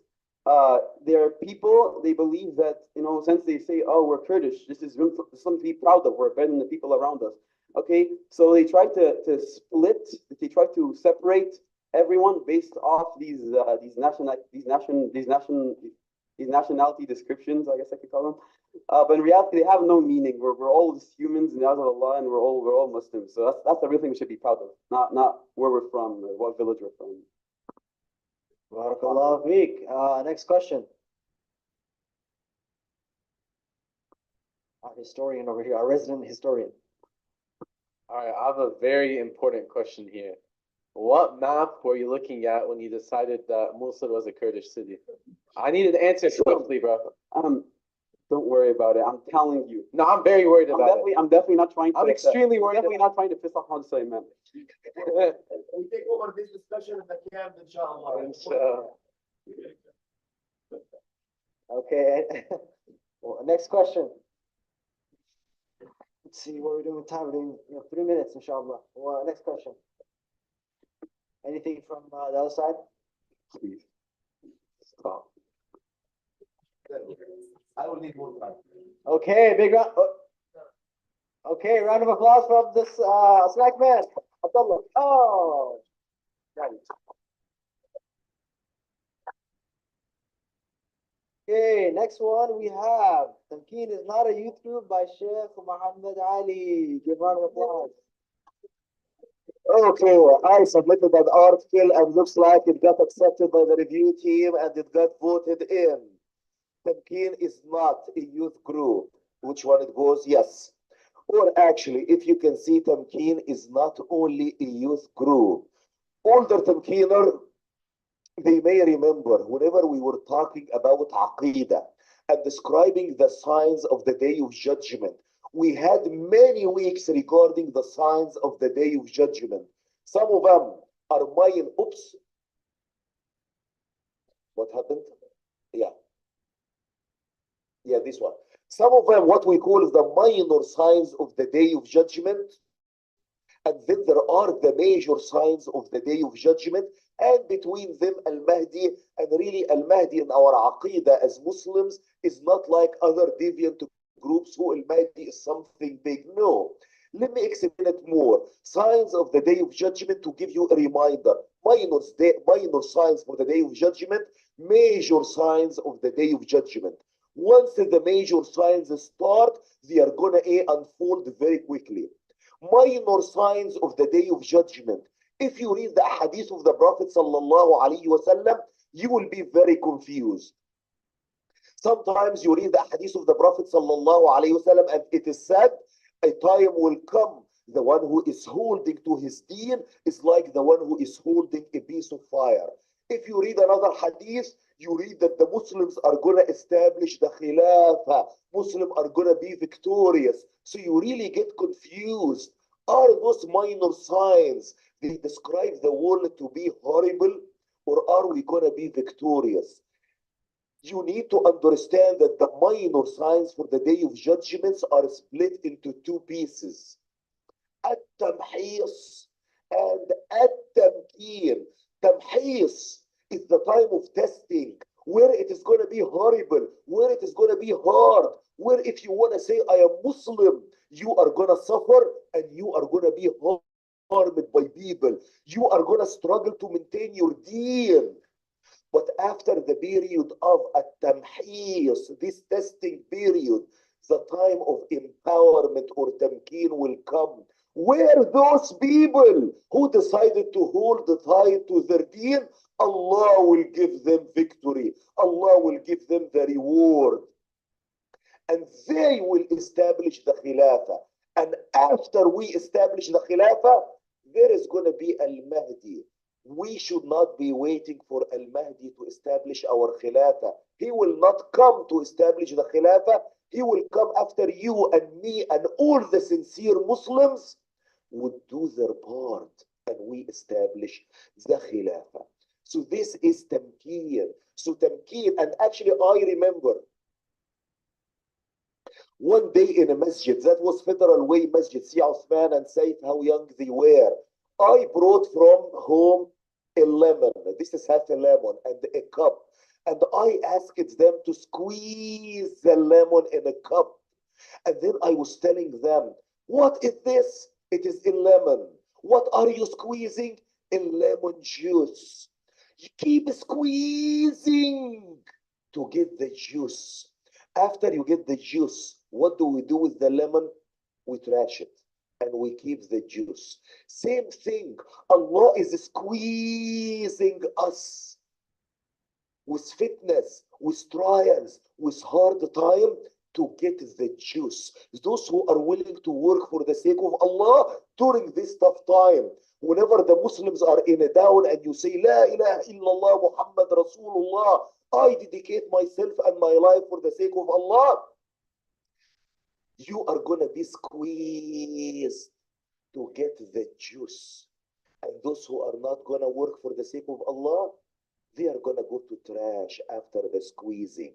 And after you are victorious, after you say, oh Allah, I am willing to face this hard time, Allah will give you Tamkeen, empowerment, succession, Khilafah.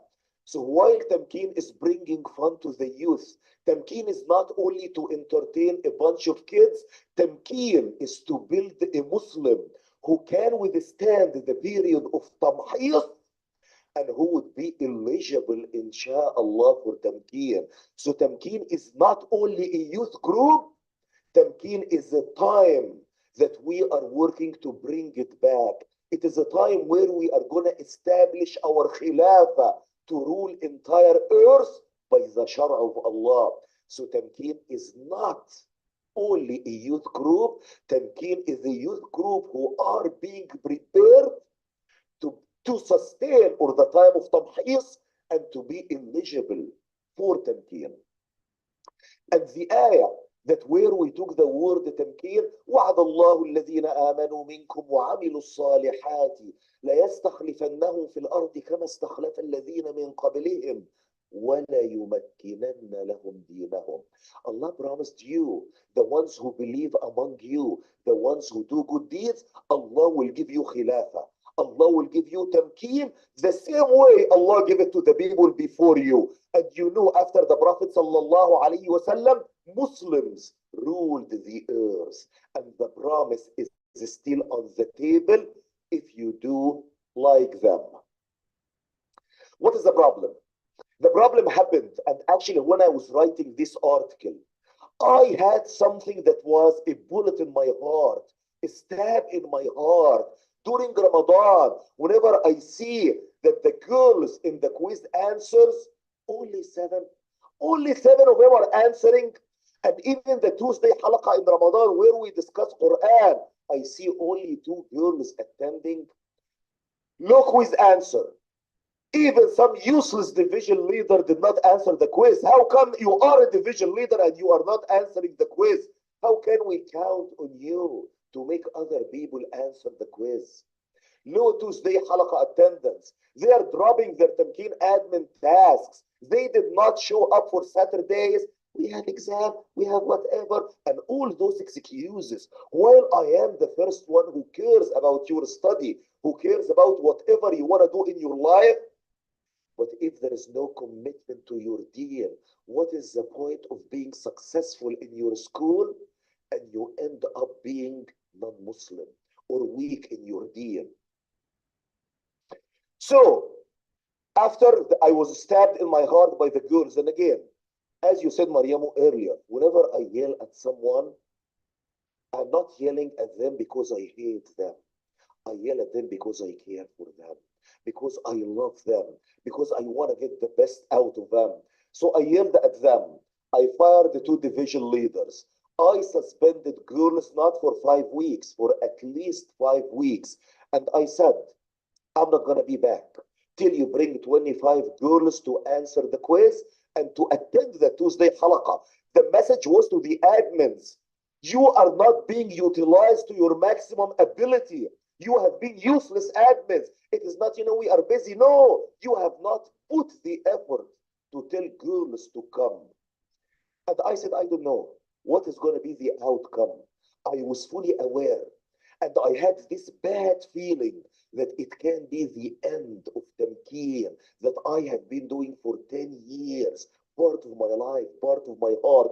There is a risk that it's going to stop, but I was hopeful people are going to stand up and make a change.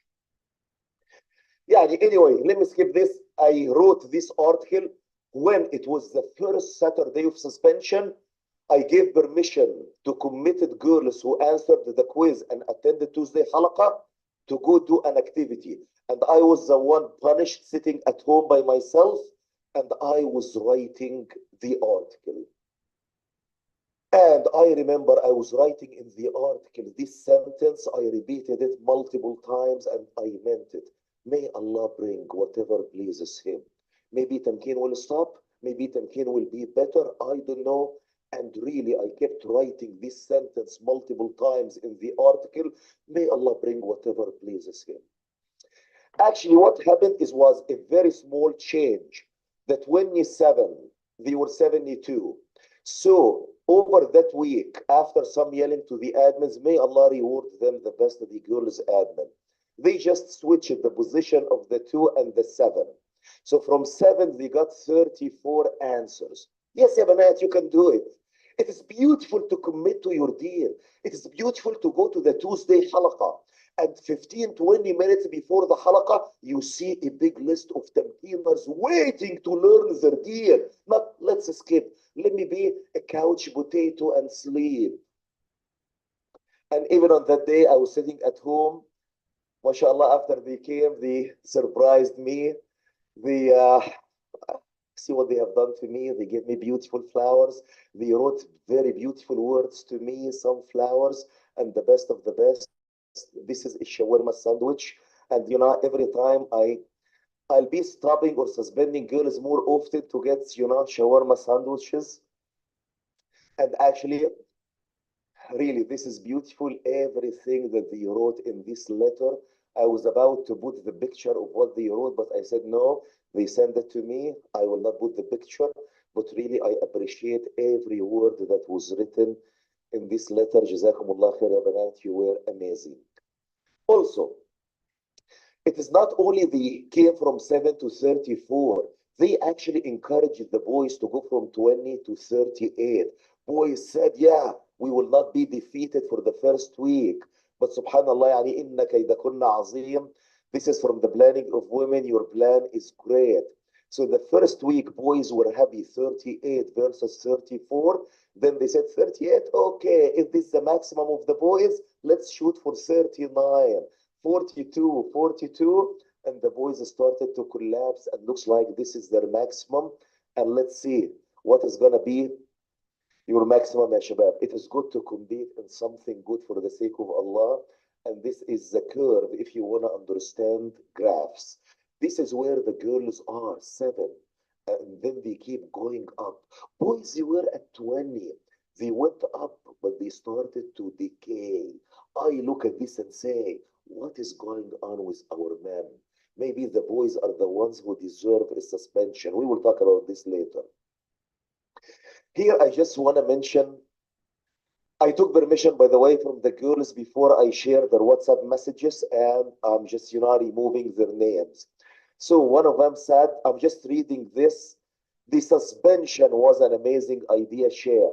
It is because of your decision we were able to get the girls to appreciate Tamkeen. Alhamdulillah, there was risk that the girl side will collapse. But Alhamdulillah, it was blessing from Allah that put the commitment, the love of Tamkeen, the love of remembering Allah in your heart, and you did an amazing job. Another message, I hope this doesn't come off the wrong way, Sheikh, but Jazakallah khair for the suspension. I had a lot of things to say, but we'll keep it for the reflection article, inshallah. And then I responded, okay, if things are good, if you like the suspension, we can extend suspension if things are going that beautiful, mashallah. If you are gonna continue committed, I am willing to extend suspension, but they said no, 5 weeks is long enough. And I responded, I think you are running Tamkeen better without me, mashallah. All of you are amazing. This message, ya shabab, they make my day, barakallahu feekum. Tamkeen is lacking so much without you, Sheikh. This suspension made a lot of us realize how we cannot rescue your halaqah and Tamkeen as a whole. And my response, Allah knows how much I miss it too. I feel I am the one being punished whenever I'm home. It has been 10 years and I did not miss Tamkeens for 10 years, except for 3 weeks. One of them I had COVID, one of them I had to travel. But really, Shabab, you want to understand what you mean to me. Sheikh, we love Tamkeen and thank you for starting it. It was the best thing in my life. I think I would be a bad girl without Tamkeen. I was about to respond, but you are still bad girl, but you don't know. But I said, there is no need for this response. Really, thank you, Sheikh, for starting Tamkeen. I feel that if Tamkeen grows and more people become disciplined in our ummah, we can really have khilafah. And because of this word, we can really have khilafah. I said, Alhamdulillah, Alhamdulillah for having amazing girls like you in Tamkeen. Lillahi al-fadl wal-minna. May Allah help you grow it and make the khilafah. And this is the Tamkeen that I was talking to you about. I hope, ya shabab, yes, while we are having fun together, while we are having camps, while we are having soccer, while we are having games, but really we are not a youth group. We are people shooting, preparing you. Do not belittle yourself, ya shabab. Who knows? Maybe really you are going to be the teacher of the Khalifa or the Khalifa. Maybe you are going to be the mother of the Khalifa or the teacher of the Khalifa. Make the intention. Whenever we give halaqah on al-murabitin, when al-murabitin was only one person, then 5 youth around them. He did not know that al-murabitin from 5 people, it will grow to rule 1/3 of Africa plus Andalus. The suspension means whenever we made suspension for the girls, either we commit to Tamkeen or we fail completely. If you don't want to commit, if it is just soccer games, do not waste my time. Let's fail quickly. Either commit or fail. Admins stand up and take over. Do not wait for me. I'm going to be staying at home. You take care of the boys. You take care of the girls. If I'm not around tomorrow, you know what to do. Tamkeeners feel accomplished. Whenever you achieve, I don't know, 72 answer, 40 from the girls, you feel we are committed, we are accomplished, not just useless and no. We learn better, enjoy more, ya shabab. Again, we learn if we are committed, if we listen and obey to the leaders. We are going to learn our deen. Do you remember my talk earlier? Tons of halaqas. How many of you attended all of them? How much you benefited?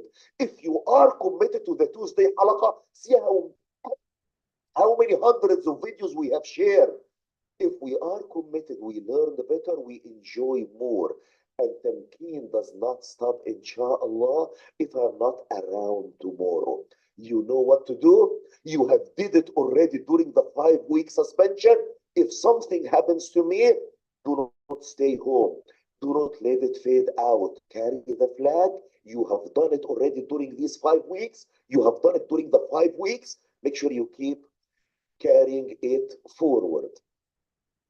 Again, I remember last Monday, whenever I looked to the stats, the girls were getting double score for the boys, and we started to discuss, is it the time for a suspension for the boys, or will you be real men, or will you be snack men? Okay?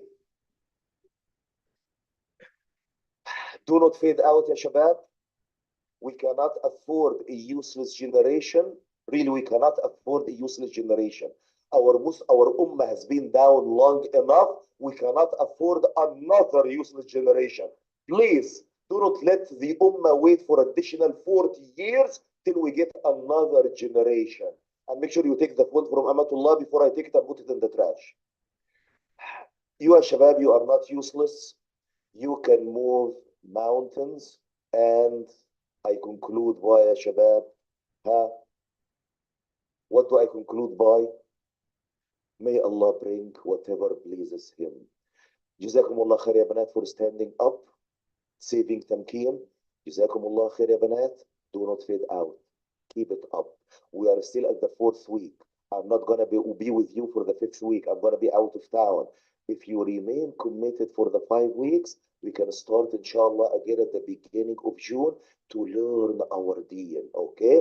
If you fade for the coming week, we are going to reset it. And Allah knows if it is going to start again or not. Even if we come back, the point is what? To remain consistent and increase. And then we fix the girl's side, we get back to the boy's side. We fix the boy's side, we get back to the girl's side. Jazakumullah khair, and I think I ran out of time and no questions for me. Okay, I'm going to give a round of applause.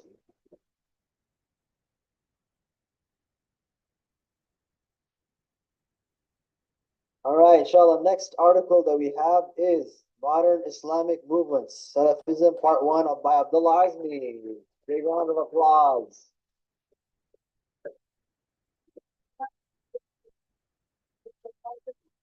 Chance to listen to you now, but write everything in a reflection article. And it's okay to cut Abdullah's presentation short. It's full of a lot of lies, so let's cut his presentation short. Let's censor him and kick him out. Alhamdulillah, Tamkeen, we won't censor anyone. Wallah, I'm thinking about this, Abdullah.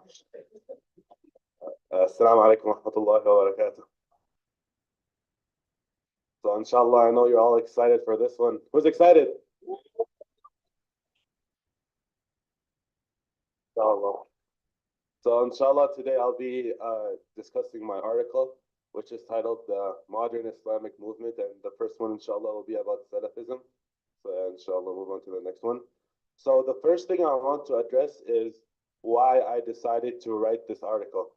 So one thing I noticed is, as I've been going to the masjid, learning with different shuyukh, even though I'm still at the very beginning of my journey of seeking knowledge, I came to realize that there are certain instances where like you need to make a decision, because when we look at, let's say, the Sunni Islam from the outside, most people or the average Muslim will not think much to it. But as you deepen yourself in knowledge, you realize that, there's a lot of groups, a lot of people who all claim to be on the truth.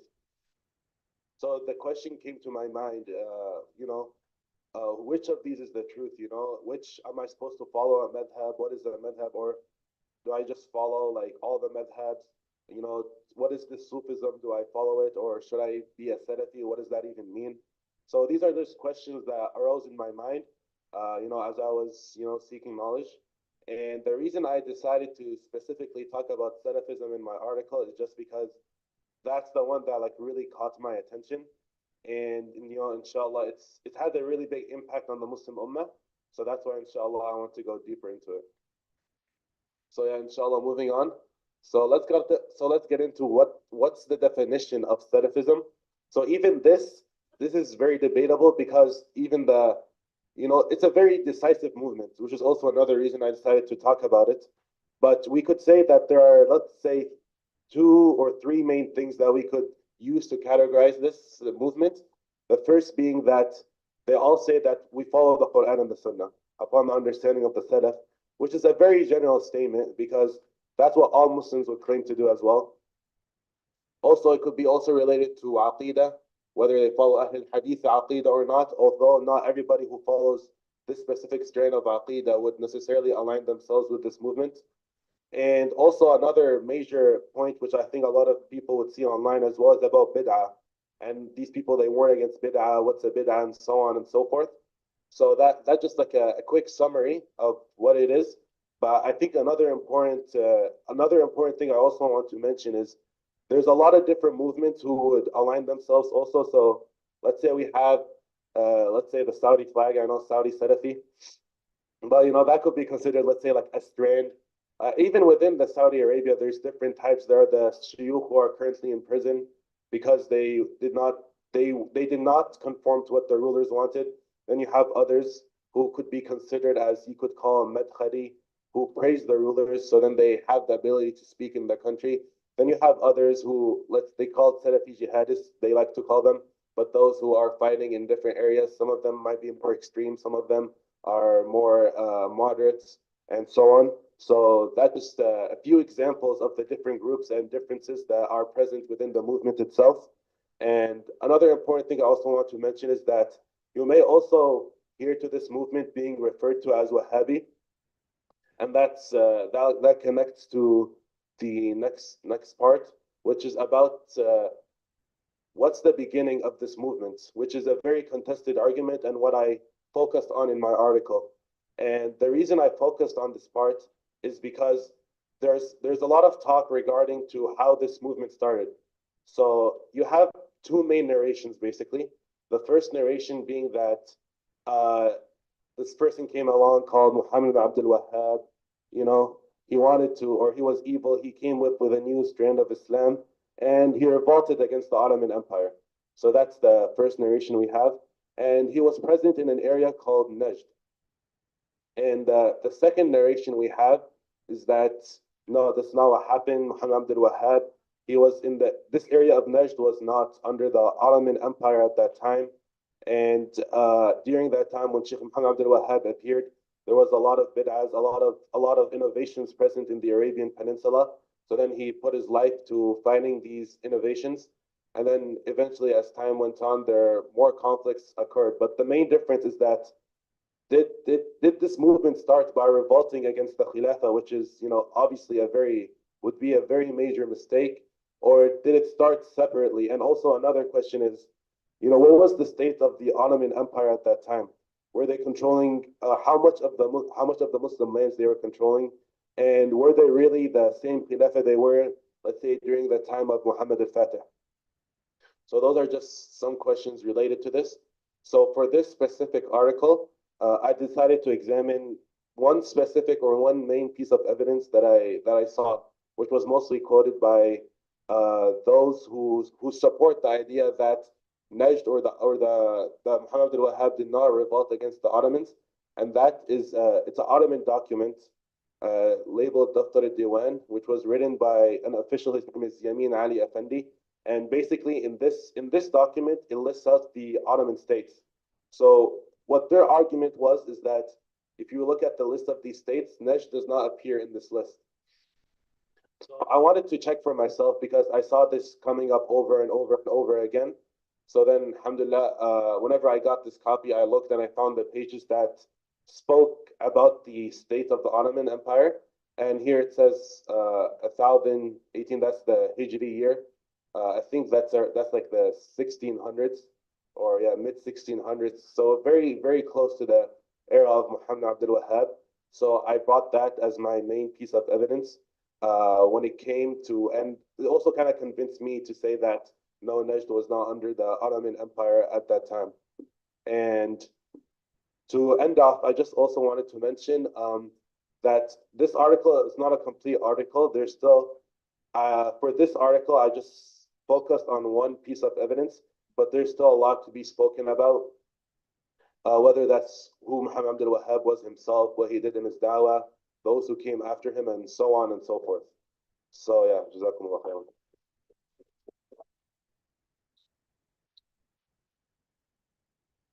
And you have the series, okay? For sure, we started a series of history about the history of the Arab Peninsula, where we are going to talk about this history in details. This is point number one.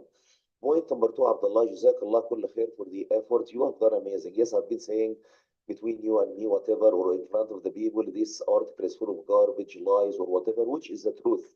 But whenever you are not in the halaqah, I say Jazakallah khair for doing the effort, okay? For searching. One other thing, ya shabab, I just want to make sure. This is very important message. Whenever you are reading books, we were taught ومن كان آخذا العلم من كتبه فعلمه عند أهل العلم كالعدم. Whoever is taking the knowledge only out of books, your knowledge according to the people of knowledge is nothing. You need to have a sheikh who will tell you, yes, you have opened the book, but you have understood incorrectly. So it is not enough that you open a book and read. You have to read all the books around this topic and ask people who are knowledgeable, okay? And let me ask you a question. Was Alexandria, or actually, were al-Mansura part of al-Ottoman Khilafah or not? Yes. Given that you are from al-Mansura. Yeah, is al-Mansura listed over here? No. Why? Because al-Mansura, it was not wilaya. It was not state. It was a city. So do not come and open this to me and say Najd is not listed, so it is not part of the Ottoman Khilafah. No, Habibi. Najd, part of it was under the state of Al-Hijaz, and part of it was under the state of Basra.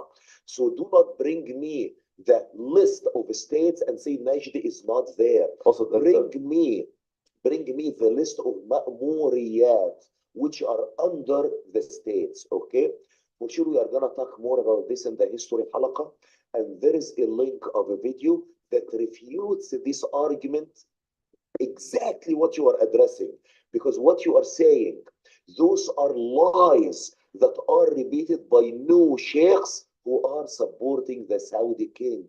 If you go back 20, 30, 40 years back, no one was saying this garbage. Everyone was saying, yes, it was part of the Ottoman Khilafah, but they were not good enough. It was only a recent trend to spread these lies. And I want to make sure, Abdullah, as you are seeking the knowledge, you are not part of those who are spreading those lies. Jazakallah khair. Yeah, Jazakallah khairan. Yeah, and I just also think that, you know, some of those points are also a little bit debatable. Just because, you know, the Arab tribes, as you well know, it was, as you mentioned before, the Arab tribes were left for themselves. So sometimes they would be more under the Ottoman Khilafah, sometimes they wouldn't. So it was a very like changing region.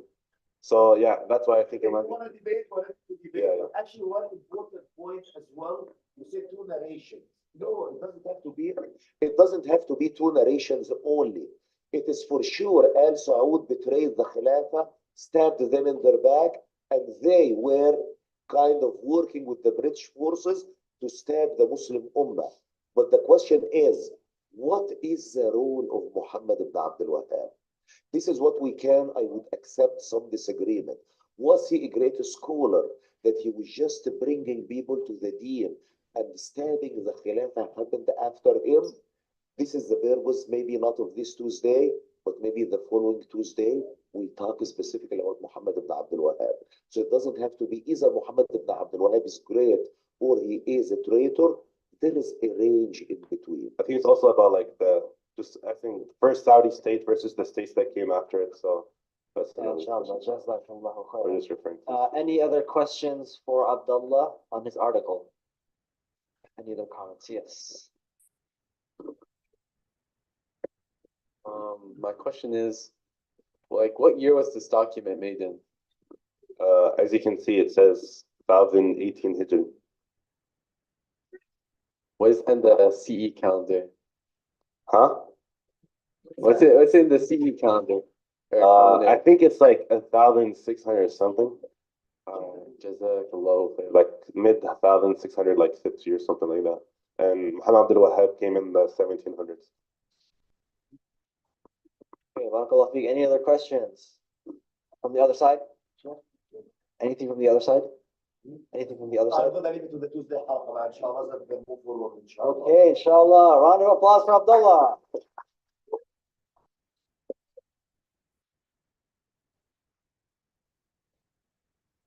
Okay, moving swiftly forward. We have our last article of the day, Mentality of the Great by Anas Bilyamani.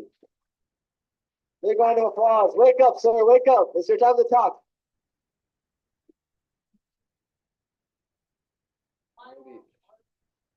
Assalamu alaikum wa rahmatullah. As you know, I am presenting my article, The Mentality of the Great.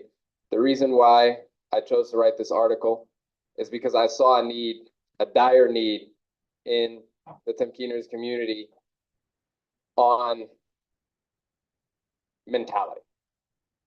I saw that sometimes the mentality wasn't up to par. It wasn't exactly what it should be. It wasn't the mentality that the great Muslims of old used to have.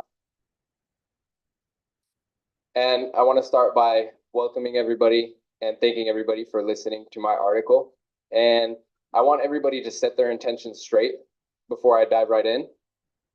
Set your intention to be to come out of this and become the best of the best, to strive for the excellence that you always wanted. We all want to be great. We can start by doing that. We can start doing that by understanding ourselves. Who are we? What are we? What do we do?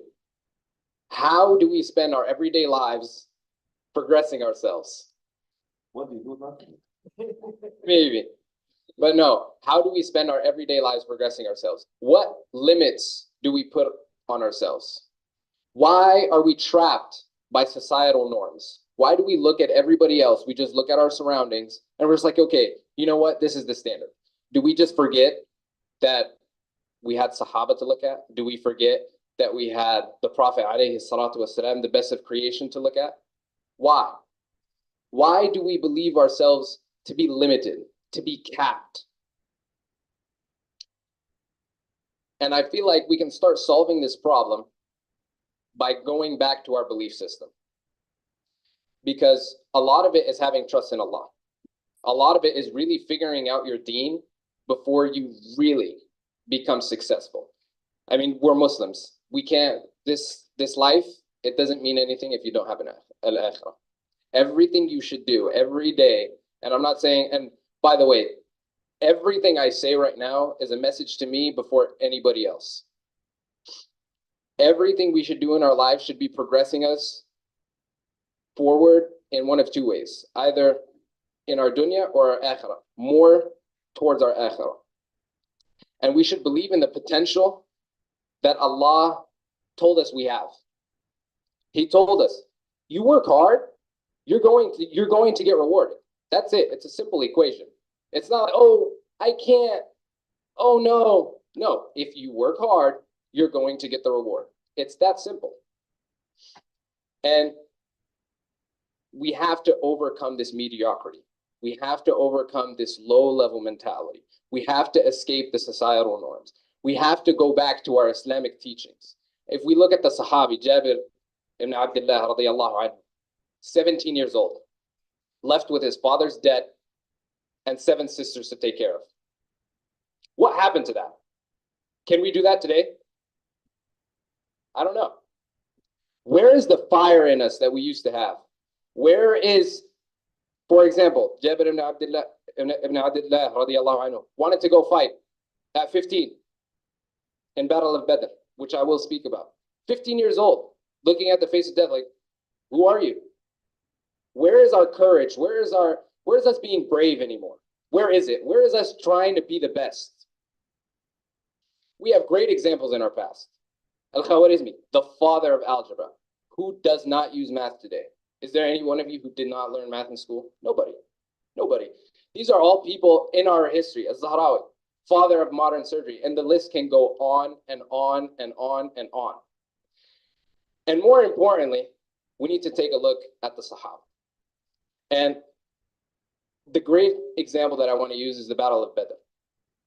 You have 313 Muslims. You have nothing. Nothing. They don't have armor. They don't have that shining armor. They don't have that horse. They don't have, the majority of them didn't have swords. They had sticks. Nothing. 313 against 1,000. 3-to-1 ratio. 3-to-1 ratio in the face of death. What did they look at it and say? Let's go. Game on. Courage. Brave. They faced impossible odds. Forget 1-to-3. Put yourself in a 1-to-1 ratio with death. I mean, it's really tough. It's tough. And you don't even have resources. You don't have resources. You have lack of time, lack of resources. You have nothing. And what did they tell the Prophet alayhi salatu wasalam? By Allah, if you go through the oceans, we will be behind you. Where is that courage? Where is that fire in all of us today? Where is it? Nowadays, we say, oh, you know, I lack time. I don't have time. I don't have the resources. I can't. What if I fail? These are all processes that we have to use to go through that journey. We cannot be successful if you don't fail. Give me a person who didn't fail and succeeded. You have to understand, you have to attack things with 100% success rate. If you fail, you're going to go again. And if you fail, you're going to go again. And you're going to keep going until you succeed. And if you start to realize that, if you start to have these mini successes every day with whatever you choose, attack it with 100% success rate. You fail today, you're going to do it again. You're going to do it again until you have 100% success rate. Anything and everything that you do does not fail and will not fail. And when you start to attack things with this mentality, you can destroy absolutely anything. Anything you want to do, you can be the best at. If some of us are engineers in here, how can I become the best possible engineer? What can I do to revolutionize the world? Or how can I be the best father? How can I be the best husband? Why do we not look at the best? Do we always have to be average? Do you have to be humble? It's not being humble. It's being weak. It's being scared of being the best. It's being scared of going out there and facing that fear. You might fail, but that's how it is. Or lack of resources. You don't start here and then end up here. You're always going to start down here. Sometimes you're more fortunate to start a little bit higher, but a lot of the time you will lack resources. You have to find a way to use what you have to get up here. And when people like my age, all of us here, say we don't have time, I feel like a lot of the times it's an insult to older people because they wish they had the same time. We have the biggest and most valuable resource, if anything. If I'm saying lack of resource, that's insane. We have the biggest resource, the most valuable resource. You ask any older person in here, if I was younger, I would do such and such and such and such. If I was younger. The most valuable resource we have is our time. And we need to take advantage of that in every single way that we possibly can to become the best, to have the wealth that we want, to have the beautiful family that we want. And it's really obtaining the mentality of the great. It's really getting after that mentality. It's really absorbing it. It's really taking it in and realizing, hey, it's in my hands. I can do it. Allah gave me the power to do so. Khalid ibn Walid, they were up against the Romans. And the Romans have outnumbered them greatly. like greatly. And some of the Muslimin were saying how big the Romans are, how huge their numbers are. What did Khalid ibn Walid say? How few the Romans are. Indeed, the people are bigger in number with the victory of Allah. And on top of this, he added, if only they were double and my horse was cured, it would have been great. Somebody should tell him to be realistic. Why don't we tell him to be realistic? Why? Where is that sheer confidence? Where is that fire in us today? Let them be double. Who do you have by your side every single day? We have the greatest gift that Allah has bestowed upon us, Islam. We know the truth. We have everything in front of us. Every single day, Allah subhanahu wa ta'ala is guiding you. Why don't we bring this sheer confidence, the courage, the bravery? Game on. So let's make a change.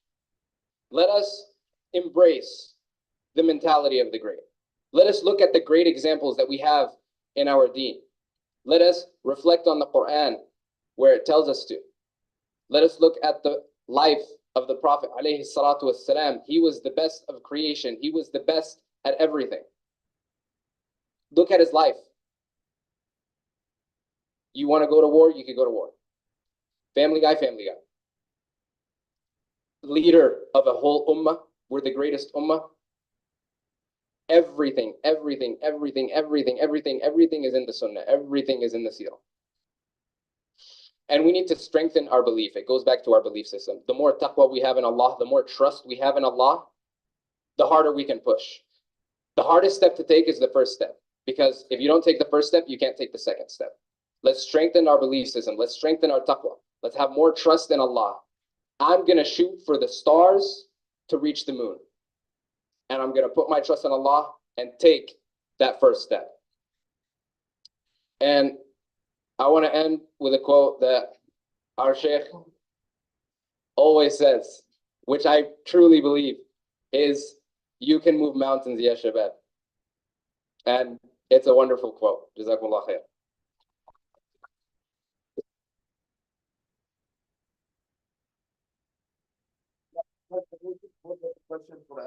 Yes. My question is, are you coming to the land tomorrow, inshallah, or you have no time?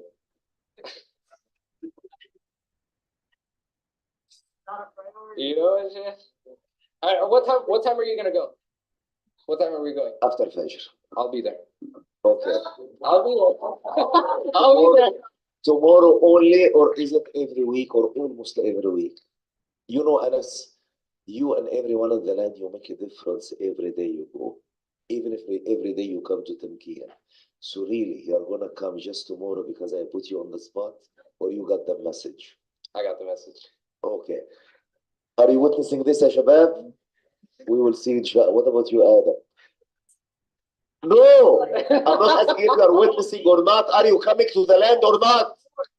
You say, I have no ride, I'm still not driving. He's okay, ride on him and come tomorrow, okay? I remember, Anas, whenever we were buying the trailer, okay? And it was probably Dia and Anas, they were saying, we are going to go early morning to pick up the trailer from Olympia, but send Anas a message, no response. I had to go with Dia on that day to pick up the trailer. So that was my question. Just one comment.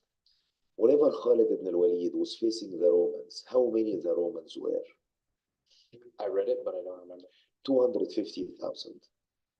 How many were Muslims? I think they were around like 100 or 50. 36. Oh. Muslims were 36,000. Romans were 250. Okay, 1,000 for sure. And see, Shabab, the mentality of Khalid ibn al-Walid, because now many Muslims would say, we cannot fight against superpower. They have all the weapons. They have such and such. We can do nothing. But the mentality of Khalid ibn al-Walid, I do not mind if you double them in number. Let them be 500,000, but I wish my horse was not sick. So in the eyes of Khalid ibn al-Walid, his horse, not a Muslim, a horse equals 250,000 of the other people. Keep this mentality, Shabab. So I have two comments.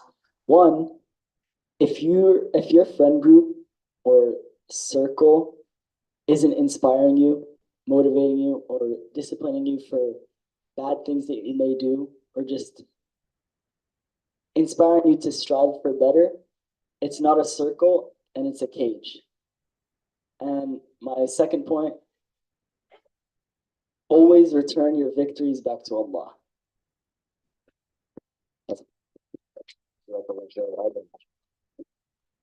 Wise words, wise words. Okay, anybody else have any questions or comments? Okay, anything from the other side? Okay, another big round of applause for Anas.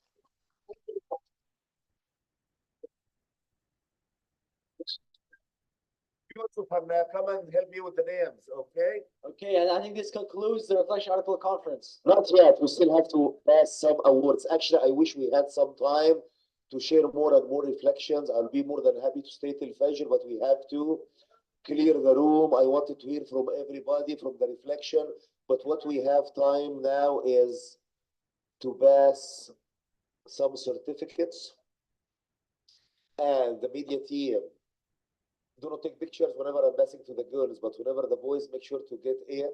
So we are gonna get started with the awards, and after this you can start calling the names. So I'm gonna get started with the article that is the most uplifting article award, and that goes to Suchi, and Jazakumullah for Suchi for your amazing article. I'm looking forward for part 2. Well, I'll go back, keep reading, help me with reading those ones, and let me know what do we have. Is the media team doing the job? Yeah. The most engaging, yeah, this one, it has no names. Anyone would like to claim the certificate for the most engaging article, the right to be beaten up, we have no name. Who wanna claim this? All of you wrote the article, mashallah. All of you wrote the article. If I give it also to Mariam, people will think she is the author, okay? But she is not. But keep this with you. If the author contacts you, write his name or her name and give it to the author, his or her name. I'm not allowed even to reveal. Yalla, who is next, Yusuf? All right, guys. So we have the award for the most educational article.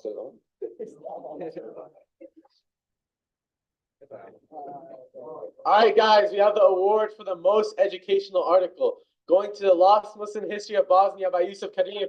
Please come up to the stage, Yusuf Karim. Where's Yusuf Karim? Come up the stage. Where is Yusuf? Yusuf! Good job, Yusuf. Amazing article, very educational, Yusuf, and Jazakallahu khayra. Keep this for you. All right, guys. For most interesting article, we got Yasin Nasri with How the Western World Has Impacted Our Islamic Education. Okay, I will give this for your sister so that she give it to her. Who's next? All right, for most profound article, we have drum roll, please. Yeah, when I cried for the first time in the halaqah. What did you cry? Why did you cry? When I cried for the first time in the halaqah. When you cried, when are you gonna cry for the second time? Inshallah. This is the name of the article. I'm sorry. Sorry, I forgot. So the title of the article, When I Cried for the First Time in a Halaqah. Someone was talking about their experience whenever they got engaged in a halaqah and they started to shed tears for the first time in their life in a halaqah. But this is an anonymous one, okay? So anyone want to say you were not the one who cried? Right. Keep this with you. If anyone also claims this one,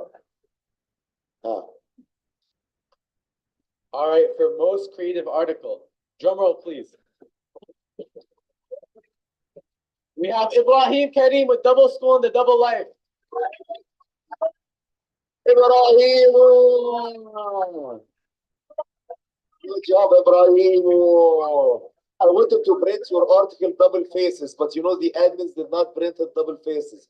Great job, Ibrahim, and looking forward for more articles, inshallah. This we are just gonna pass certificates for. These are the awards, correct? Yes. Okay. So let's pass it for the authors, inshallah, and each author who presented is gonna get one. So you can keep this one backup for you, Sichi. This is just, so you have the certificate for the presentation and one for the best award.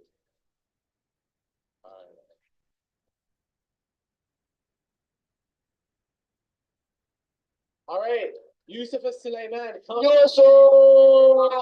Where is Yusuf? Come, Yusuf.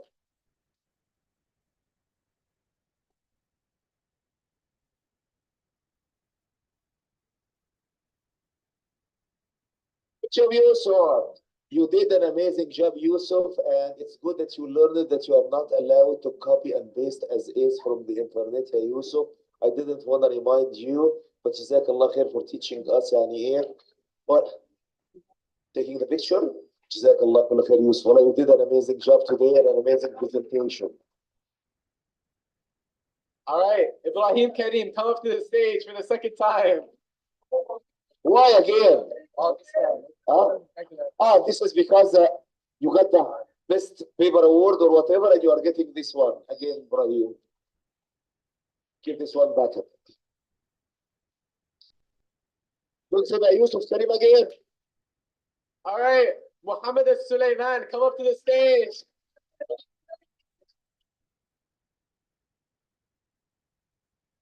Barakallah fiik, Muhammad. Jazakallah kulla khair, Muhammad. Make sure to remind people of going to the land tomorrow. Okay. Do you know someone called the Huda over here? Barakallah fiik, Huda. We wish we had your presentation, but inshallah next time. And Jazakumullah kulla khair, Huda.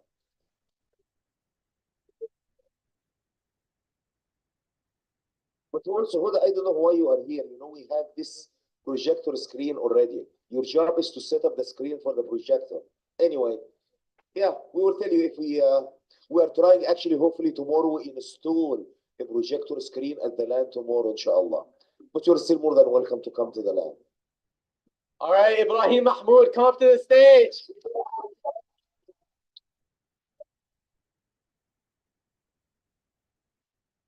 No, I want to say, did you take permission from your husband? I'm going to make sure your husband is taking the permission. Yeah, let's take the picture.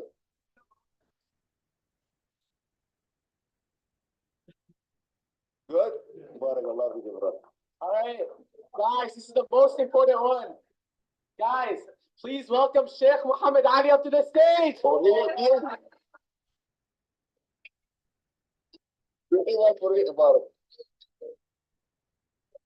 Where is Sarah? Sarah. Give it to me at home, Sarah. Who's next? All right, Anas Ben Yamani, come up to the stage. Quality of the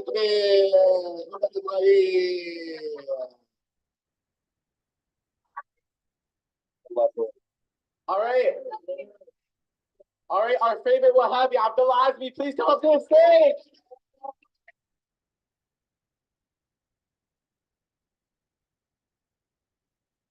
Abdullah, we are going to have fun debating together, Abdullah.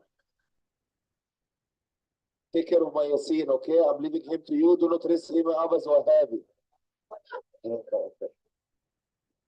All right. Adam Ben Yamani, please come up on the stage.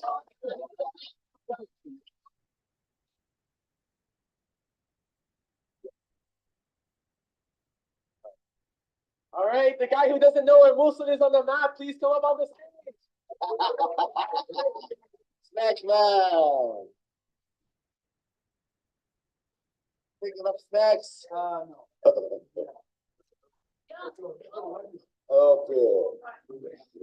Keep this for our favorite admin, Khadija, for her amazing article that she was not able to present.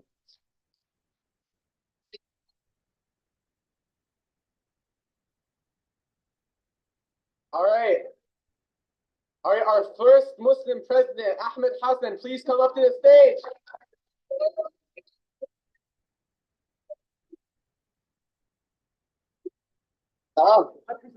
Let's forget this one because of your amazing debatable article of changing the government. So go and change the government in the right way. All right. Our favorite newly married man, Nuruddin Ali, please come up to the stage. Take permission from your wife. Take permission from your wife, please.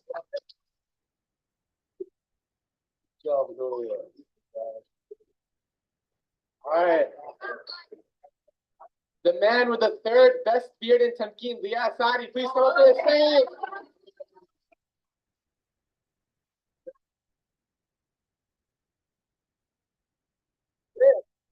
Who's first and second? I'm gonna come out.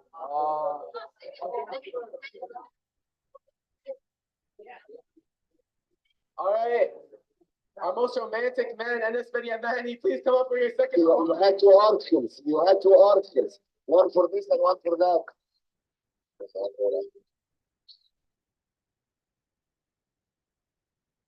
All right. The guy who published the best article in Tamkeen, Yusuf Kareem, please come up to the stage. Yeah. Take it back.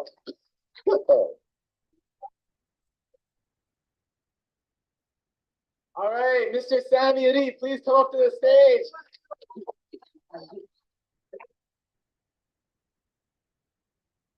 Omar, amazing. You put an amazing reflection, Omar, and connection with the Quran. Barakallahu feeku.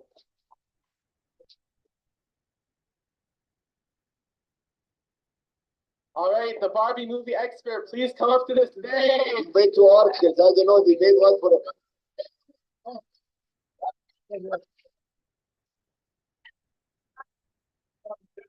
Okay, I'll take that this year. So here is the Shabab. We are done with all the authors, but I wanted to recognize few people. Over here, okay, which are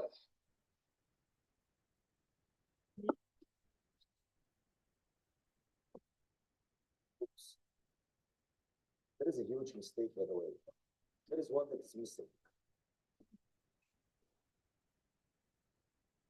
Okay, the review team, you have done an amazing job, and without all your efforts, we would have never been able to remember Allah or make such a conference. So I would like to recognize our review team, and actually we have those who are behind the scenes. Mainly, it was mainly on the girls' side, and then two boys, they started to build their team. We'll come to the boys' side, but from the girls' side, first of all, Yasmin, Jazakumullah khair for leading the team. You have been doing an amazing job. You have been doing an amazing job leading your last WhatsApp message all the time. People understand what I mean. I send a lot of messages, you ignore all of them, and you respond to the last one. But Jazakumullah khair for leading the team. Okay? What is it? The first one goes for Yasmin for leading the real.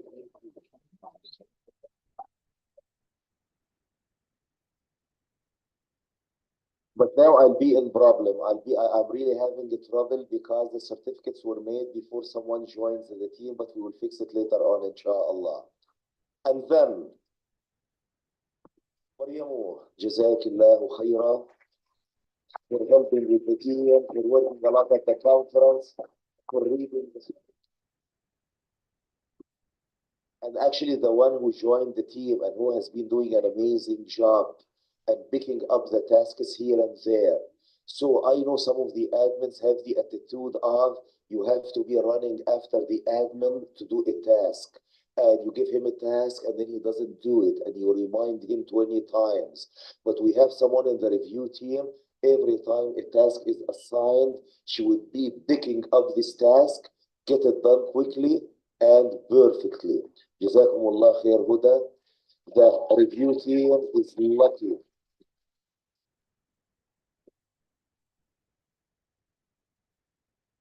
There are two more people in the review team. We have Yasmin Ali, who remotely continues to work at the review team. And we have the one who was recently added to the team, Amira. Welcome, Amira, to the team. And it was a mistake. Looks like you and Yasmin, they were dropped, but I'm going to make sure this is correct. Sorry, Amira, because you were added recently to the team, okay? But you will get one, inshallah. Huh? Okay, we will see we will decide based on how much you are going to be doing the reviewing as we go, Amira, okay? But she was the newest, best addition to the review team is Amira. Whenever we find that the review team is not doing a great job, we need someone to do all the work to help and to push them forward and to help at the conference. So this is why we added Amira before the conference. Did she help with the conference or was she useless? Amazing? Okay. So should we make a certificate for her? Yeah, we made this before. Okay. Now from the boys' side, Omar Siddiqui has been reviewing articles for a long time.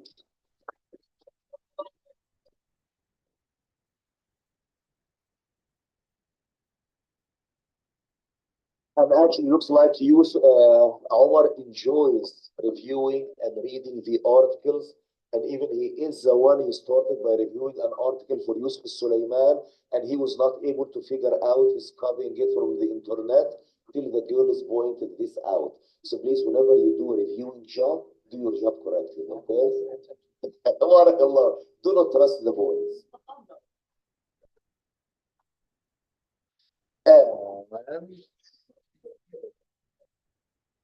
The last addition from the boys' side who joined the review team and he did not review a single article yet is Yusuf Karim.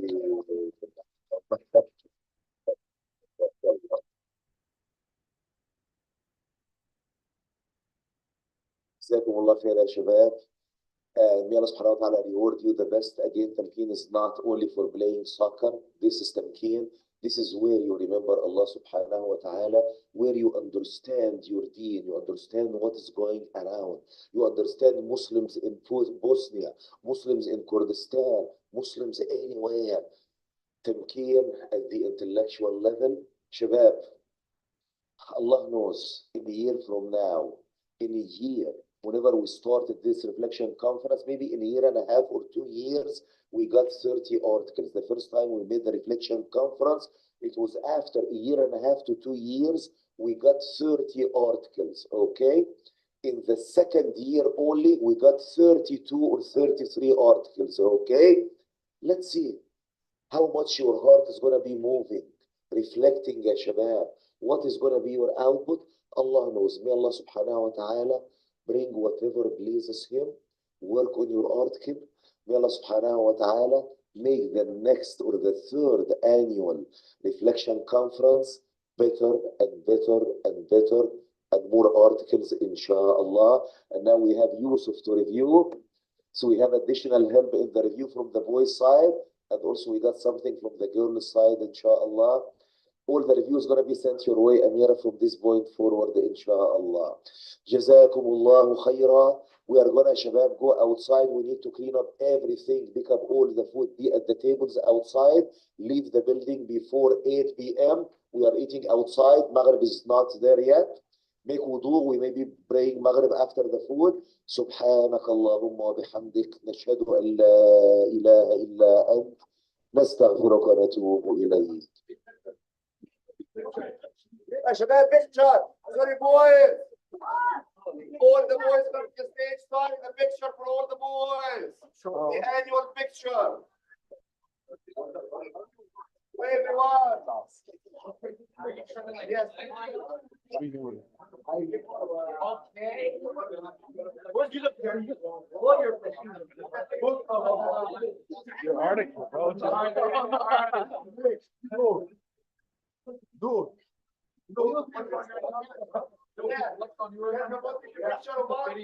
Give like 4. Give like 8.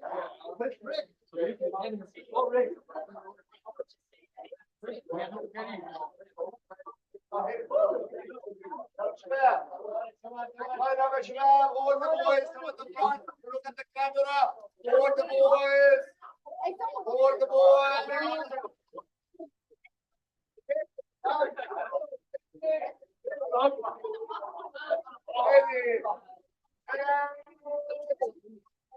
all the boys ready go ready, set, go! Send us the picture.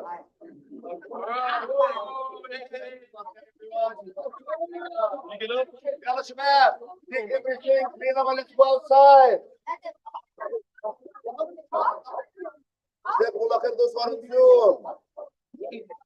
See you Khadija, inshallah, we miss you a lot. Bro, Ibrahim got type 6 diabetes. We miss you a lot, wallahi.